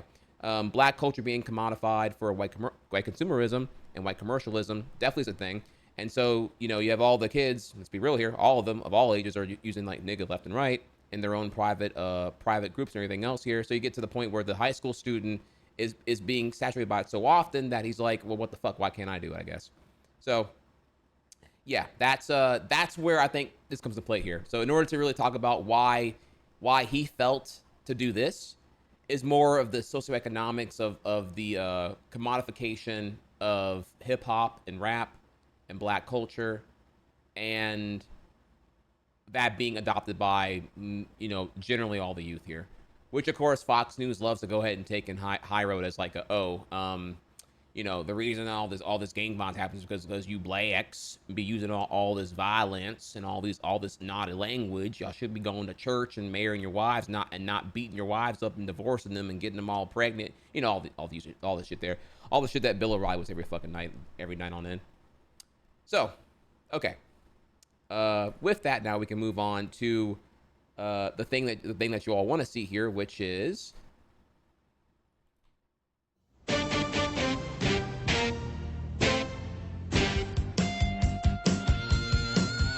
it's a derogatory racial remark that has divided people for many years. And a J. Edgar Hoover elementary teacher has now been suspended over calling a student the N-word. Stacey Renee investigates what happened and why. And what did he say specifically to you? He said... Wait, you want the link? Here you go. You're right, I didn't put it in there. Sit down, nigga. Riley Freeman is a third-grade student at J. Edgar Hoover Elementary School. He's a basketball player, an avid reader, and one day hopes to spread his philosophy through rap music. He was in class when he had a verbal exchange with his teacher, Joe Petto. But Mr. Petto said it was Riley who used the N-word first. So I told him to take his seat, and here comes this barrage of insults. I mean, some of the words I've never even heard before, and I was just stunned. And I said, well, sit down, nigga. I just repeated the insult back to him because that's what I've been trained to do. That is not what he's been trained to do. School Superintendent Donald Richards says all teachers are taught to use appropriate hyphenated euphemisms instead of racial slurs. We have a very strict policy against teachers using the N-word or any other racially insensitive words. The district's policy is that teachers should always say N-word instead of the actual N-word, or S-word instead of saying the actual S-word. What is the S-word? Well, I don't want to say it, but... Spick? No. Spear chucker. Spear chucker? Yes. See, we would encourage our teachers to say S-word instead of spear chucker. And how often do you have a problem with faculty saying spear chucker to students? We don't. That's what I'm saying. They would say S-word. But Riley Freeman denies he used the N-word. And again, more on, God, dude, we'll be here all fucking day. I'm never gonna get the gameplay where I'm going here. Spear chucker is a whole other word we can get into another day. I mean, there's a whole laundry list of words that you don't even know are racist or slurs that are such. And I don't want to go through them, clearly for obvious reasons. I'm not here to like endorse or enable all that stuff there. But like, you know, there's a lot of words that are really bad and ingrained in ways that you didn't even know were bad. I'll bring up one example.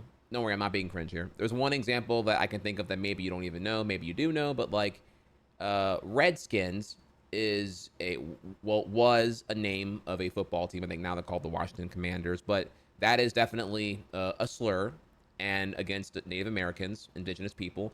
And I would argue it's like up there. I would equate it to something along the lines of like calling a black person a coon.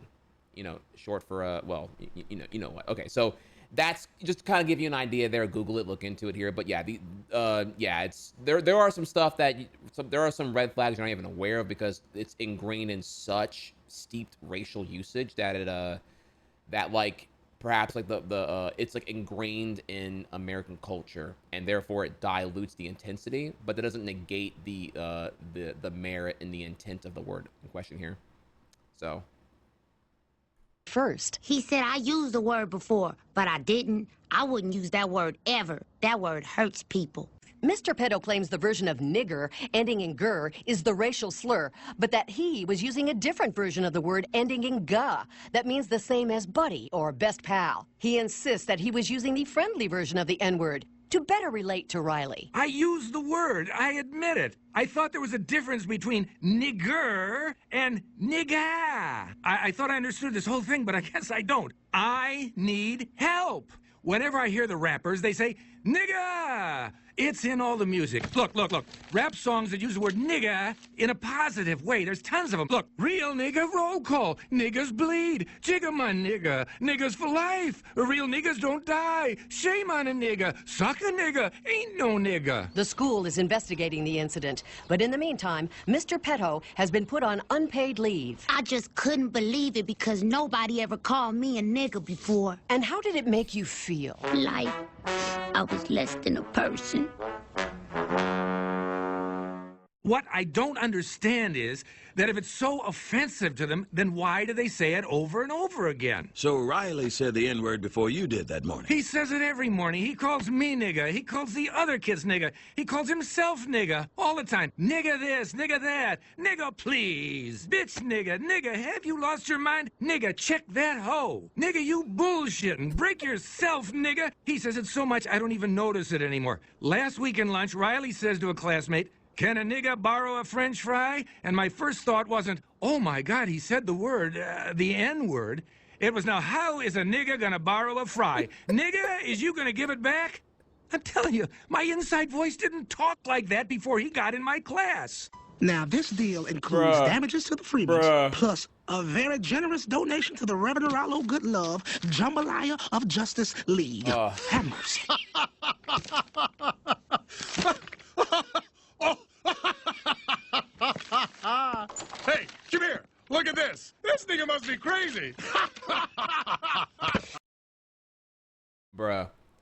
It's so good, dude. It's so good. Also, did you notice here that he's talking about his inside voice being so corrupted from the saturation of nigga use that, like, he then uses nigga at that point in protest of that his voice is saying it so often now? Over and over again. So Riley said the N-word before you did that morning. He says it every morning. He calls me nigga. He calls the other kids nigga. He calls himself nigga all the time. Nigga this, nigga that. Nigga please. Bitch nigga. Nigga, have you lost your mind? Nigga, check that hoe. Nigga, you bullshitting. Break yourself, nigga. He says it so much I don't even notice it anymore. Last week in lunch, Riley says to a classmate, "Can a nigga borrow a French fry?" And my first thought wasn't, oh my God, he said the word, the N-word. It was, now, how is a nigga gonna borrow a fry? How is a nigga gonna borrow a fry? The inside voice using nigga and that's the jokes have jokes, y'all. It's so fucking good. Now, as usual here's the problem, right? This segment is amazing, and it's a phenomenal commentary, satire on the entirety of the whole event. But also, given it requires some level of media literacy and analysis, you will have people who find it funny for the wrong reasons. And very similar to Borat, you know, Borat is supposed to be a satire, not parody, a commentary on how racist and comically judicial and intolerant American culture is. So much so that being racial and intolerant is like palatable on the virtue of how ignorant Americans are to international culture standards, etc. So if you don't know this, and a lot of America does not know this, then you will find Borat funny because, haha, you know, Speedo thong is funny, whatever here, right? But for those who are more attentive, you'll recognize that it's not Borat that's supposed to be funny. It's the ignorant, self-reporting, mask-off Americans that are actually being super fucking racist. They're the ones that are actually supposed to be what you laugh at. So, for sake of like summarization here, idiots will find Borat funny for Borat the character, but the actual funny is supposed to be the Americans being racially intolerant and whatnot. So, and in the same way here, people can easily lose track of the plot and the point of what's supposed to be funny here. And but also, you know, it's okay though. That's also the gift and the curse here. Boondocks can be palatable to a white America because you can just find it funny for the accidental reason rather than entertaining and depth and commentary for the correct reason. So it can go both ways there. And that's not a problem. I'd argue here like Boondocks would never happen. We would have never gotten 4 seasons, much less 1, if it wasn't like doing that on both ends here. And that, like, of course, the desire for inclusionary, like, black first media would be cool, but in the end, we exist in a very, you know, white commercial society, so you have to kind of like, you got to have some appeal outside of that, which is okay. That means your task is to make a better product now that's more broadly appealed, speak to the black person, but also be understood from your fellow white brother who will appreciate it. So.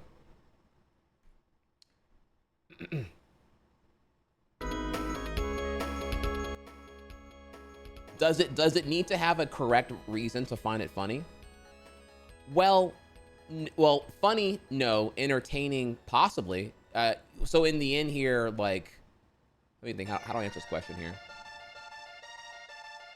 You don't have to find it, well, I guess, so the reason why it's, warning, opinion, this is all opinion here, but the reason why it might be a little more important to understand the correct interpretation of the media will be that you're then sending false positives to your mass audience.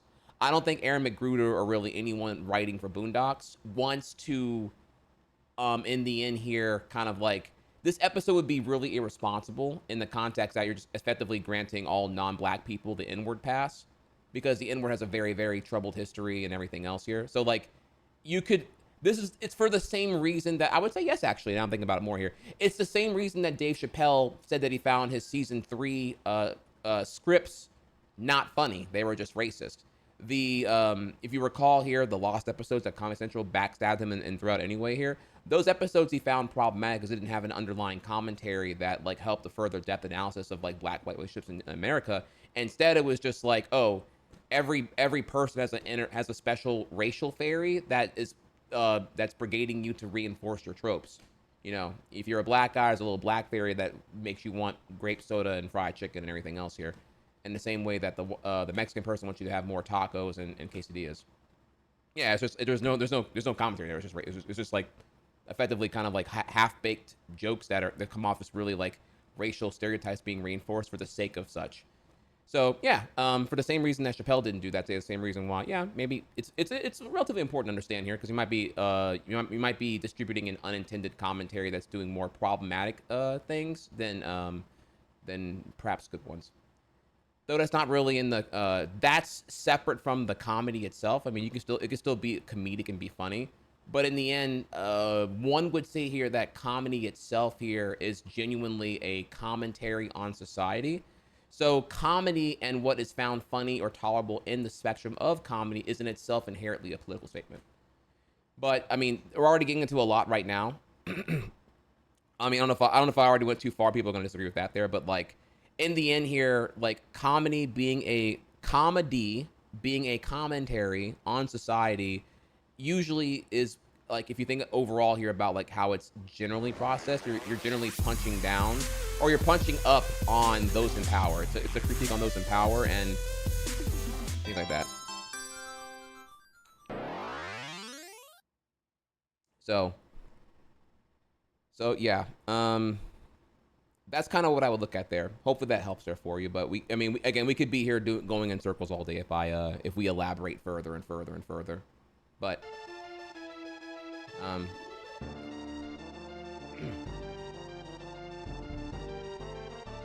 can I get a clip of you saying the N-word in the Shadow cosplay while looking dead at the camera? Man, bro, I mean, it's kind of hard for me to say it in a way that I mean it when I'm like it's like at request here. I mean, you want me to say it? Like, yeah, I don't know if I can do it there now. You know, it's not is Shadow invited to the cookout? You know what I mean? Like, also thank you so much, PB Chillin, for the Prime sub. I don't know if I can do it, bro. Only if Sammy L asked me, honestly here. Okay. So. Well, notice here, chat. Okay, yeah. Okay, look at it right now. Look at it right now here. Look at it right now. Nix is asking me, a fellow black man, to ask this black man to say it in front of the camera right now, in front of what's presumably not a 100% black audience. And after all the yip and yap that I just did about how dynamic and everything else here, when I've said it before so far, I've said it from an educational standpoint to reinforce here how infrequently I use the shit, yada, yada, yada. And then for me to break down that barrier and then like, you know, me saying it with him in a DM, in a Discord call privately is one thing. Me saying it out loud under this presumed non-stimulated context of just saying it for the sake of saying it, suddenly, yeah, my balls quivel up a little bit and I don't want to do it anymore. So, you feel me? So look, even I feel it right now. Maybe because I'm a soy, I'm a cuck. Maybe because I feel an apprehension to enable that kind of thing. Maybe because, I don't know. There's a million reasons why I probably could be here. Again, it's complicated and fluid, right?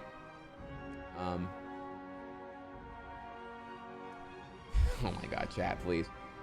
So, white people mute the stream, please. Yeah, there you go. There you go. All right, well, damn, yo, that was one hell of a segment here. God damn.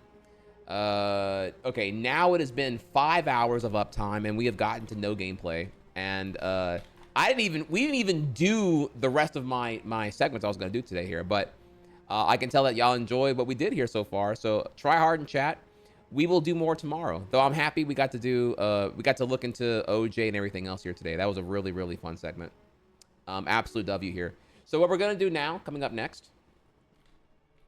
So tomorrow we will look at the other stuff here. There is some Disney news. So if you're into Zootopia, I have some more Pretty hype Zootopia 2 news, more plot details and some more character stuff that came out. But we'll look into that. We'll look into that tomorrow. No big deal. Also, tomorrow my copy of Mario and Luigi Brothership comes out, or arrives. And so I'll be hopping on that tomorrow. And early word here is that, so IGN gave Brothership a 5 out of 10. And I've seen more takes like this here where, the Luigi AI is problematic and that the game is kind of basic. So, I don't know. Hopefully it's good. We'll find out when we play it tomorrow. But yeah, that's going to be a tomorrow thing here. Today, though, we're going to finish up the Mario World 2 TAS. And then we're going to play some Mario Maker. So, don't go anywhere. Thank you again if you enjoyed today. If you're... we'll take a short break here, a 5-minute break. Smack that follow button. If anyone has a Prime sub handy, help us get back to 700. There's going to be a pretty bad bleed at the probably in a week. So we're looking for all support to keep the sub count as juicy as we can here. I aim to deliver and please here. If you're enjoying the content and you think I have deserved that sub, let me know what's good. Simultaneously, I'm also looking for, if you have any incentives you want me to do here. I know I still owe y'all on the Yu-Gi-Oh dueling.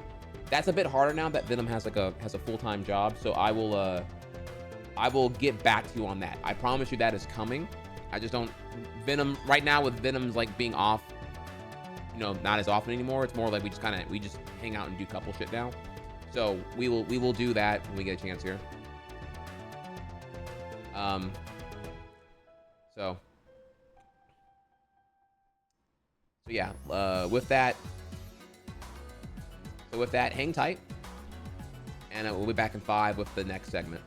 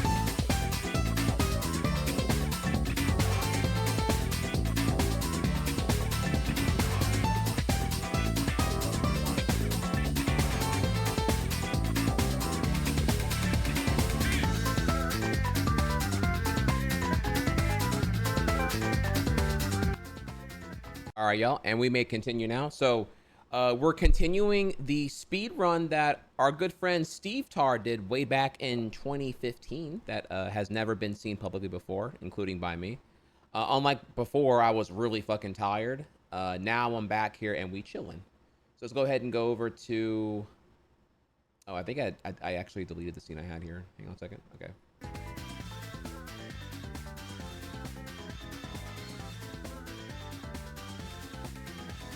Let's look here and take this. This.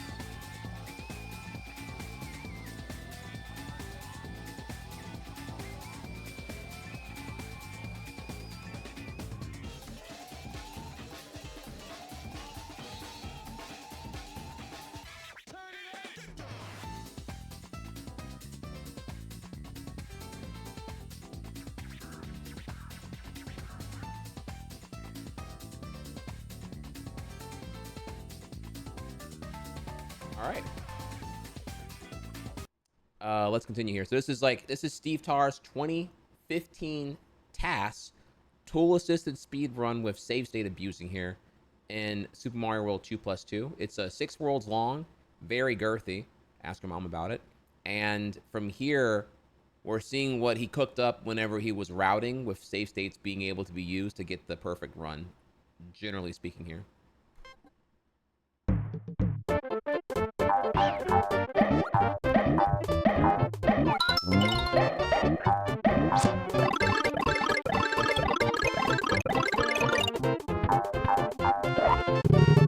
Yeah, this level's pretty crazy because I remember there's a lot of eggs in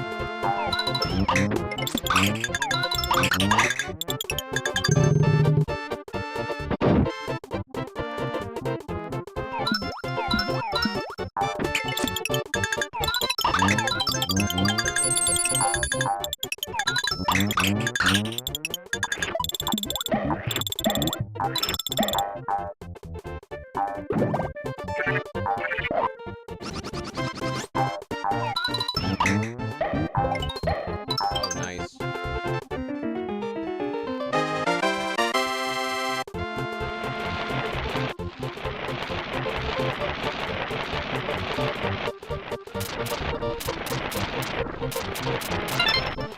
there's going to be a red coin dupe coming up here.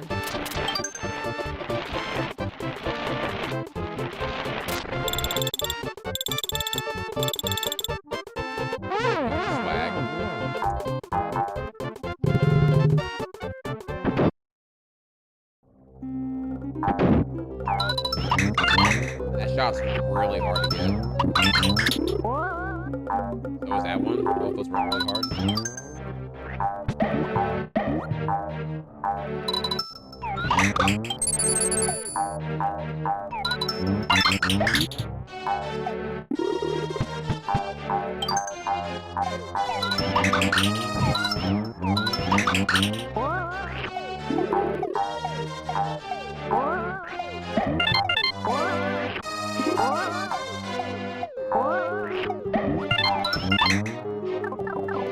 I feel like I do that differently now.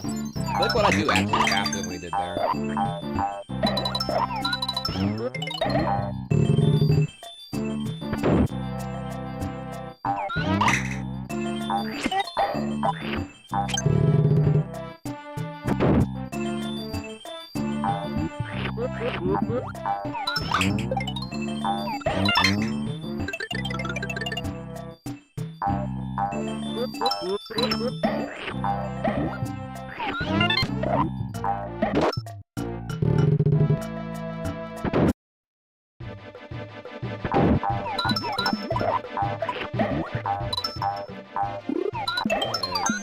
Jumbo front, shoot it.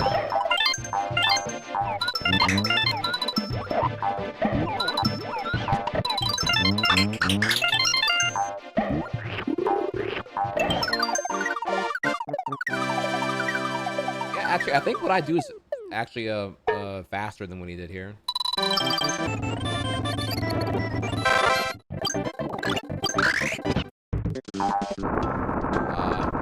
Chomp Rock Paradise. The level we have to use the Chomp Rock the whole time. And ideally, you'll use the rock for one room. I'm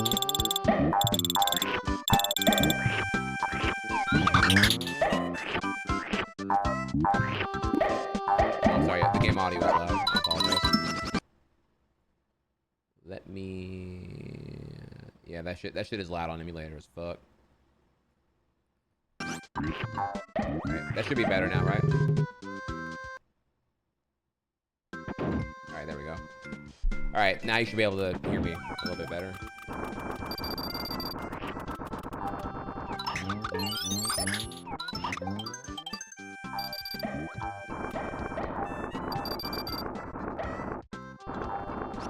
So far everything looks the same that I would do here. You know, the chomp rock, you gotta use it in the second room a little bit, but...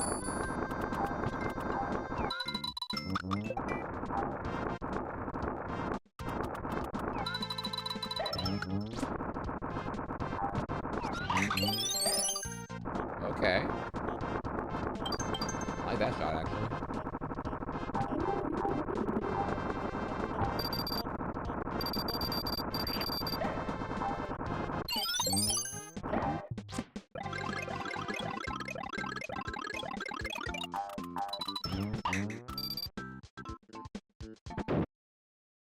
Alright, so this room here is going to have presumably four red coin dupes. No, wait, no, six. 6 red coin dupes. It's probably the most red coin dupe level in existence.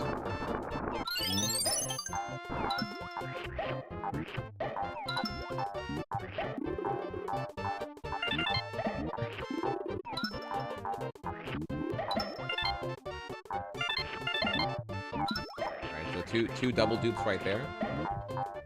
For 4 dupes total.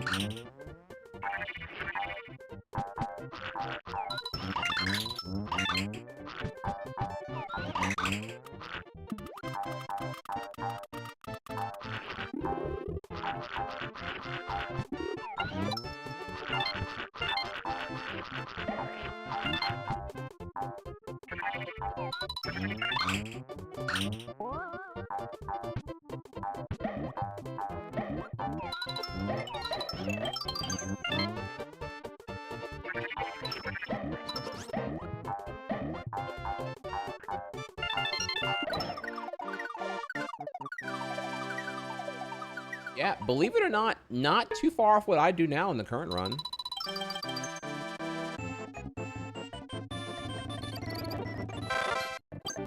Alright, onward to World 3. So here's one of the levels that was cut from Golden Yoshi's Island. Most levels that were cut were either like too long or boring or just like auto-scroller buzzkill. We'll see what the level is cooking up here. Again, I only kept the most interesting levels to make it as short as possible for a possible GDQ showcase.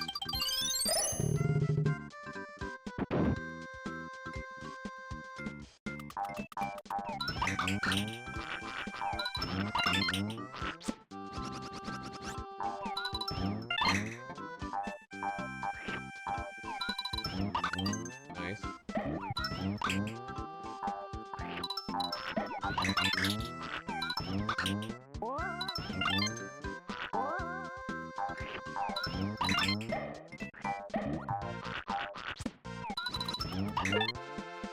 Nice, nice. Very aggressive. I love the egg shots.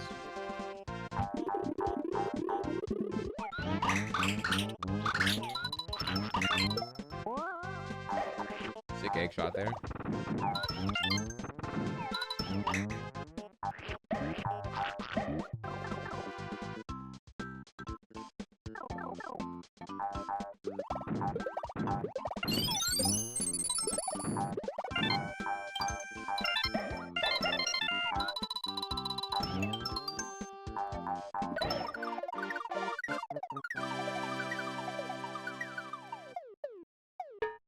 Very nice. That was a really fun level to look at, actually.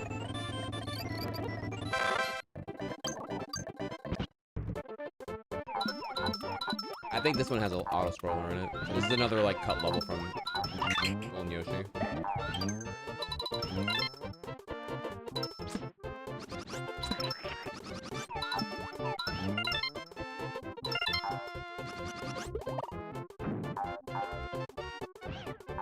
Yeah,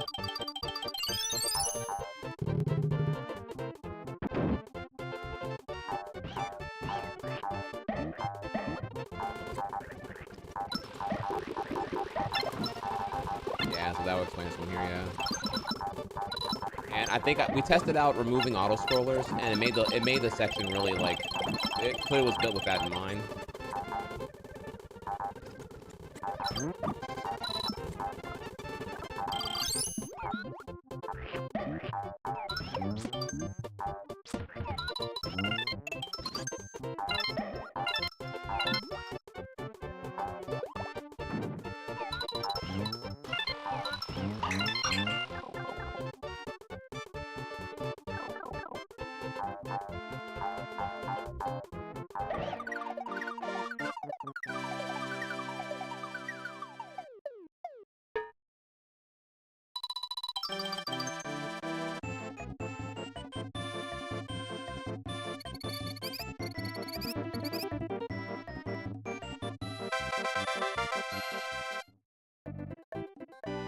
Next up.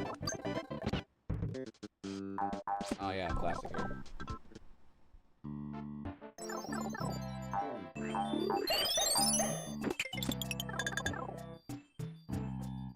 Oh, actually I moved that switch. Easy to find.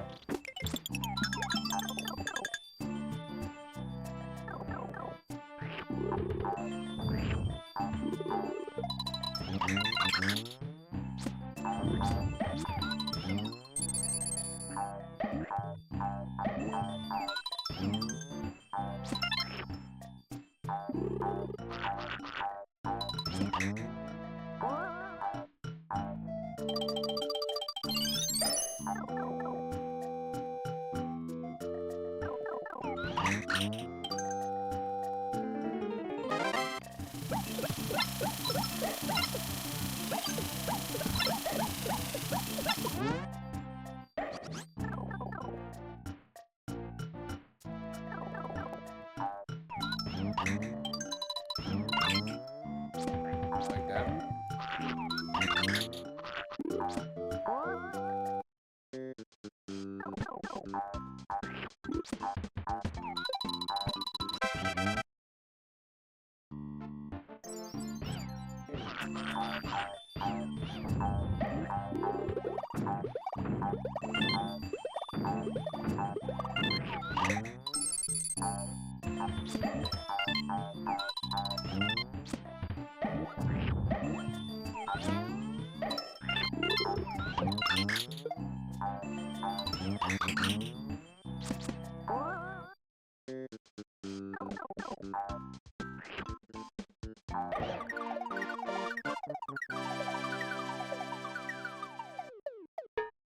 Yeah, very nice.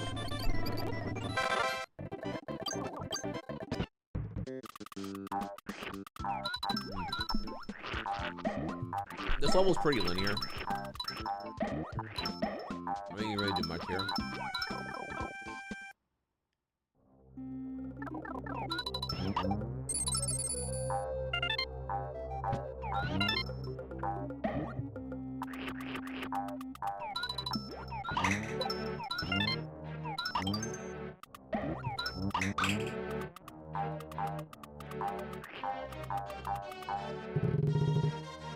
But I was wondering, I'm eating, these are peanut butter stuffed pretzel nuggets. They're fucking addictive as all shit, dude.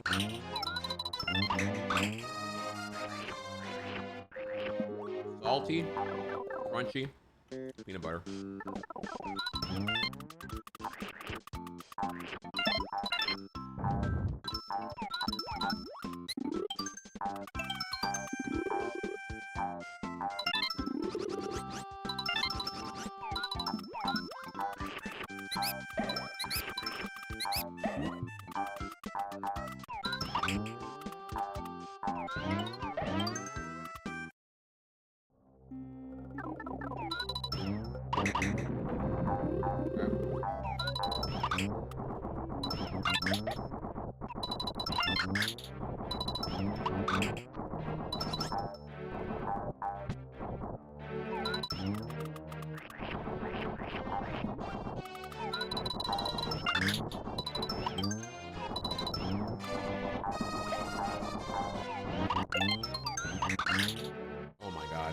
So greedy. I love it.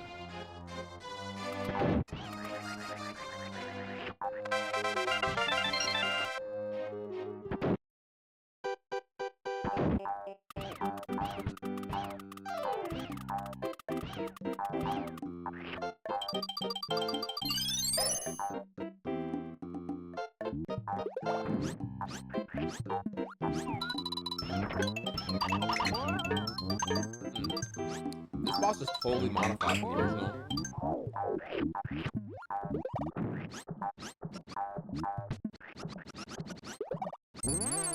Oh my god, dude. Bro, calm down, dude. Bruh.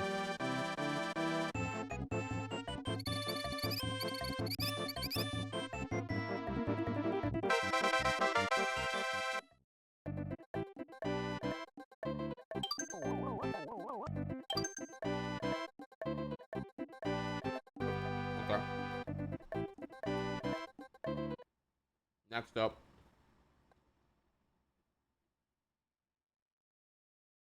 Okay. 3-5.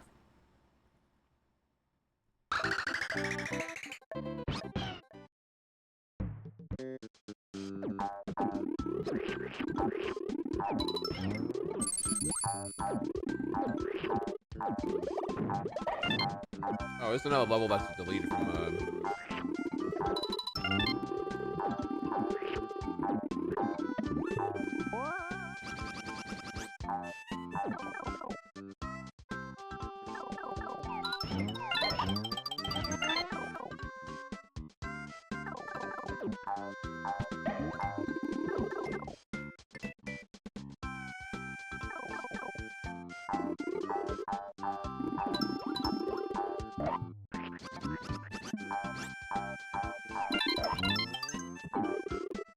off screen.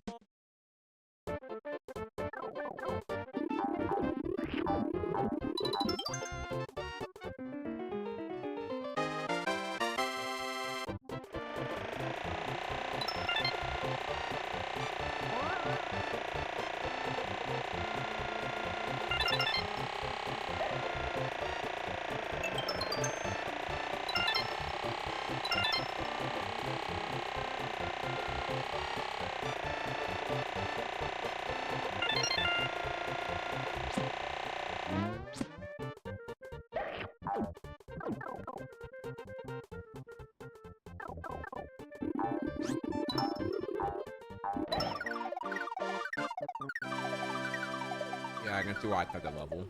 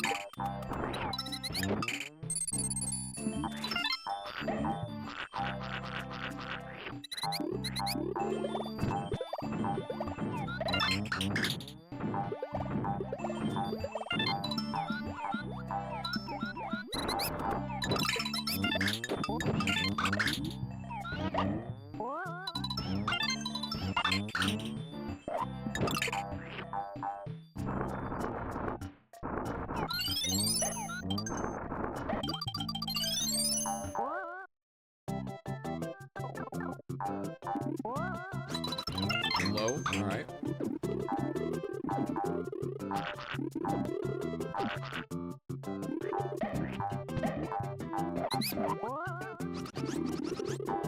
Okay.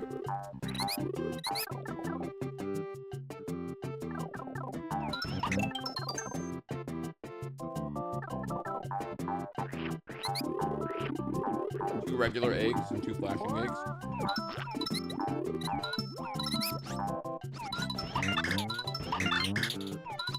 Oh my god, that is so greedy.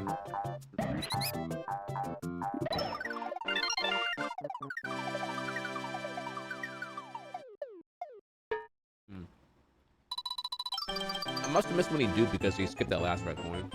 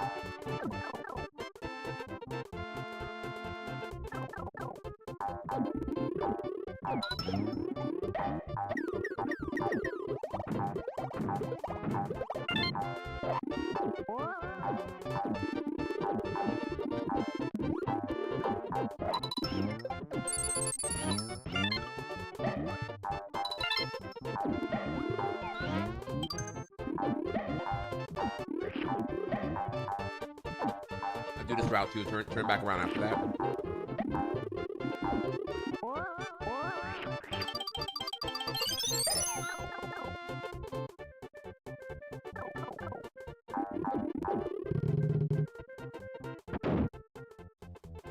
I am playing one-handed.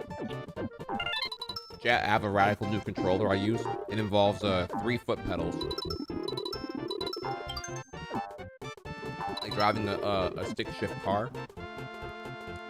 That's how I operate Yoshi now.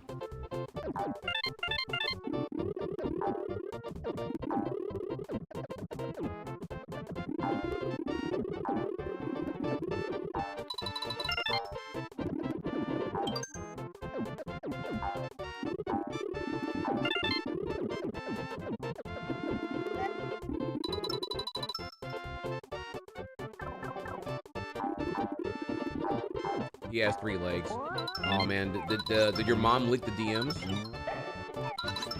I mean, wait, how do you know that?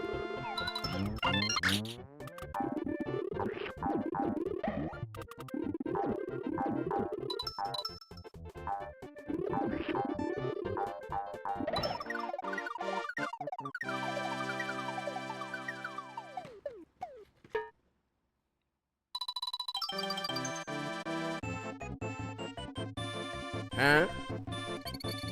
Huh?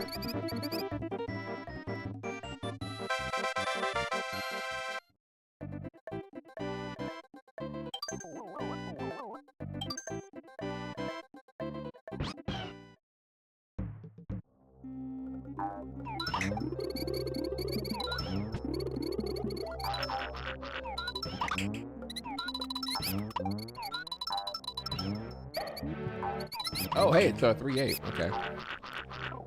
We know this level very well.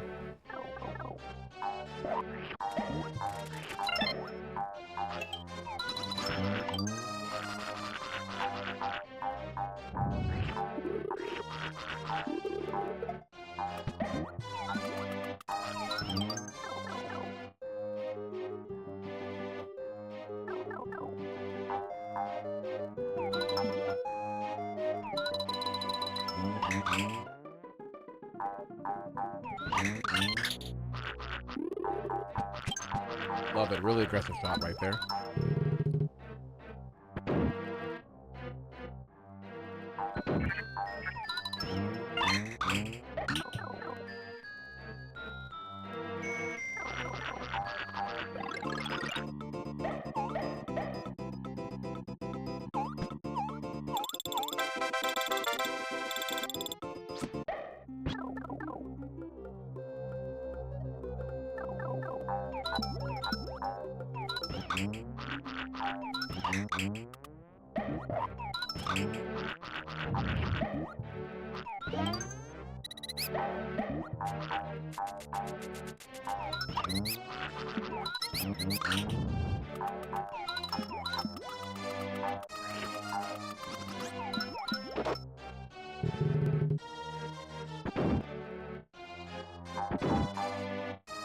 And here we go.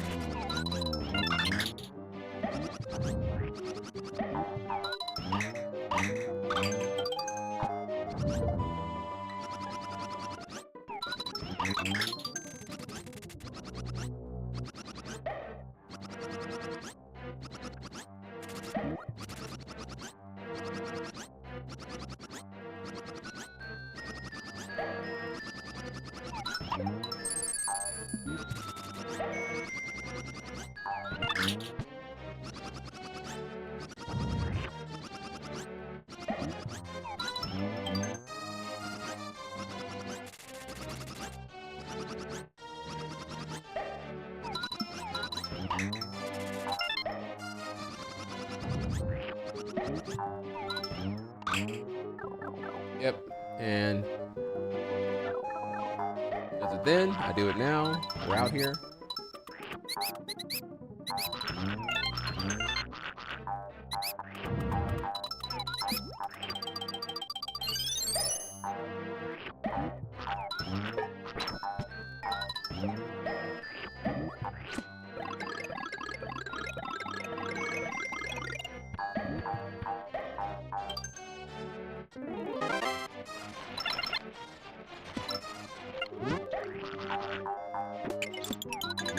Fucking cinema, bitch.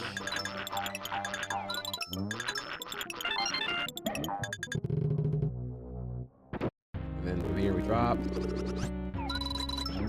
Do that.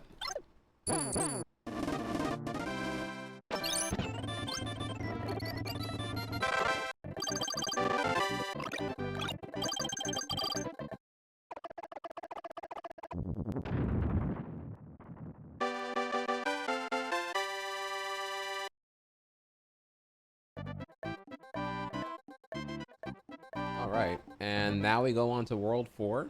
Let's keep going, yo. We're making a motherfucking movie.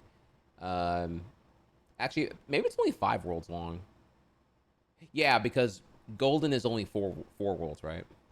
Okay, so now we're on to 4-1.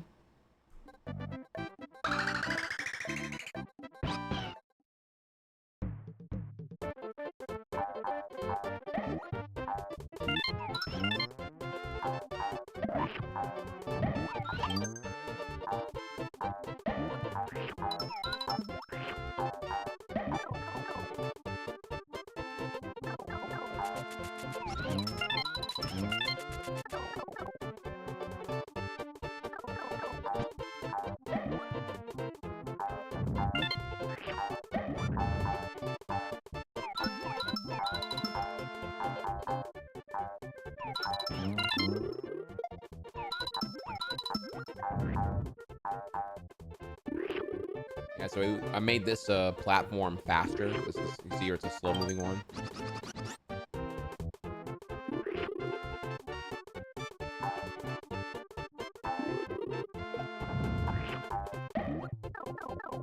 Very nice.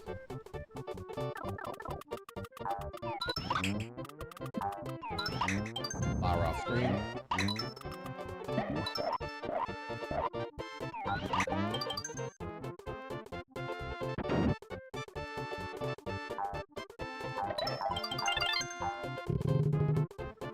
Really wanted to keep his eggs there, and those stars actually. I get it.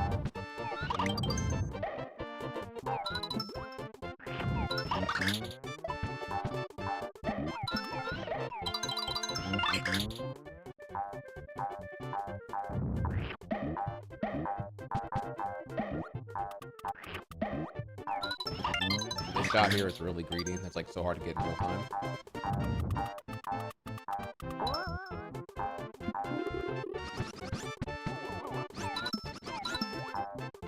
Oh, actually, I do that, but I just do it a little bit differently. Oh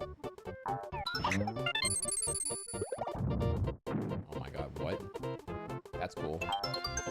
Oh, Okay, actually, I like how he does it here. That's actually a smart way to do that. Yeah, this is why you need competition, because it's like...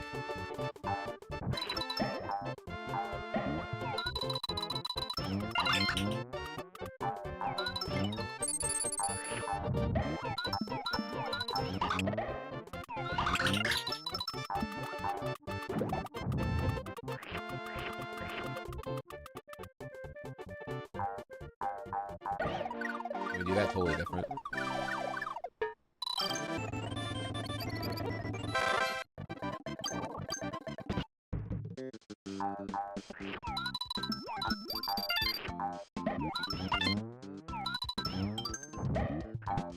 Power off screen.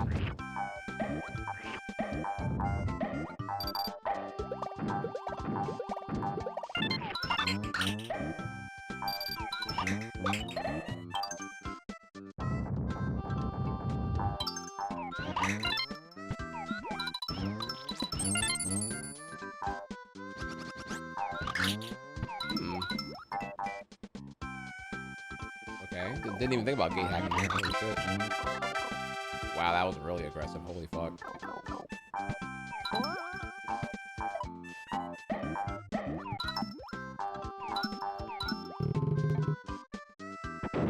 Okay.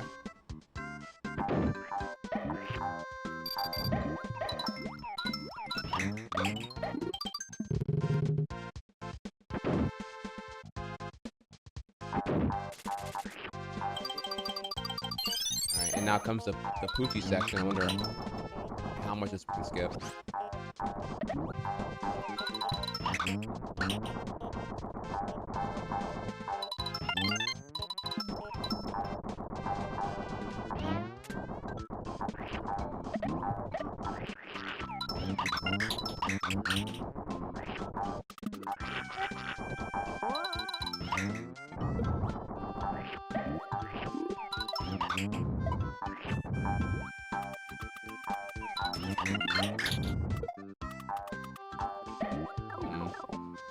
Okay, small things I saw there I could do. You can do all that in real time too.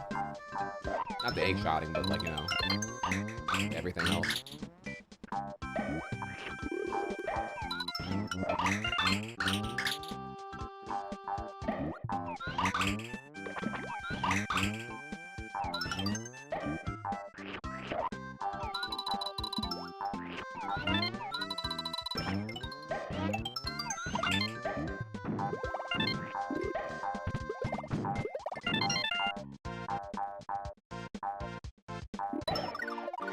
I do a similar thing there as well.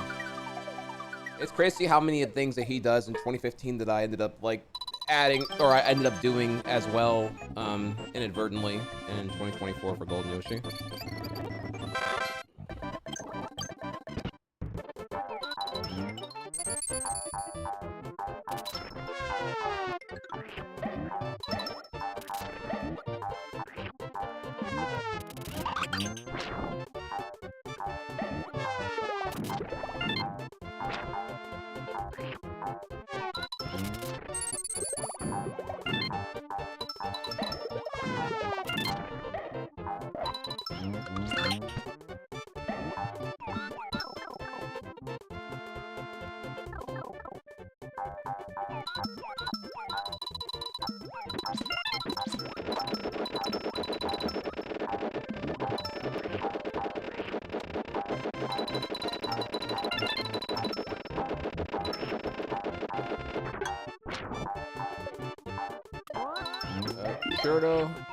Emiliano.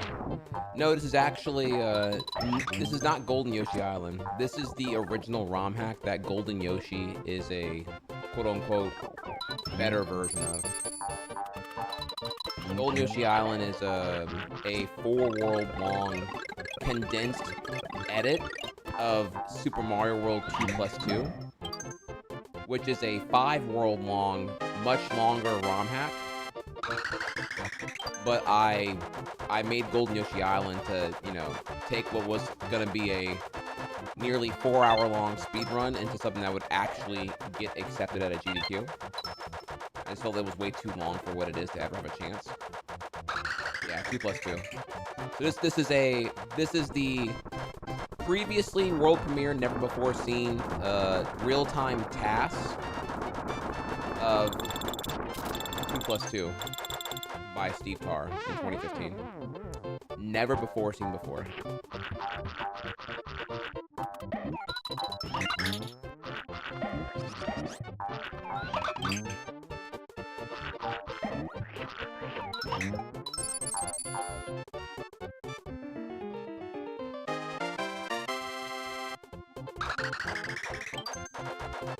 No train skip here.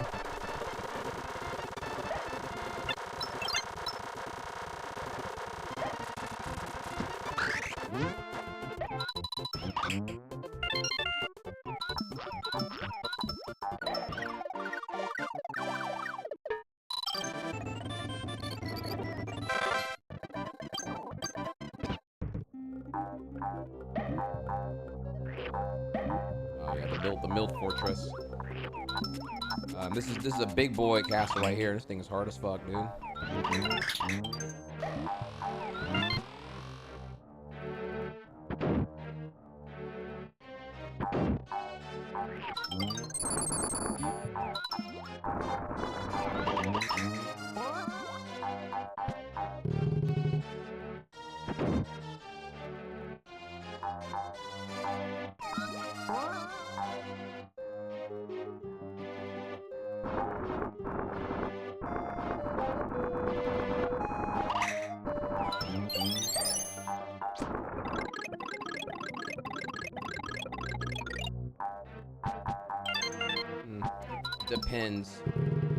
Depends the adult diaper brand? Or like, what's the context here of the word?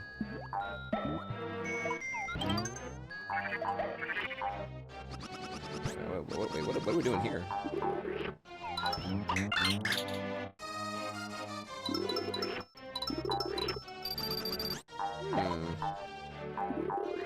Shy guy rather than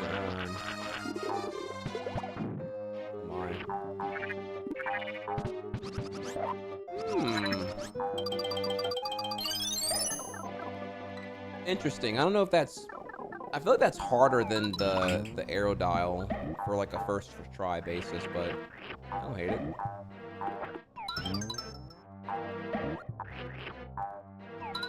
The catch-all question to any...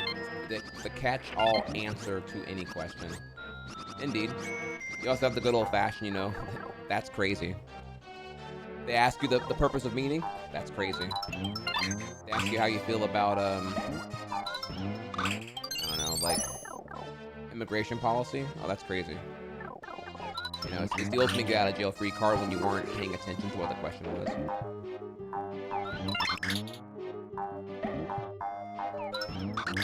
I deployed the that's crazy whenever I couldn't hear what you said. Are we skipping a room? He's skipping it. I'm confused. Wait, he's definitely skipping a flower room here.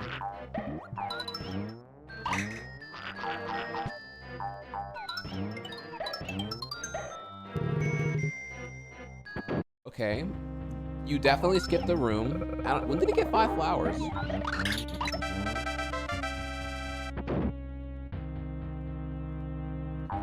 Yeah, I caught my wife cheating on me. Response? Noise. Noise. Oh my god, dude, calm down, bro. So, Mark, you tell me that your wife cheated on you, and then I respond noise. And then what do you say? Do you then respond, oh, okay. No, I wasn't making an Austin Powers reference. I was actually saying my wife actually cheated on me. And then and then what happens, you know?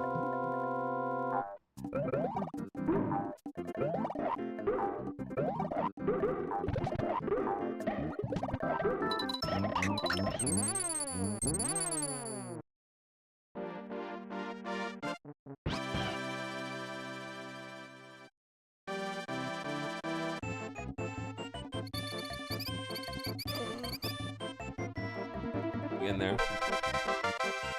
And that's 4-4. Very nice.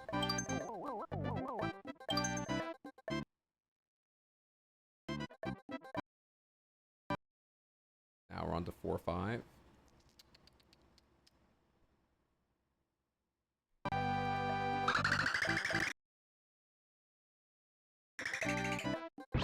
All right.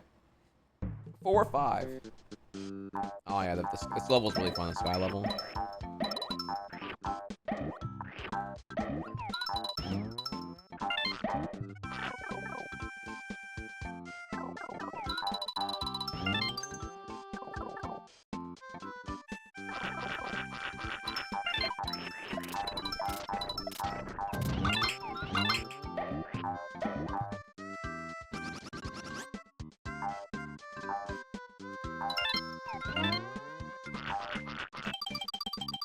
Yeah, I'm used to the downfall where like I couldn't hear what they were saying. Or probably most applicable is when like there's someone you know, they recognize you, they initiate conversation, you don't remember their name, and it's like, fuck, what's their name again? And you have to like, the convo has to like, you have to reply in a way that doesn't like deter you into having to you know, you keep using pronouns. Oh, how are you doing? Oh, yeah, it's so good to catch up with you. And you have to keep thinking about not saying their name because you don't remember what their name is. You're trying to figure out what their name was the whole time. Is that just a me thing? Like, you don't want to expose that you forgot their name. But it's like, it's not, I didn't forget your name. I just don't remember what the fuck your name. I don't remember what your name is. I didn't forget. It's in here. It's in my brain somewhere. I just need a little stimulant.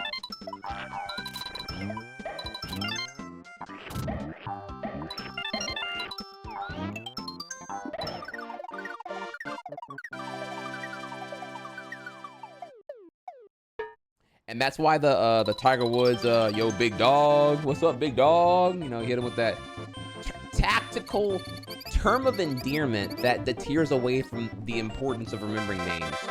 What up, big dog?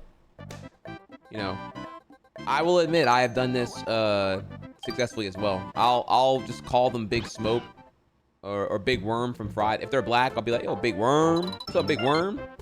And hopefully if they're black, they get the Friday reference. We can kind of like, I can use that as a tactical way to derail the, I forgot your name.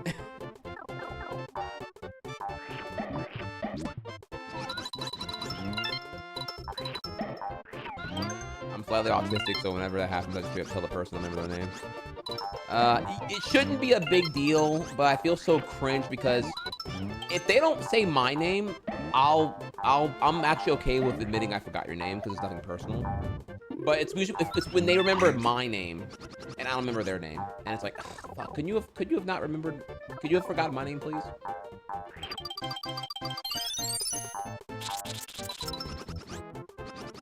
What up, dude?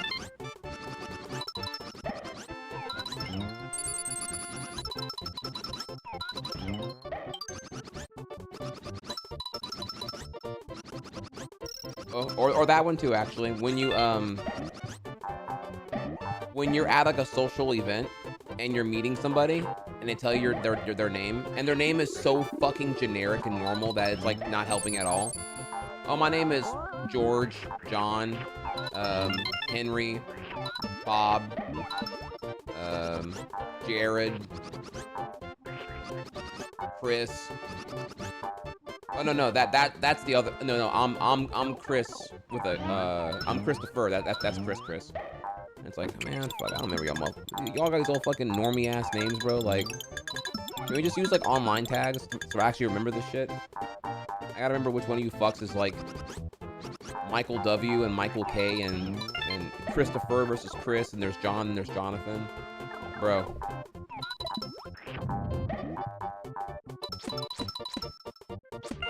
That's why, chat, I'm naming my child MILF Hunter, and then the year they're born. Like, we're just gonna cut the bullshit, and I'm gonna pretend that it's some like remote tribe in like Southwest Africa, and no one can tell me shit otherwise here. He is MILF Hunter. Yeah, we're gonna get right to it, bro.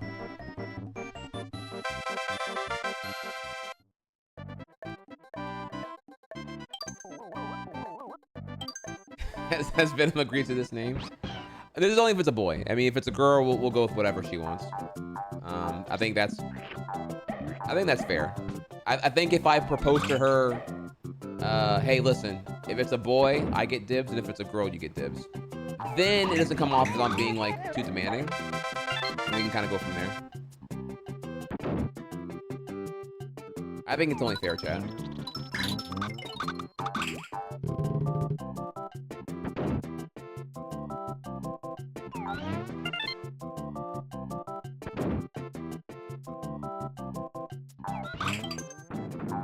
Yeah, we've had this combo already. If we make it a video game thing, it's gonna be her choice, my choice. I'm gonna pick Smash, she's gonna pick Valorant, and then the tiebreaker game will be the one that actually matters, and the tiebreaker game is gonna be the whole argument. What would be the tiebreaker game? If I say Cuphead, she'll call rigged. If I say Jump King, she'll say rigged. Or I'll say rigged. So it's like, the best 2 out of 3 tiebreaker game has to be something we both agree to.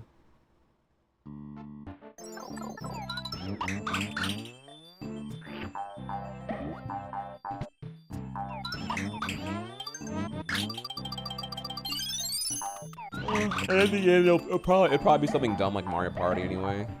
Because we won't agree to shit regardless.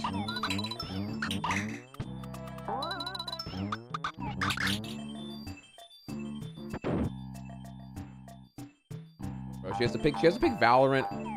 She has to pick Valorant or Jump King. It can't be a Jump King. Get the fuck out of here. She's either gonna have to pick Jump King or Valorant for her game of choice. Or else I could just be like, oh well then fuck Jump King. Let's do Halo 3, right? Where we can just do the game that she has like 5,000 hours on and I have like 1 playthrough of. Chat, please.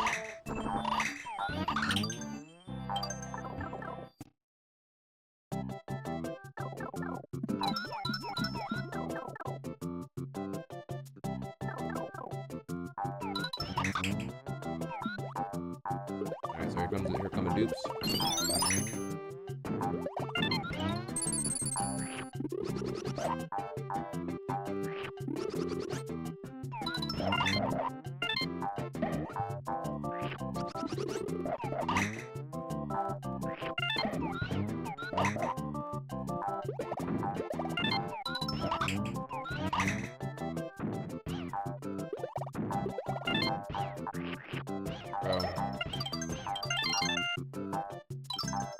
If I recall correctly, save states with the fuzzies is actually really fucking annoying to deal with.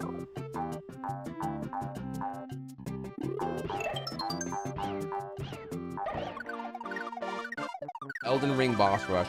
I'd be okay with that.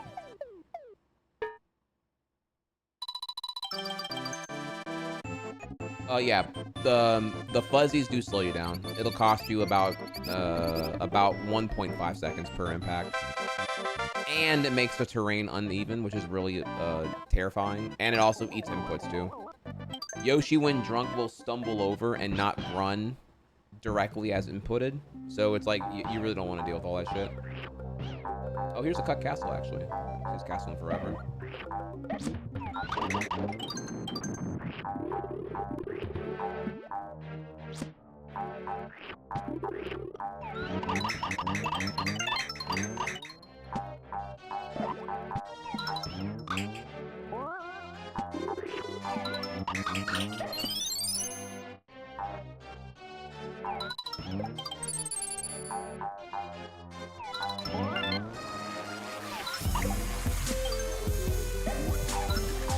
I go, my dude. Bro, what? 92 months. Oh my god, dude. Thank you so much. Wow, aggressive. Okay, so right now we're checking out the Stevtarr TAS.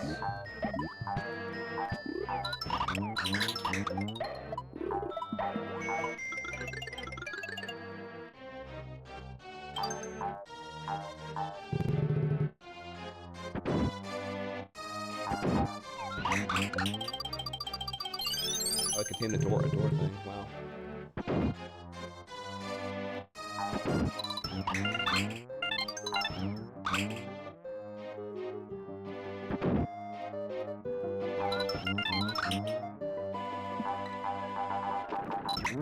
Oh, well, we see here why we cut this level. An auto scroller with the Tetris section.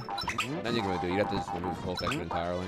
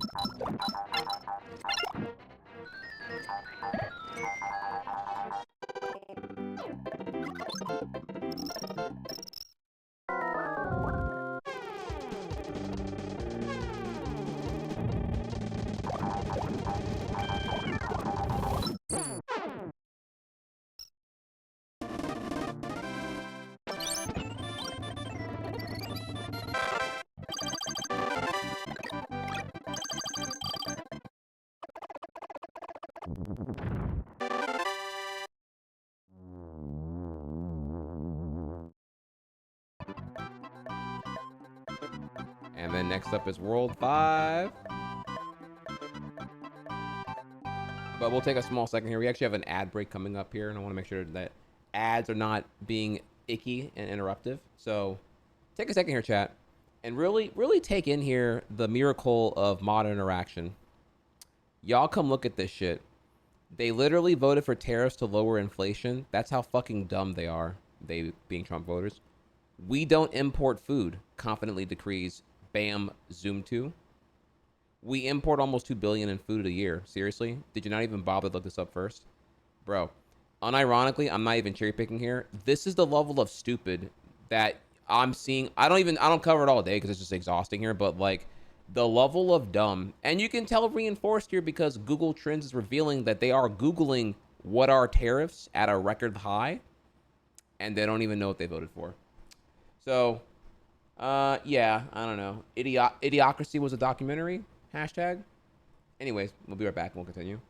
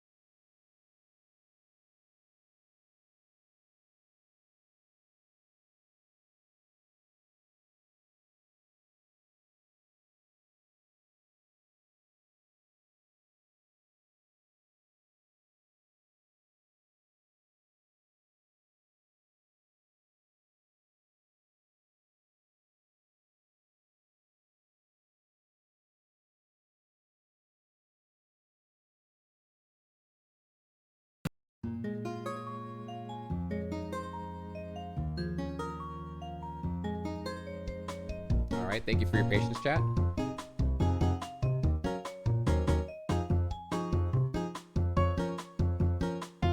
Let's continue then. So we have World 5. We're looking at 5-1.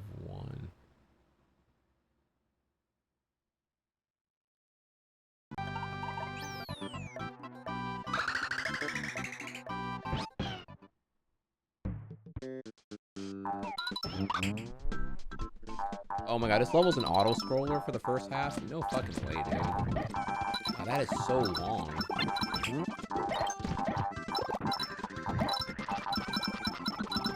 Christ. Unbearable.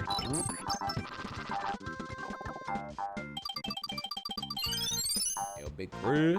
Big Chris. Why they call you Big Chris, bro? Is it because you did the 100 nugget challenge, or like, is it because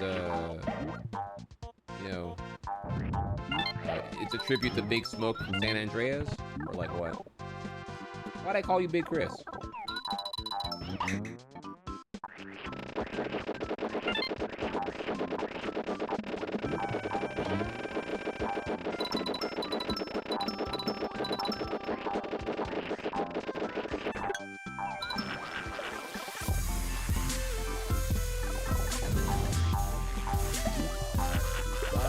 Shit, Horo no Ringo.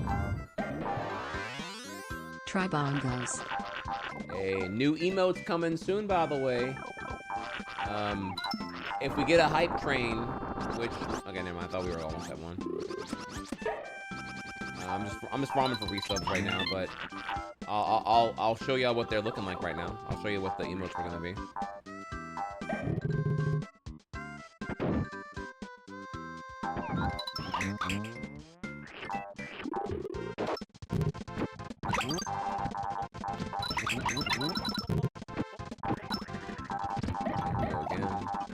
Imagine making a level where we have to go through the auto scroller section twice. Jesus Christ, dude. Yeah, this definitely is an improvement in Golden Sea Island.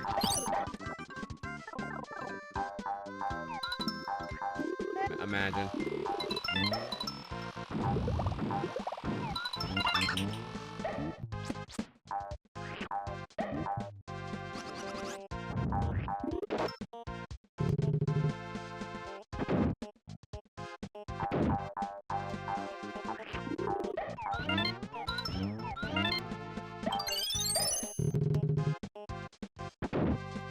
Emo, bro.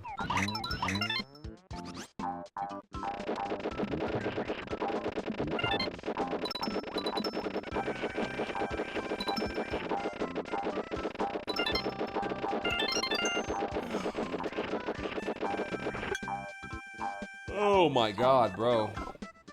Where'd that yawn come from? Fuck. It's an OG name I used back in the day to match my buddy name when he was still living.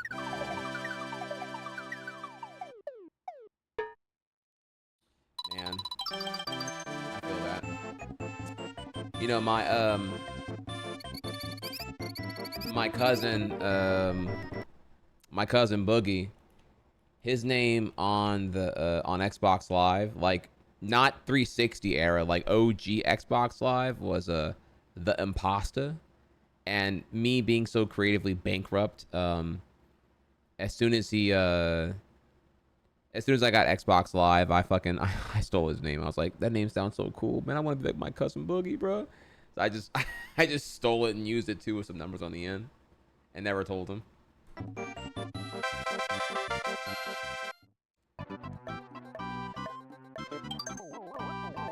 Which is crazy, because then, you know, that's like, you know, me forever ago, right? That's like me like 2002 or whatever.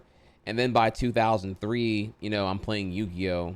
And, you know, what's someone with a little bit of the tism gonna do other than combine their love for Sonic with Yu-Gi-Oh! At that time here? So, you know, what happens when we take this and this and combine them together here? Well, you take Sonic the Hedgehog and you combine it with, like, you know, Yu-Gi-Oh! And then you get, you know, you get this. Yeah, so that was a username I had on some forums here and there. And yes, the was chosen over the, because I'm street with it. You know what I'm saying? I play Yu-Gi-Oh, but I'm from the streets. You feel me? Shit. Eat this fucking fire, Princess 8000 direct, bitch. I'm from the streets.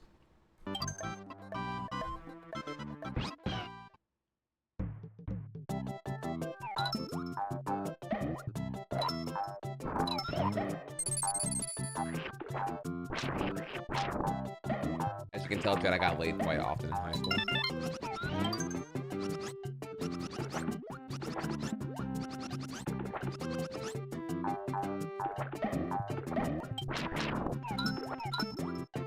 Actually, you know what? Quick survey here. One in chat if you played Magic the Gathering in high school and got laid. Otherwise, 0. Was it a skill issue? Could I have gotten laid if I played the right card game?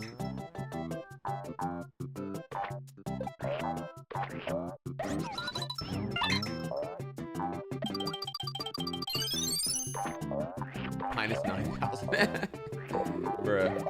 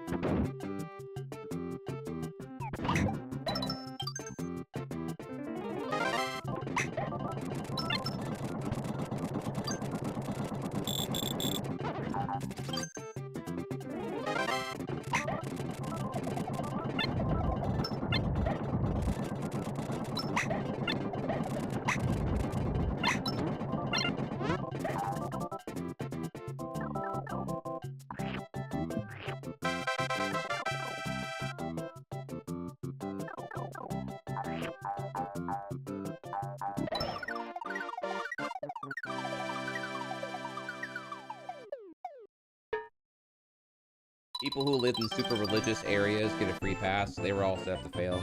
This is true. I mean, yeah. Yeah, I'll be real. The more religious the family, the more intolerant they are of, quite honestly, everything. Oh, wait, what? I remember I told the pastor I like Pokemon and got lectured because it teaches evolution. Bruh.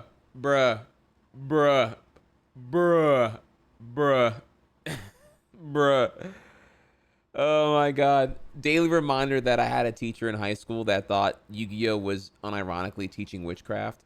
And I kid you not, they were harder on Yu-Gi-Oh being played than actual like playing cards like poker and Tonk and Texas Hold'em. Like that was less stigmatized than Yu-Gi-Oh was. I'm not even joking. Like you can't, bro. And it's like, it's not, oh my god, these fucking people, bro. Holy shit. So yeah, just high school in a nutshell. Holy fuck. High school in the South in a nutshell.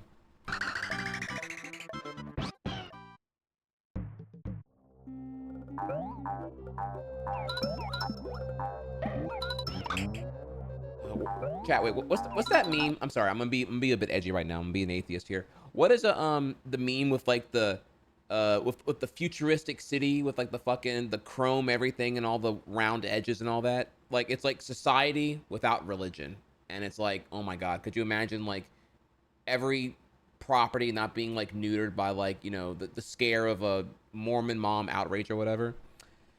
Yeah, just like holy fuck, dude, we've been crazy. Future.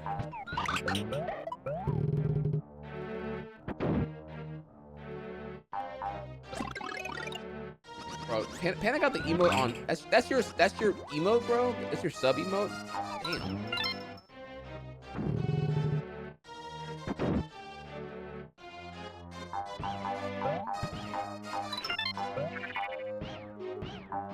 All right. You know, actually, you know what the real one is? Society if Metallica didn't get all butthurt for copyright infringement and caused the DMCA to happen. Oh my god. Well, I don't know. Someone else would have fucking did it eventually, but like... Do you know how much that fundamentally has changed everything right now? Like fair use is effectively dead. Google doesn't fucking care. They want to get the recording industry off their ass, and that's really about it.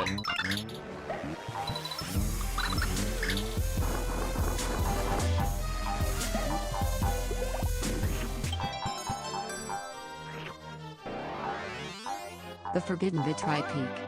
Indeed, the Forbidden Vid. Not to be confused with the Forbidden One or the Forbidden Shaft. That will do now, actually. How do you do this again, chat? TP anime. This. TP anime. This. TP. All right, nobody post, please. Hang on. All right, all right, hang on. I'm doing a shit post here. All right. This, and then you do the TP anime. This, and then you do this, and you do TP anime. That, bro. God, dude, I almost had it, dude. Bro, let me just. Fuck. All right. Well, I guess. All right. Well, I guess now we're never gonna get it now. Okay, so.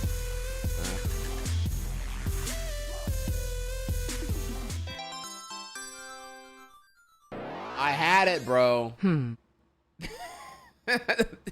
If we try to come in here with the tactical, that gets you to resub? Get out of here, dude. Then I'll call me Gohan, Super Saiyan level 2. Who the fuck is you? Look like Gohan. I'm the shit. I'm the shit. All right, well, since we have a hype train now, I will come through with that promise I had earlier here. So let me see here. A friendly reminder, chat.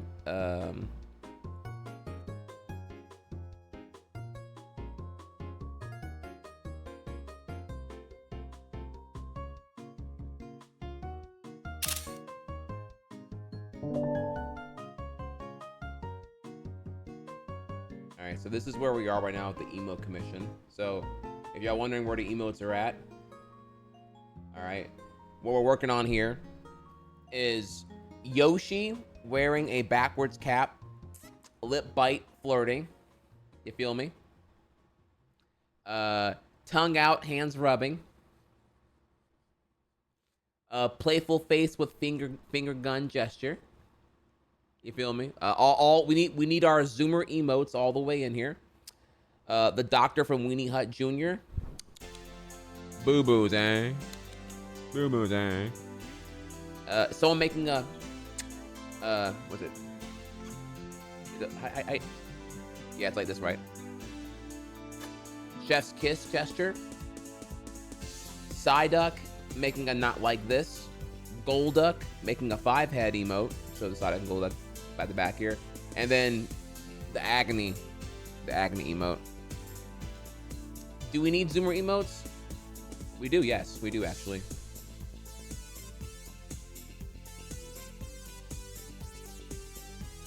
I mean, the whole thing here is chat never knows what they want. You don't know it until I have it here. That's how the game really works.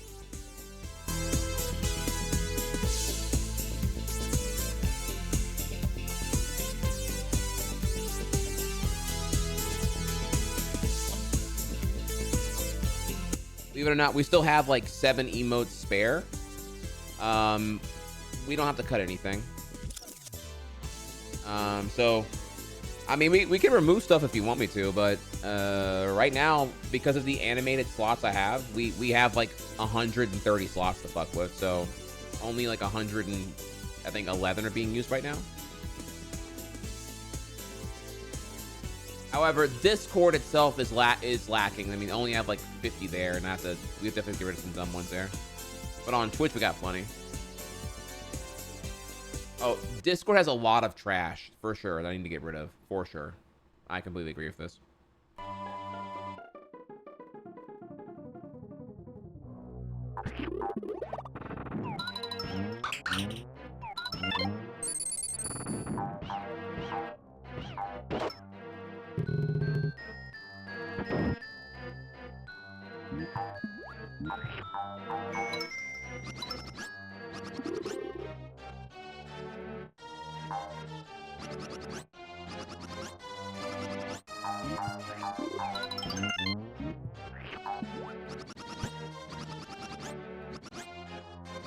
If we're gonna slur, let's slur appropriately here, okay? If you're gonna call them coomers rather than gooners, then I'm gonna need you to, I'm gonna have to call you out here, and can you define coomer versus gooner? Because I'll admit, okay, I'm playing Gooner Blade for a reason, but like, I don't know if the gin shitters are actually playing, like, they're cooming over gin shit.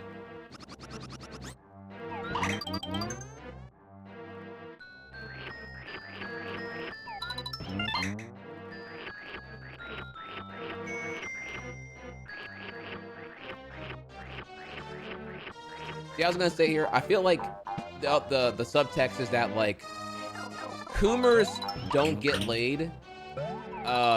Not all coomers. Some cooners goon. No, wait. Okay, wait. Fuck. It is wrong. Okay, wait. Okay. People who get laid can goon, but no coomers ever get laid. There you go. Yeah, that. Wait, don't what is this emote, bro? Get out of here, dude. What? Bro, what is, I hate this fucking emote, dude. I meant what I said here, dude. Like, when it comes, Venn diagram, getting laid is like the overlapping section, okay? Coomers and gooners. And, no, wait, that makes, okay, wait. Okay, there's two circles. One is coomers and the other is gooners, and the third circle is getting laid. The third circle, the third circle's in the middle, and it's the third circle overlaps the gooners, and that has no intersection with the coomers. Okay, that's the point I'm making here. All right, get it? All right, great, awesome. No, we'll be taking any questions.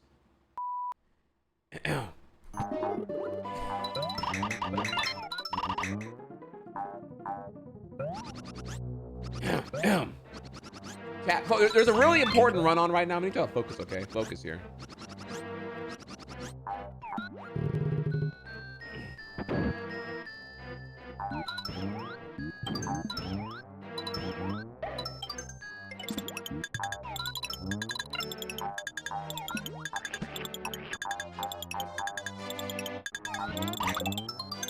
Michael, why do I not see Drake wide? I don't even, did Mont actually fix the emote? I don't even know why I don't see it right now.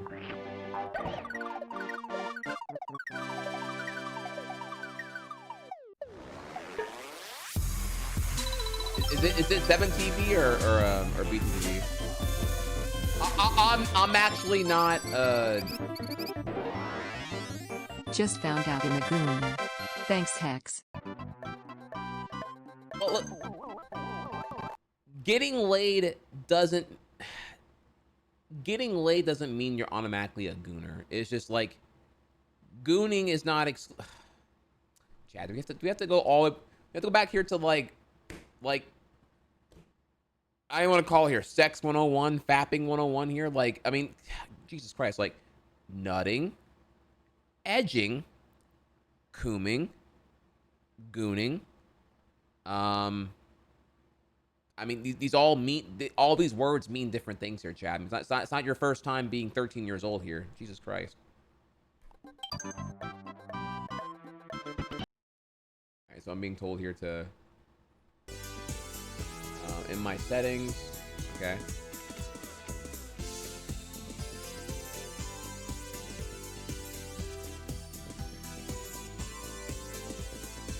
And then show unlisted. Oh, Oh wow. I see. Oh, y'all using naughty emotes here. Okay. Okay. You know, it's the same reason why how like woke means nothing now, and how like, remember when CRT meant something and now it just means like N-word for white people or whatever. So like, you know, it just is what it is, y'all.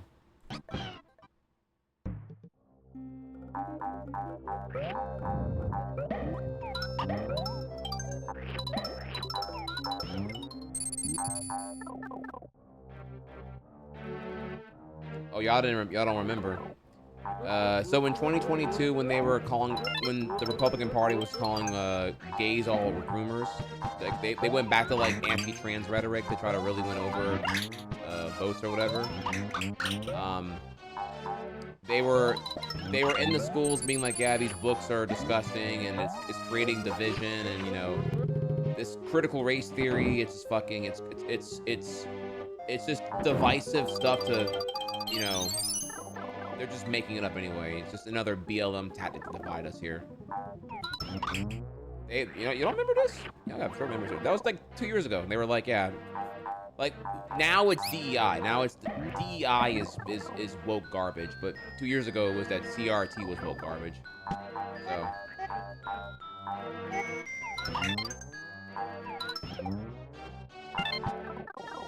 No, not cathode ray tube, but critical race theory.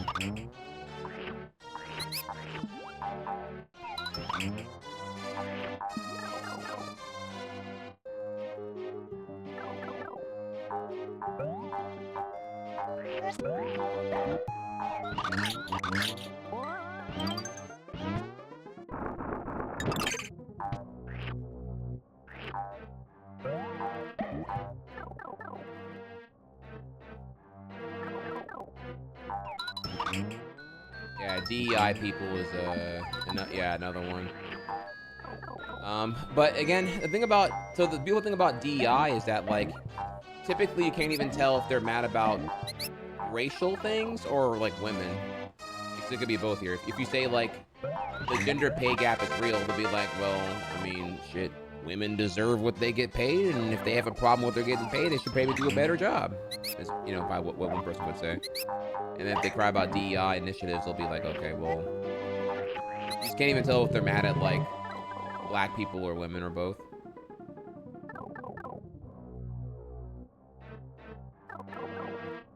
Yeah, that's the whole point. They don't. The whole thing is just like, it's bigoted intolerance and stupidity the whole way through.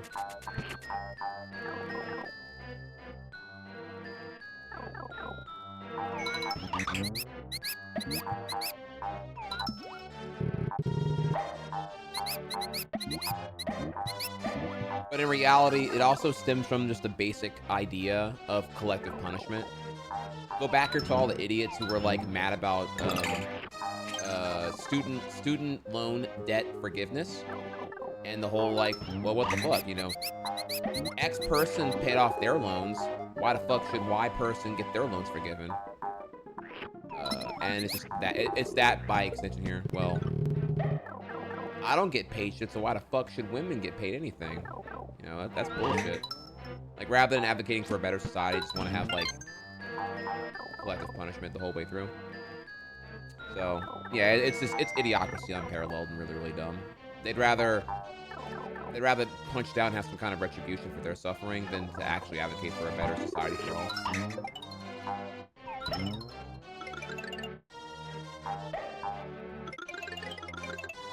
I, for one, chat, am a radicalist and would love all student debt to be forgiven. I think you all would live happier lives, not burdened with paying off these like unfulfillable student loans that were never ethical in the first place.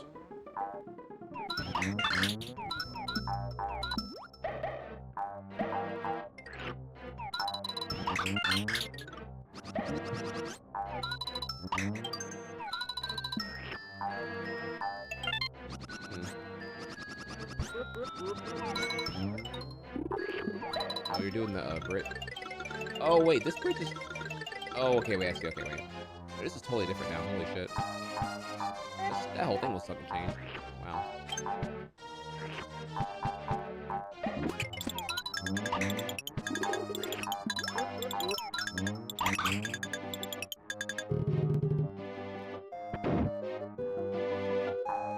Which is it, bro? Is it communism or socialism? I mean, goddamn, pick a lane, bro. Pick a lane.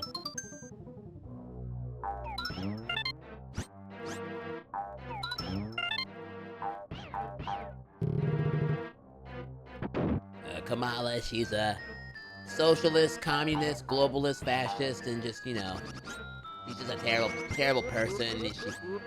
Is she Indian? Is she black? Is she even a woman? I don't even know. She's letting she's letting these illegals get gender reassignment surgery in prison.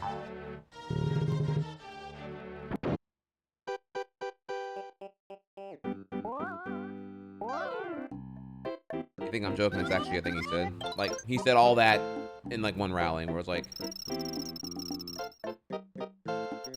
communist, socialist, globalist, fascist. And then in the same like paragraph of garbage, you know, throwing up the whole alphabet at it, whatever.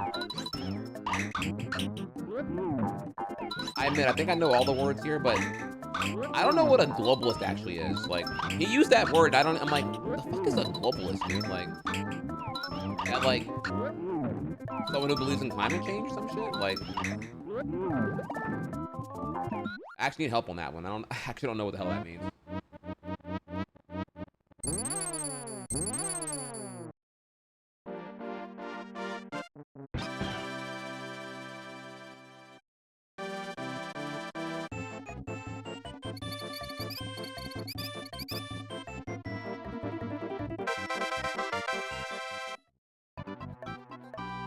Oh my god, dude. New World Order. Jesus Christ. Okay, yeah, that's almost like QAnon flat earther type. You can't even like talk to the people, bro. I don't even know how you even engage that point. Alright, 5-4?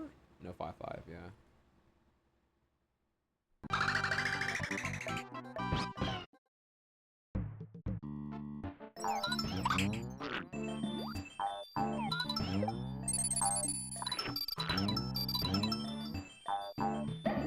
Oh, is like globalism just the broad notion that you believe that not one nation should have all the power?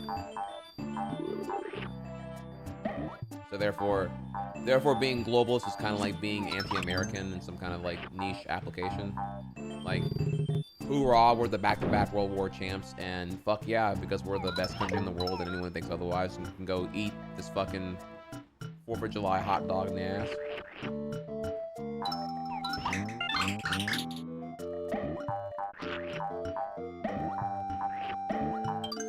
I tried to think of like what's an American food, and I thought hot dog came to mind, and I'm like, God, hot dogs, bro. I'm better than this.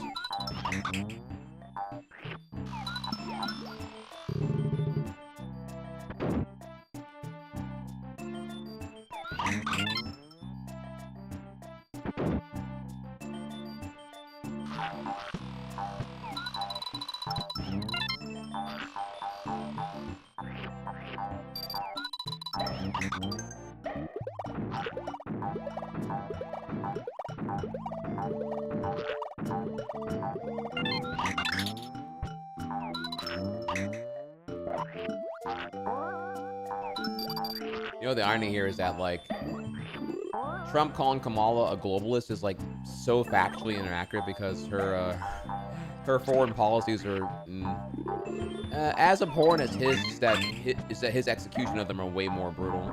So, like, she's the last one I would consider anything near that.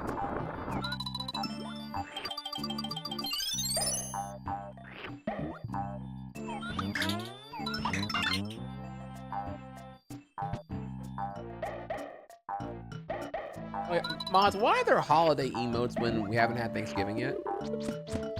I better see fucking handprint turkeys and Thanksgiving autumn shit until I see Christmas stuff. Christmas around these parts is not celebrated until Thanksgiving is done. Y'all gonna stop being like fucking corporations and doing this whole like Black Friday before Halloween shit here.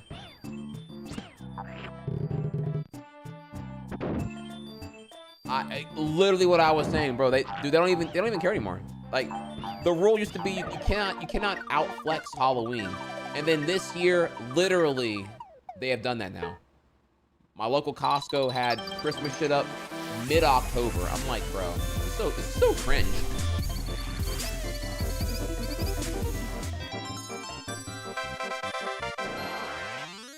Yeah.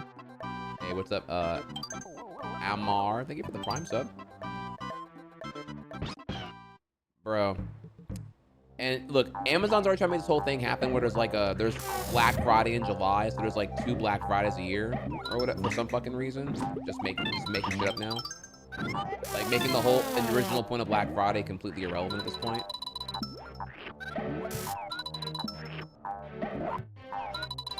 The 2-time hot dog eating, hamburger grilling, bomb shelling, World War champs. Maybe that's alright.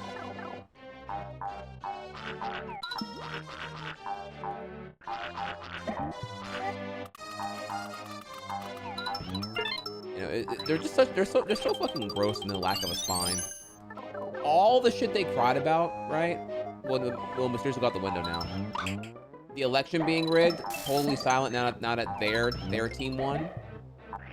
The war on Christmas, the war on Christianity, like all of that completely silent once their team wins. It's so unprincipled and garbage. It's like why you can't even bother engaging them. They're so ridiculous. Yeah, what's up, Alfad? Appreciate you.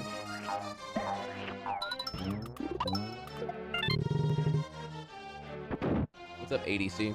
Yeah, the subathon started October 25th last year. It was almost a week after Mario Wonder came out. It was officially October 25th to May 31st. Every single day for 9 months.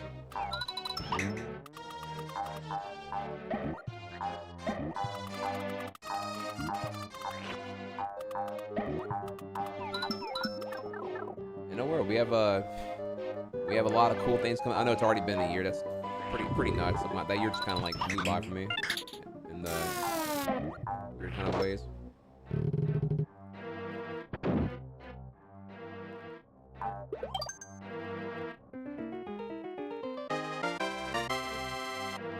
Karate Chop Carl. Oh, I like your name. Your name's pretty cool.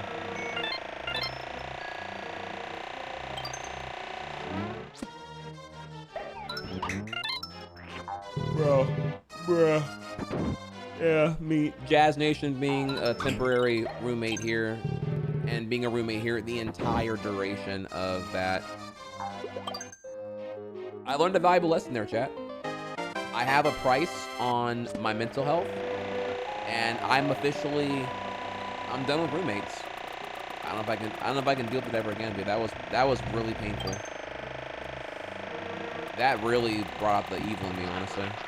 Like, bro.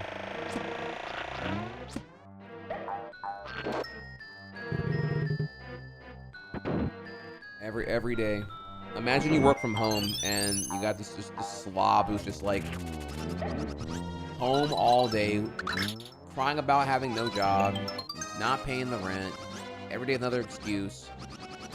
Meanwhile, just definitively being so toxic to himself and to his would-be divorcing wife. They're getting a divorce, and he has the most pathetic divorce dad energy ever. Like, all the no-nos. Stalking her Facebook, driving to her work and stalking her vehicle, see who she's with, developing paranoia, perceiving that her coughing during a phone call that he initiated to her was her giving a blowjob to another guy while they're already separated, and then tells me all of this in effort to convince me that he's correct about the blowjob that didn't happening. Oh no, dude, it was insane. Yeah, trust me, it was fucking nuts. It was, I was going insane. I'm like, bro, dude, you need to fucking, you need help. You're gonna catch a freaking a what's the word here? Restraining order. Like, bro, you are not well. Oh, no, yeah, crazy. I wish I was making this up. I mean, y'all know y'all were there. Y'all were there for the whole 5-hour mega story that I didn't even want to tell you. Like, I was kind of forced to do that.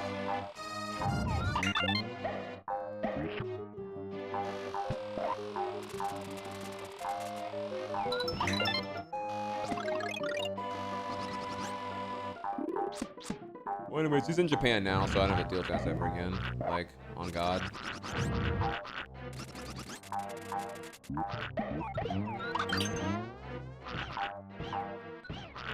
Did we ever conclude it? I don't know. What's the last thing you know about it? Probably not, but maybe it's best it's left unconcluded, because I don't even know if, like, I don't even know where I am with that now. Like, I'm still, like, dealing with that. I'm still, like, healing from it, you know, so.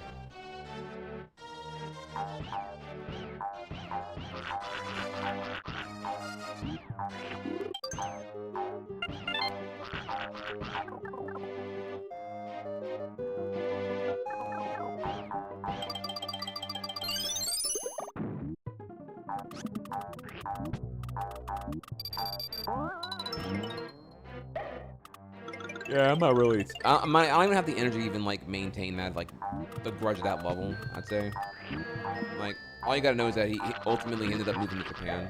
I don't know how. I don't know who he lied to, who he duped or manipulated to get the needed funds to do it, but almost kind of like poetry. The day I left Japan, July 30th, was the day he flew to Japan.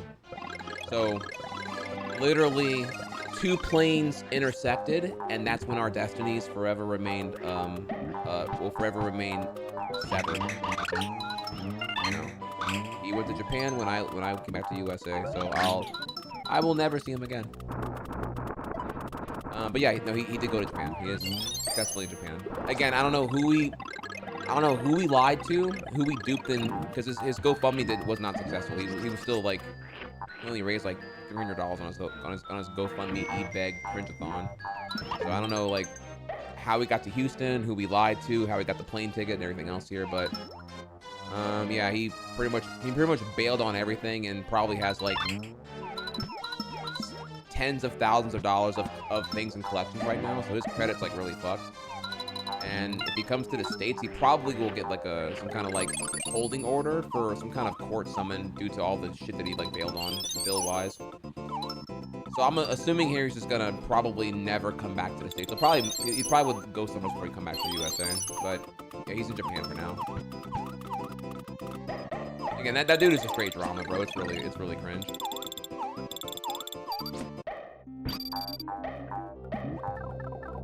You know, I don't know if like if you have like bills and collections, do they like do they detain you at the customs agency or whatever? But like, I figure someone will hold him up here if he comes back to the States. I don't think he's welcome here, given his social is like tied to a bunch of shit that he like just totally gave up on.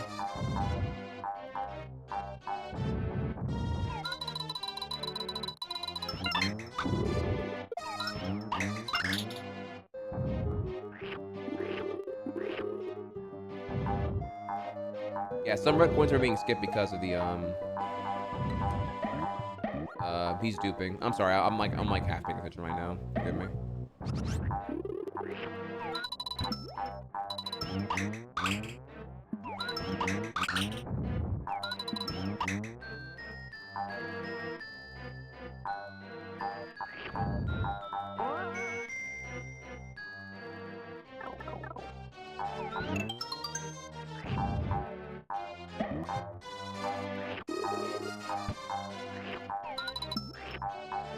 Yeah, don't worry, though. I don't think you'd run into him.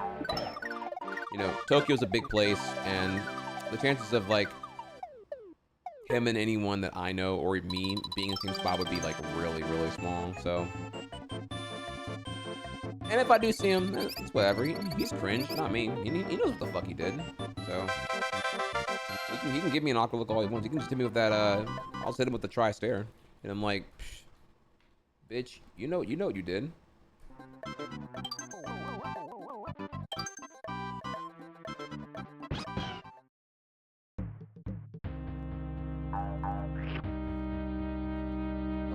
the way, emotion. Good.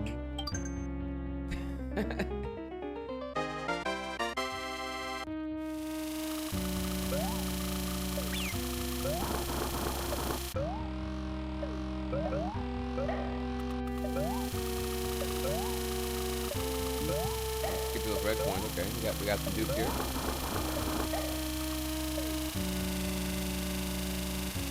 Thank you, Reckless Diet. No, I meant I'm not playing. This is a recorded playback.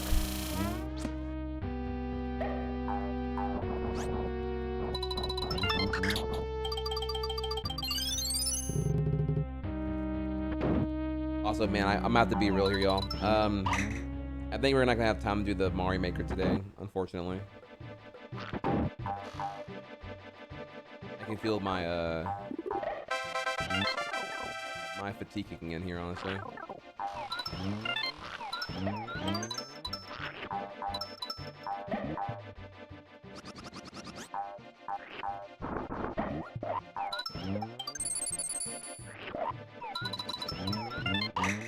That was hot. Yeah, it's because I woke up early today. You know, I've been waking up pretty late lately, but now that the internet is like fixed for real, I'm trying to get back to the earlier AM wake ups so I can be here sooner. I'd like to be here even earlier than I have been.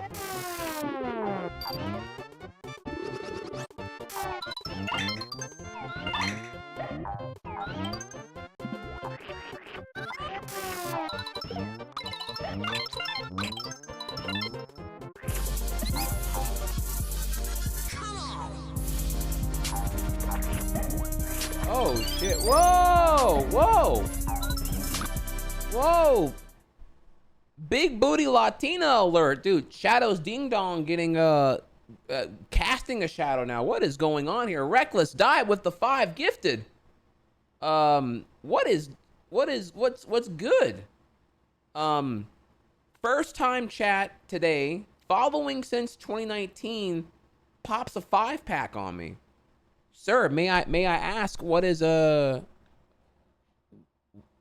what did I do? What did I do to deserve this right here? I'm blessed. I'm flattered. I'm honored. Is it the shadow costume? Is that what it was? I mean, shit. What am I doing correctly? I need to learn. So I do it more often.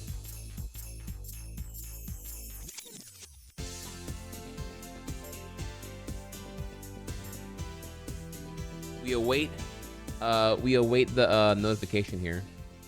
Well, thank you so much again. You're massive. I appreciate you. Love the shadow costume. Oh, you know, let it be known, by the way, I am definitely wearing this whenever when Sonic Movie 3 drops. I'm 100% wearing this in public. I don't give a fuck. Like, oh yeah, no, we don't care, bro. Like, Vintage is just gonna wear the Sonic one with me. So, oh yeah, I mean, first off, this dude, look at this, bro. Like, I double dare someone right now telling me this ain't drip. Tell me this ain't drip. Go ahead, lying to yourself. Imagine lying in the theater and everything. Hell yeah, dude.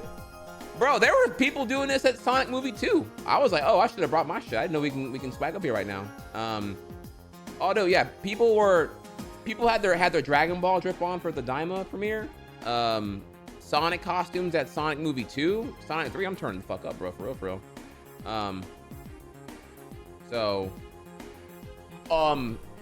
Barbie movie, pink everywhere. And Mario movie, Mario everywhere. Oh yeah, people are out here now. They, you know, costumes are definitely like happening at this point. I'm seeing that more and more often now at theaters. So, well, thank you so much.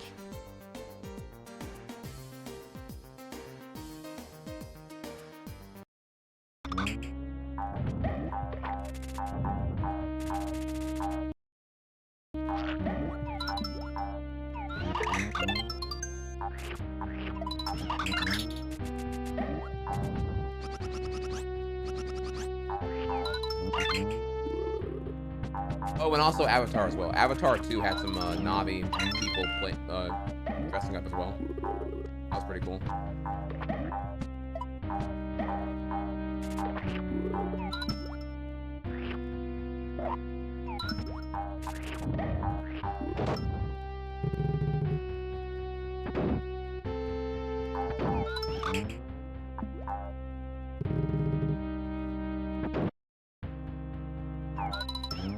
Apparently, Detective Pikachu sequel was greenlit, right? That was confirmed, right, from the Game Freak leaks. So whenever that movie drops, I'll whip out the Pikachu onesie as well. Shit. Whoever said that 30-year-olds can't have fun anymore can go, you know, eat rocks. I'm out here. I'm a 30-year-old with a minuscule amount of disposable income. I'm gonna dress up more often. I'm gonna do the shit I should do in my 20s. Bitch.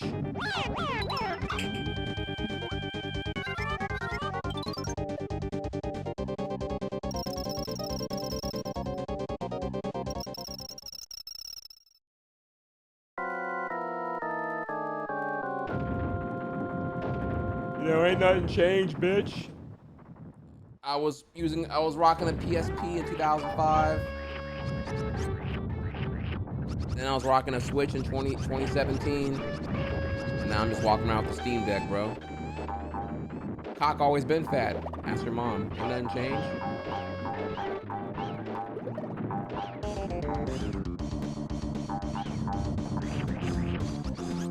Hey, Mr. Rock, I don't know what you just came in on. I don't know if you... That probably sounded not the most flattering out of context here, but...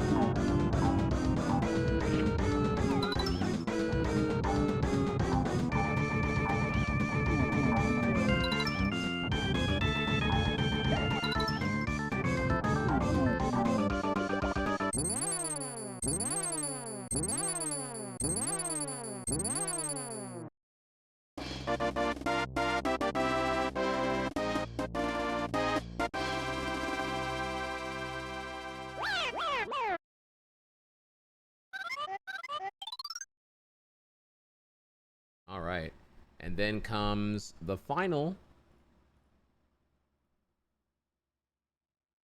5E and 5S. Oh, and it's long too. Holy shit.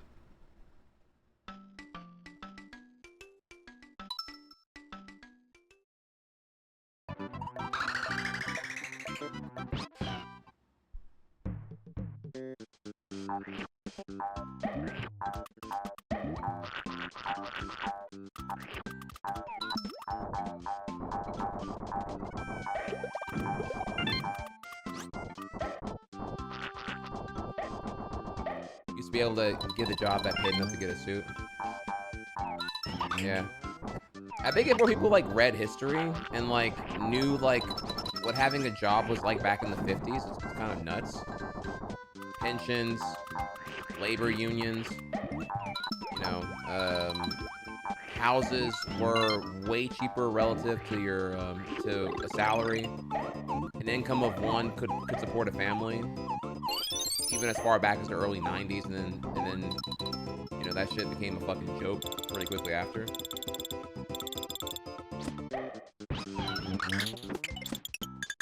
What's up, Yusuke?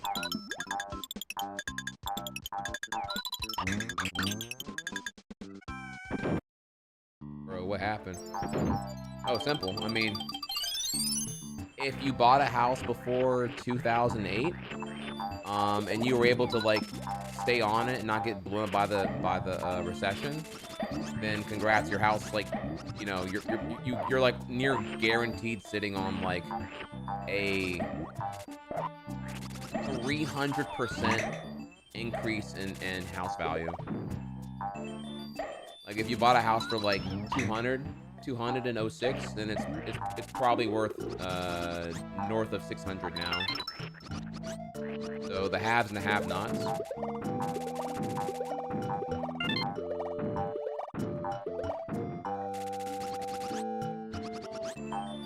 As far as like what happened, I mean, you know, the subprime mortgage crisis.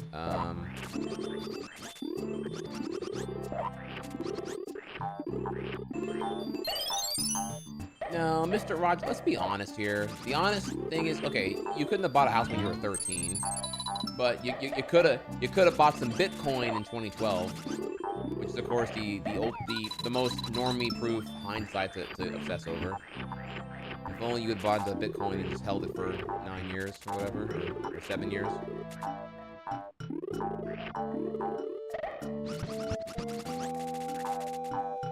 I know, it's sad because we all actually could have done that. Like, you have to like go back in time and remember here, like where you were when you heard about Bitcoin and like when you chose not to hop in.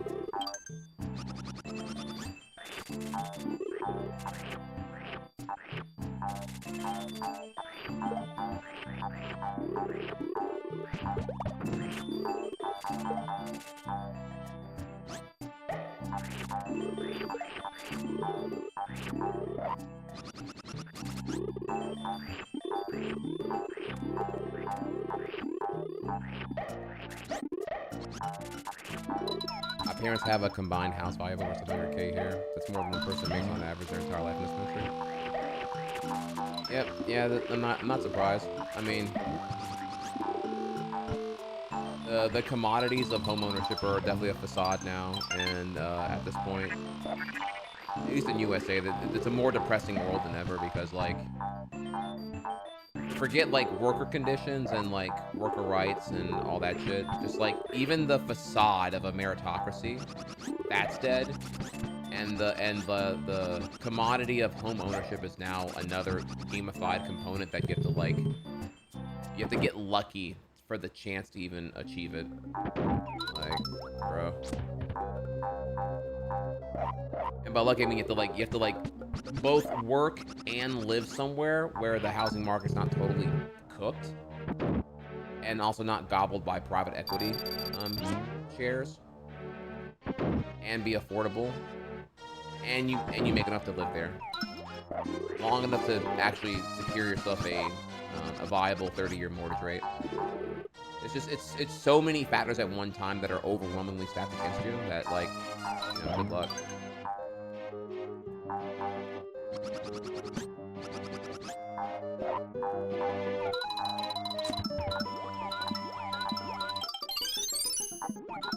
And to gain, did your friend actually like make it? So your friend was hounding you, presumably he held some, and did he cash out, or did he hold until, or what? Or y'all lost contact?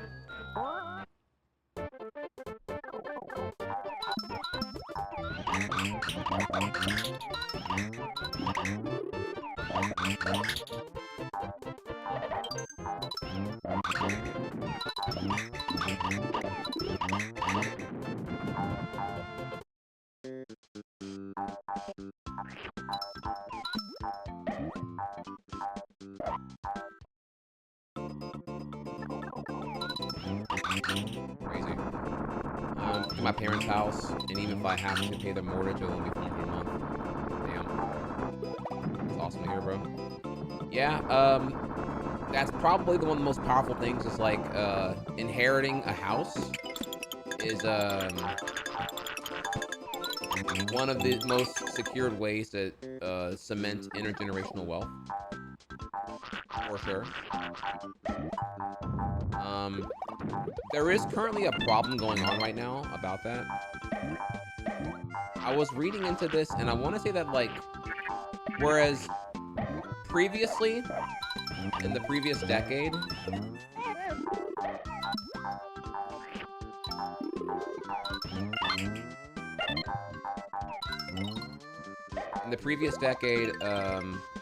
there'd be the notion of, like, old people downsizing, so they would sell their house to, you know, once all the kids moved out, to downsize to a smaller house. That this is not happening now. old people are actually hoarding their oversized houses now, which is just further hurting the market viability of like people trying to buy houses now or whatever.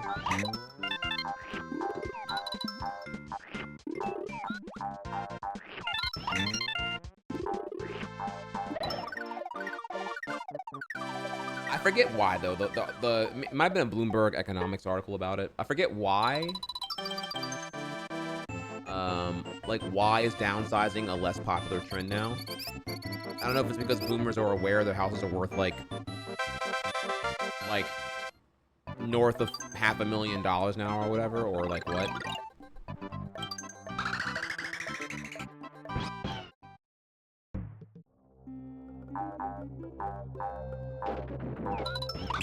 I remember the reason. That was the whole point. The point was to share with you the reason why they're not downsizing, but I kind of forgot what that was. But that more, I guess, like as relevant here is that they are doing it. They're not. They are holding their houses. They're not moving away. They're not downsizing. And it'll be very interesting because whenever boomers, but I guess it's more Gen X, right? Because boomers right now are pushing like 70, right? And Gen X is like in their like mid-50s or whatever. So I'm just gonna say here in another like 10 years, like 2035, we should start seeing all the boomers pass away, and some of the Gen X also as well. And I'm curious what's gonna happen then with like the whole home thing, because you definitely have a lot of ruptured kinship, right? There's a lot of Trump supporters and Republican families that have just kind of like totally exiled their openly gay or trans children, and so you know, whether it be coming out or you know, voting Trump or having Trump rhetoric or whatever here.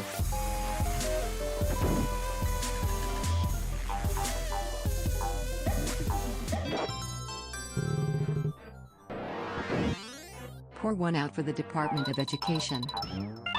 Hey, what's up, Firebird? Did you catch the earlier stream? I've been live now for 7 hours, but earlier we spent about 2 hours on the DOE. You're not wrong. Pour one out, man. All I can say is like, bro, I definitely don't want to have any kids right now in this country. Like, not in this current state and condition. Like, bro, you're about to unironically have. If your child's raised in a red state, they're gonna like learn that dinosaurs are a myth, creationism is real, and that, you know, Civil War was over state rights. And then you just don't know anything. Like what do you even, like, you learn so much propaganda like growing up in a red state, you're not even gonna know what the fuck's going on.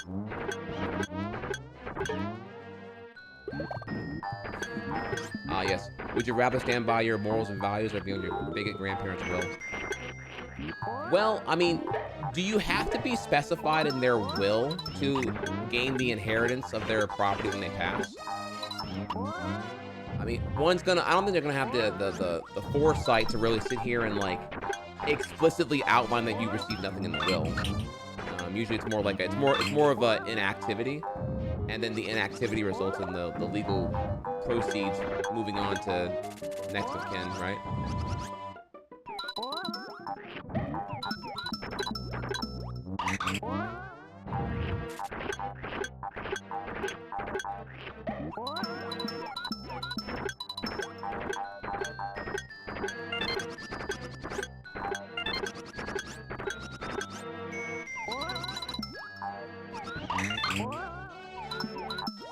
Oh, that sounds fun.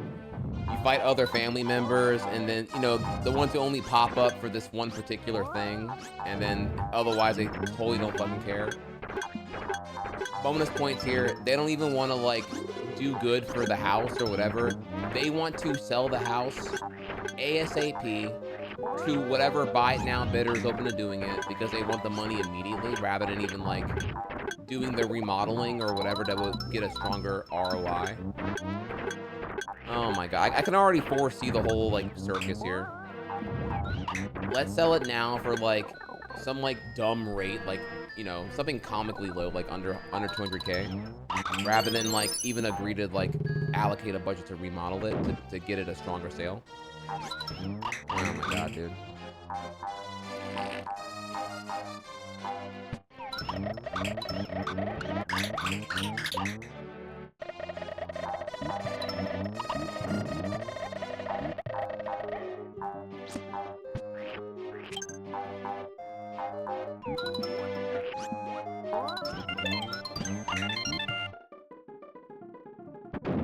I can get EU citizenship in 2 years. Oh, tight, bro. I wish you luck.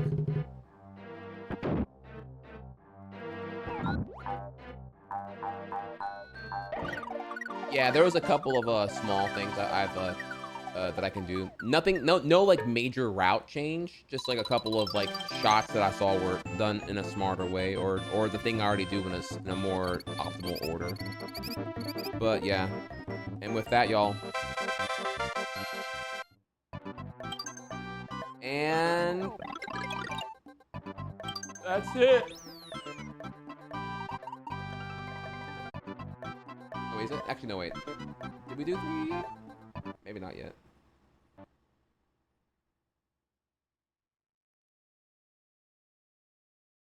Nope, there are still more. 3E and 3S. Okay.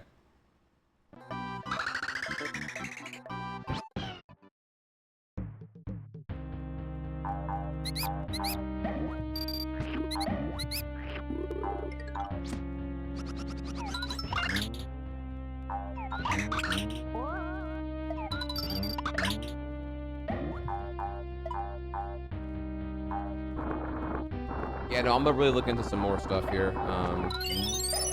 You know, there's the digital nomad visa you can get now in Japan. You know, I haven't done shit about it yet here, but that's a fairly recent thing, and that's something I would qualify for quite easily. But that's, you know, that's making some really, really big moves. You know, it's like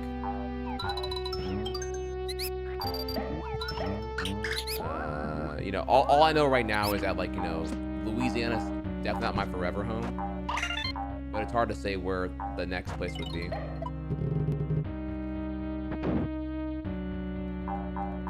Yeah, I'm just bringing up here that, you know, this is a fairly new thing that Japan's offering now, and Japan continues to be a spot that's like really more pro-immigration than ever because of their two-thirds of their workforce populace is over 60.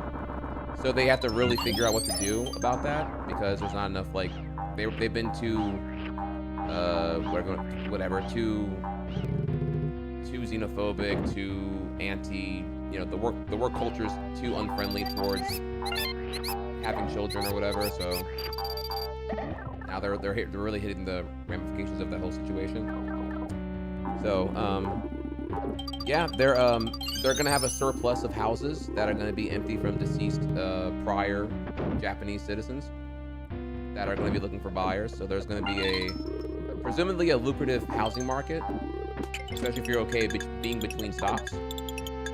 There is going to be, again, the yen's already historically weak, so if you're paid in USD, or if you get any kind of job that pays in USD while living there, I mean, I think you might come out pretty far ahead, even though you might be getting double taxed.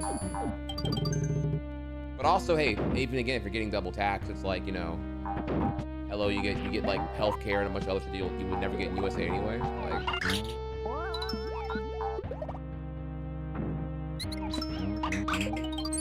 okay. I didn't get that flower. I don't fucking know what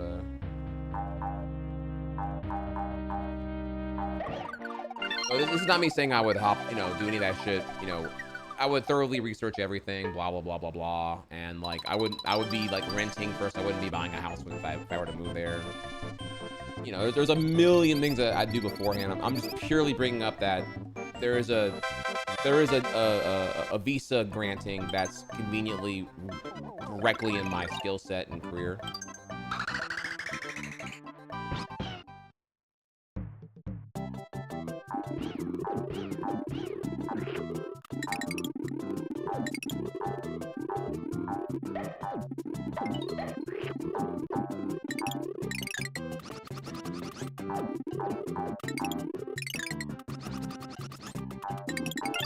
I was in Japan, and I kind of liked a lot what I was there with, honestly.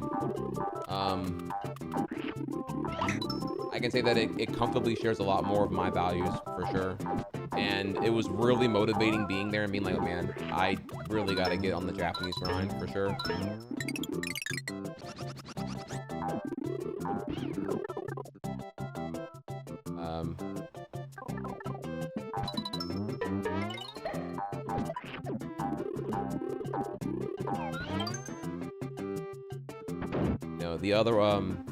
The other two I hear with really strong QOL is Finland and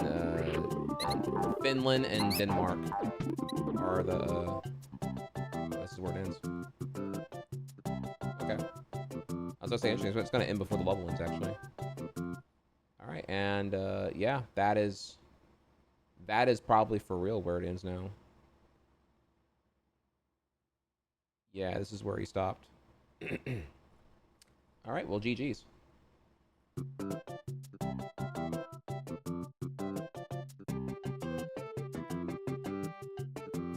Yeah, Denmark, I hear, is pretty, well, obviously beautiful, has a bicycling infrastructure, is very English friendly, which is a nice perk if you're coming from the US of A. Not that I'm anti a foreign language, it's more that, you know, it's like, it's one less point of friction to deal with there, especially if it's comparable to like all the other Nordic countries in terms of quality of life. My country crush is Sweden. Went there this year. I'm already EU and had that feeling of wonder you had with Japan.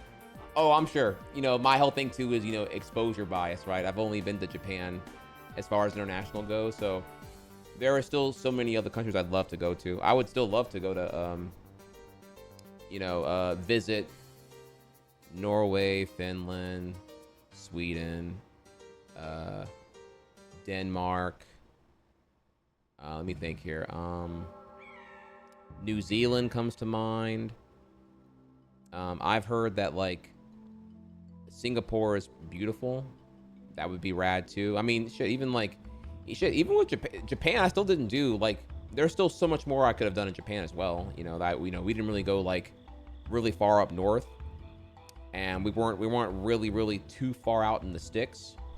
But I'd argue I'd feel more comfortable doing that if I like knew way more Japanese and shit like that here. So, you know, yeah. Life is short. There's a lot of places to go and do and all that. So, we'll take it one day at a time. So, okay. Well, that was fun. So we did that now.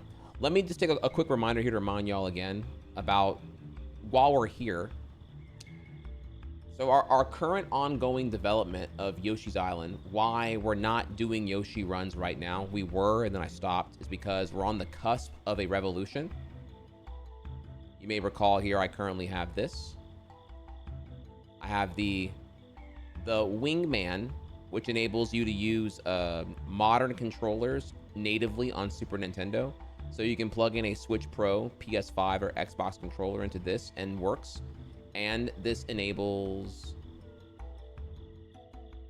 button remapping, and it works great when I'm using one of those controllers.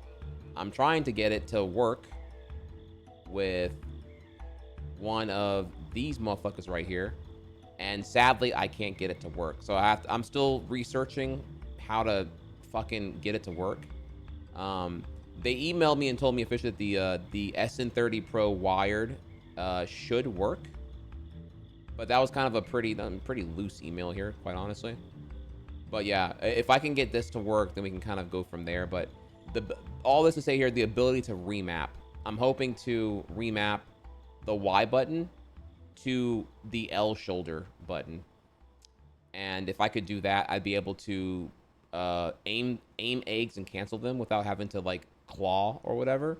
Because right now you have to like hold the A button, and then while holding A, press Y, but do it without pressing B. So you have to kind of like claw or use your other thumb. It's really fucking, it's really anti-ergonomic and really dumb. So just remapping Y to that would change everything. And I do mean everything. This is like the first time in like 20 years Yoshi's been considered, or I've never even thought about Yoshi from the context of button remapping capability.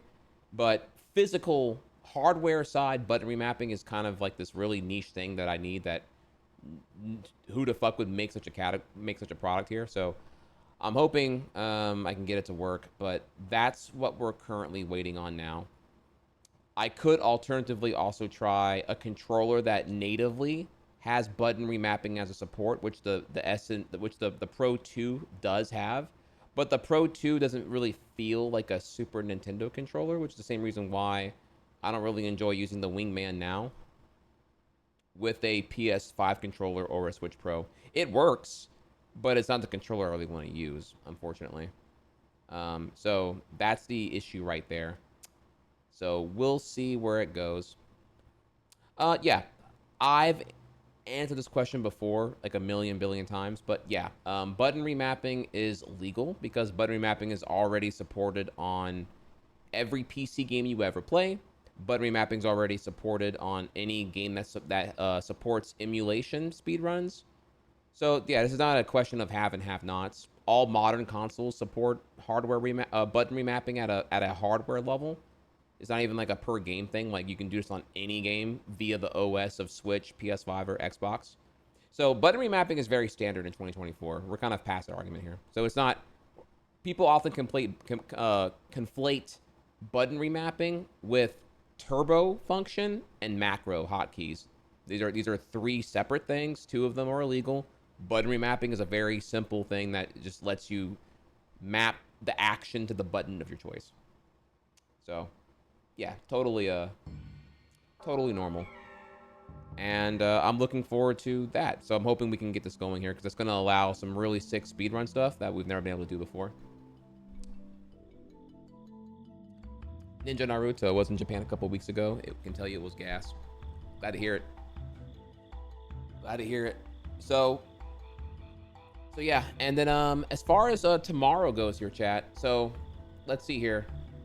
Bonus content we did not get to today. There is the successful 35-year-old young black CEO. How'd he do it? This is the CEO of Red Lobster now, and formerly PF Chang's. There's the PewDiePie art drama, and then there's Johnny Somali getting fucked. You may know Johnny Somali is that really annoying dude who was like kind of being a dick in Japan and other countries where there's a more like more generosity based culture. And he was just, you know, yeah, that dude's fucking garbage, honestly. I never covered him because I thought he was so, he's just one of those like, he reminds you of a kick streamer, but even worse. It's just like, dude, like you're clearly only doing this in areas where you know you can get away with it. Like, you're so fucking cringe, dude. So yeah, apparently he fucked up really hardcore, and he fucked up really hardcore while I was in South Korea, and they don't fuck around there. So he's facing 30 years in prison over there. Here's a video breaking it down. Maybe we'll look at it tomorrow. And also what's interesting about it is that he spread a deep fake of him kissing a Korean model, and apparently that like was on the grounds of defamation hardcore because like the idol model industry there is like super crazy, as you all know, and spreading misinformation about like you kissing an idol is kind of like a, you know, that's kind of like the hyper slander, I would say. Yeah, he's gonna get popped pretty hard by the, you know, it's effectively going against the idol industry, which is like a, you know, that you might as well just go ahead and pirate Avengers Endgame in front of the White House, you know. Yeah, he's facing the full wrath of that one here. Yeah, so that's a rip. That's a rip there. But yeah, we'll come back tomorrow and we'll talk about more, y'all. Tomorrow again tomorrow's stream will be Mario and Luigi Brotherhood coming in the mail, and so we're gonna be playing that. And if it's lit, cool. If it's not, then we're out. So we got that going on there. That's about it for now. I will talk to y'all more tomorrow. I hope y'all enjoyed today's stream. Today was it was some gameplay. More to come tomorrow. I appreciate y'all. I will not be here at the earliest time. I'm gonna be here around 1500 CST. So I'll be here in about 22 hours from now. No, wait, no, math. 20 hours from now. Sorry. I have therapy tomorrow, and so when I get back from therapy, I will be live. As simple as that. So let's see who's live now. I'm gonna go walk my dog, and I'm also, you know, now that the internet's fixed, I'm able to like more, you know, whatever. I'm gonna be here earlier and earlier for more. Streams should be longer on Thursday. Today's Monday, right? Okay, so yeah, tomorrow will be after therapy. Wednesday will be longer. No, to say that there. There you go. So let's see who is. I'm gonna find someone to raid real quick. In the meantime, any questions about all that? I'll be here tomorrow. Follow Discord. Yeah, tomorrow won't be very EU friendly, but Wednesday onward should be.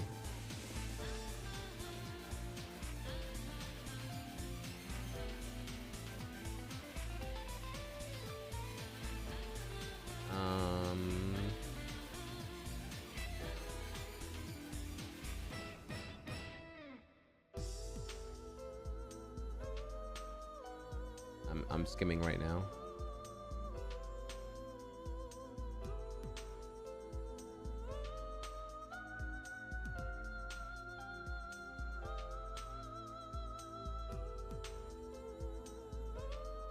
Counting down the minutes. Okay, yeah, do your thing, bro. I'll be here. Oh man, he went to. Okay, hang on. I got here actually.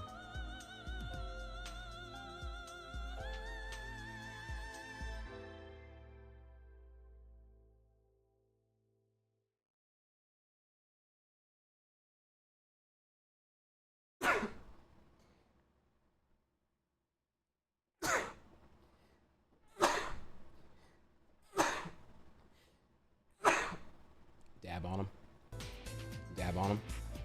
Okay.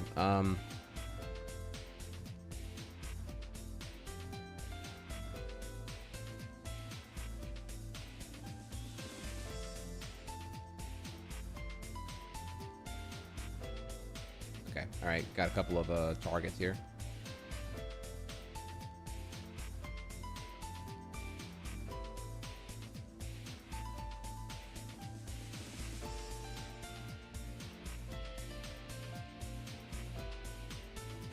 Damn, dude.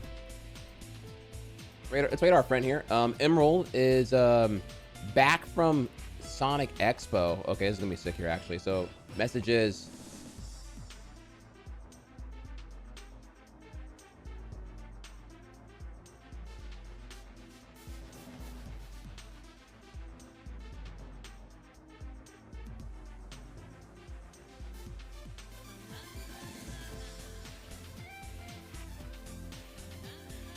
so Emerald, our boy, he's a Sonic speedrunner. He went to Sonic Expo, which is a massive, like, Sonic-focused convention. And I didn't know that was held in Texas. I'm like, oh, actually, this is pretty close to me then. So, I mean, this is like a far cry, right? I mean, Venom would call me, like, giga autistic if I go to this thing. But, like, I was like, damn, bro. I kind of want to go to Sonic Expo, bro. Now that I learned this year it's in Texas, I'm like, okay, maybe I should go, since I don't have to fly there, I can just drive there. Maybe I go there in 2025, maybe. Meanwhile, I'm trying to save for Japan round 2 for 2026, so I'm keeping it pretty chill in 25. I'm hoping to, you know, so we're gonna ask him how that was and everything else here. I appreciate y'all. Have a great night. I will see y'all tomorrow.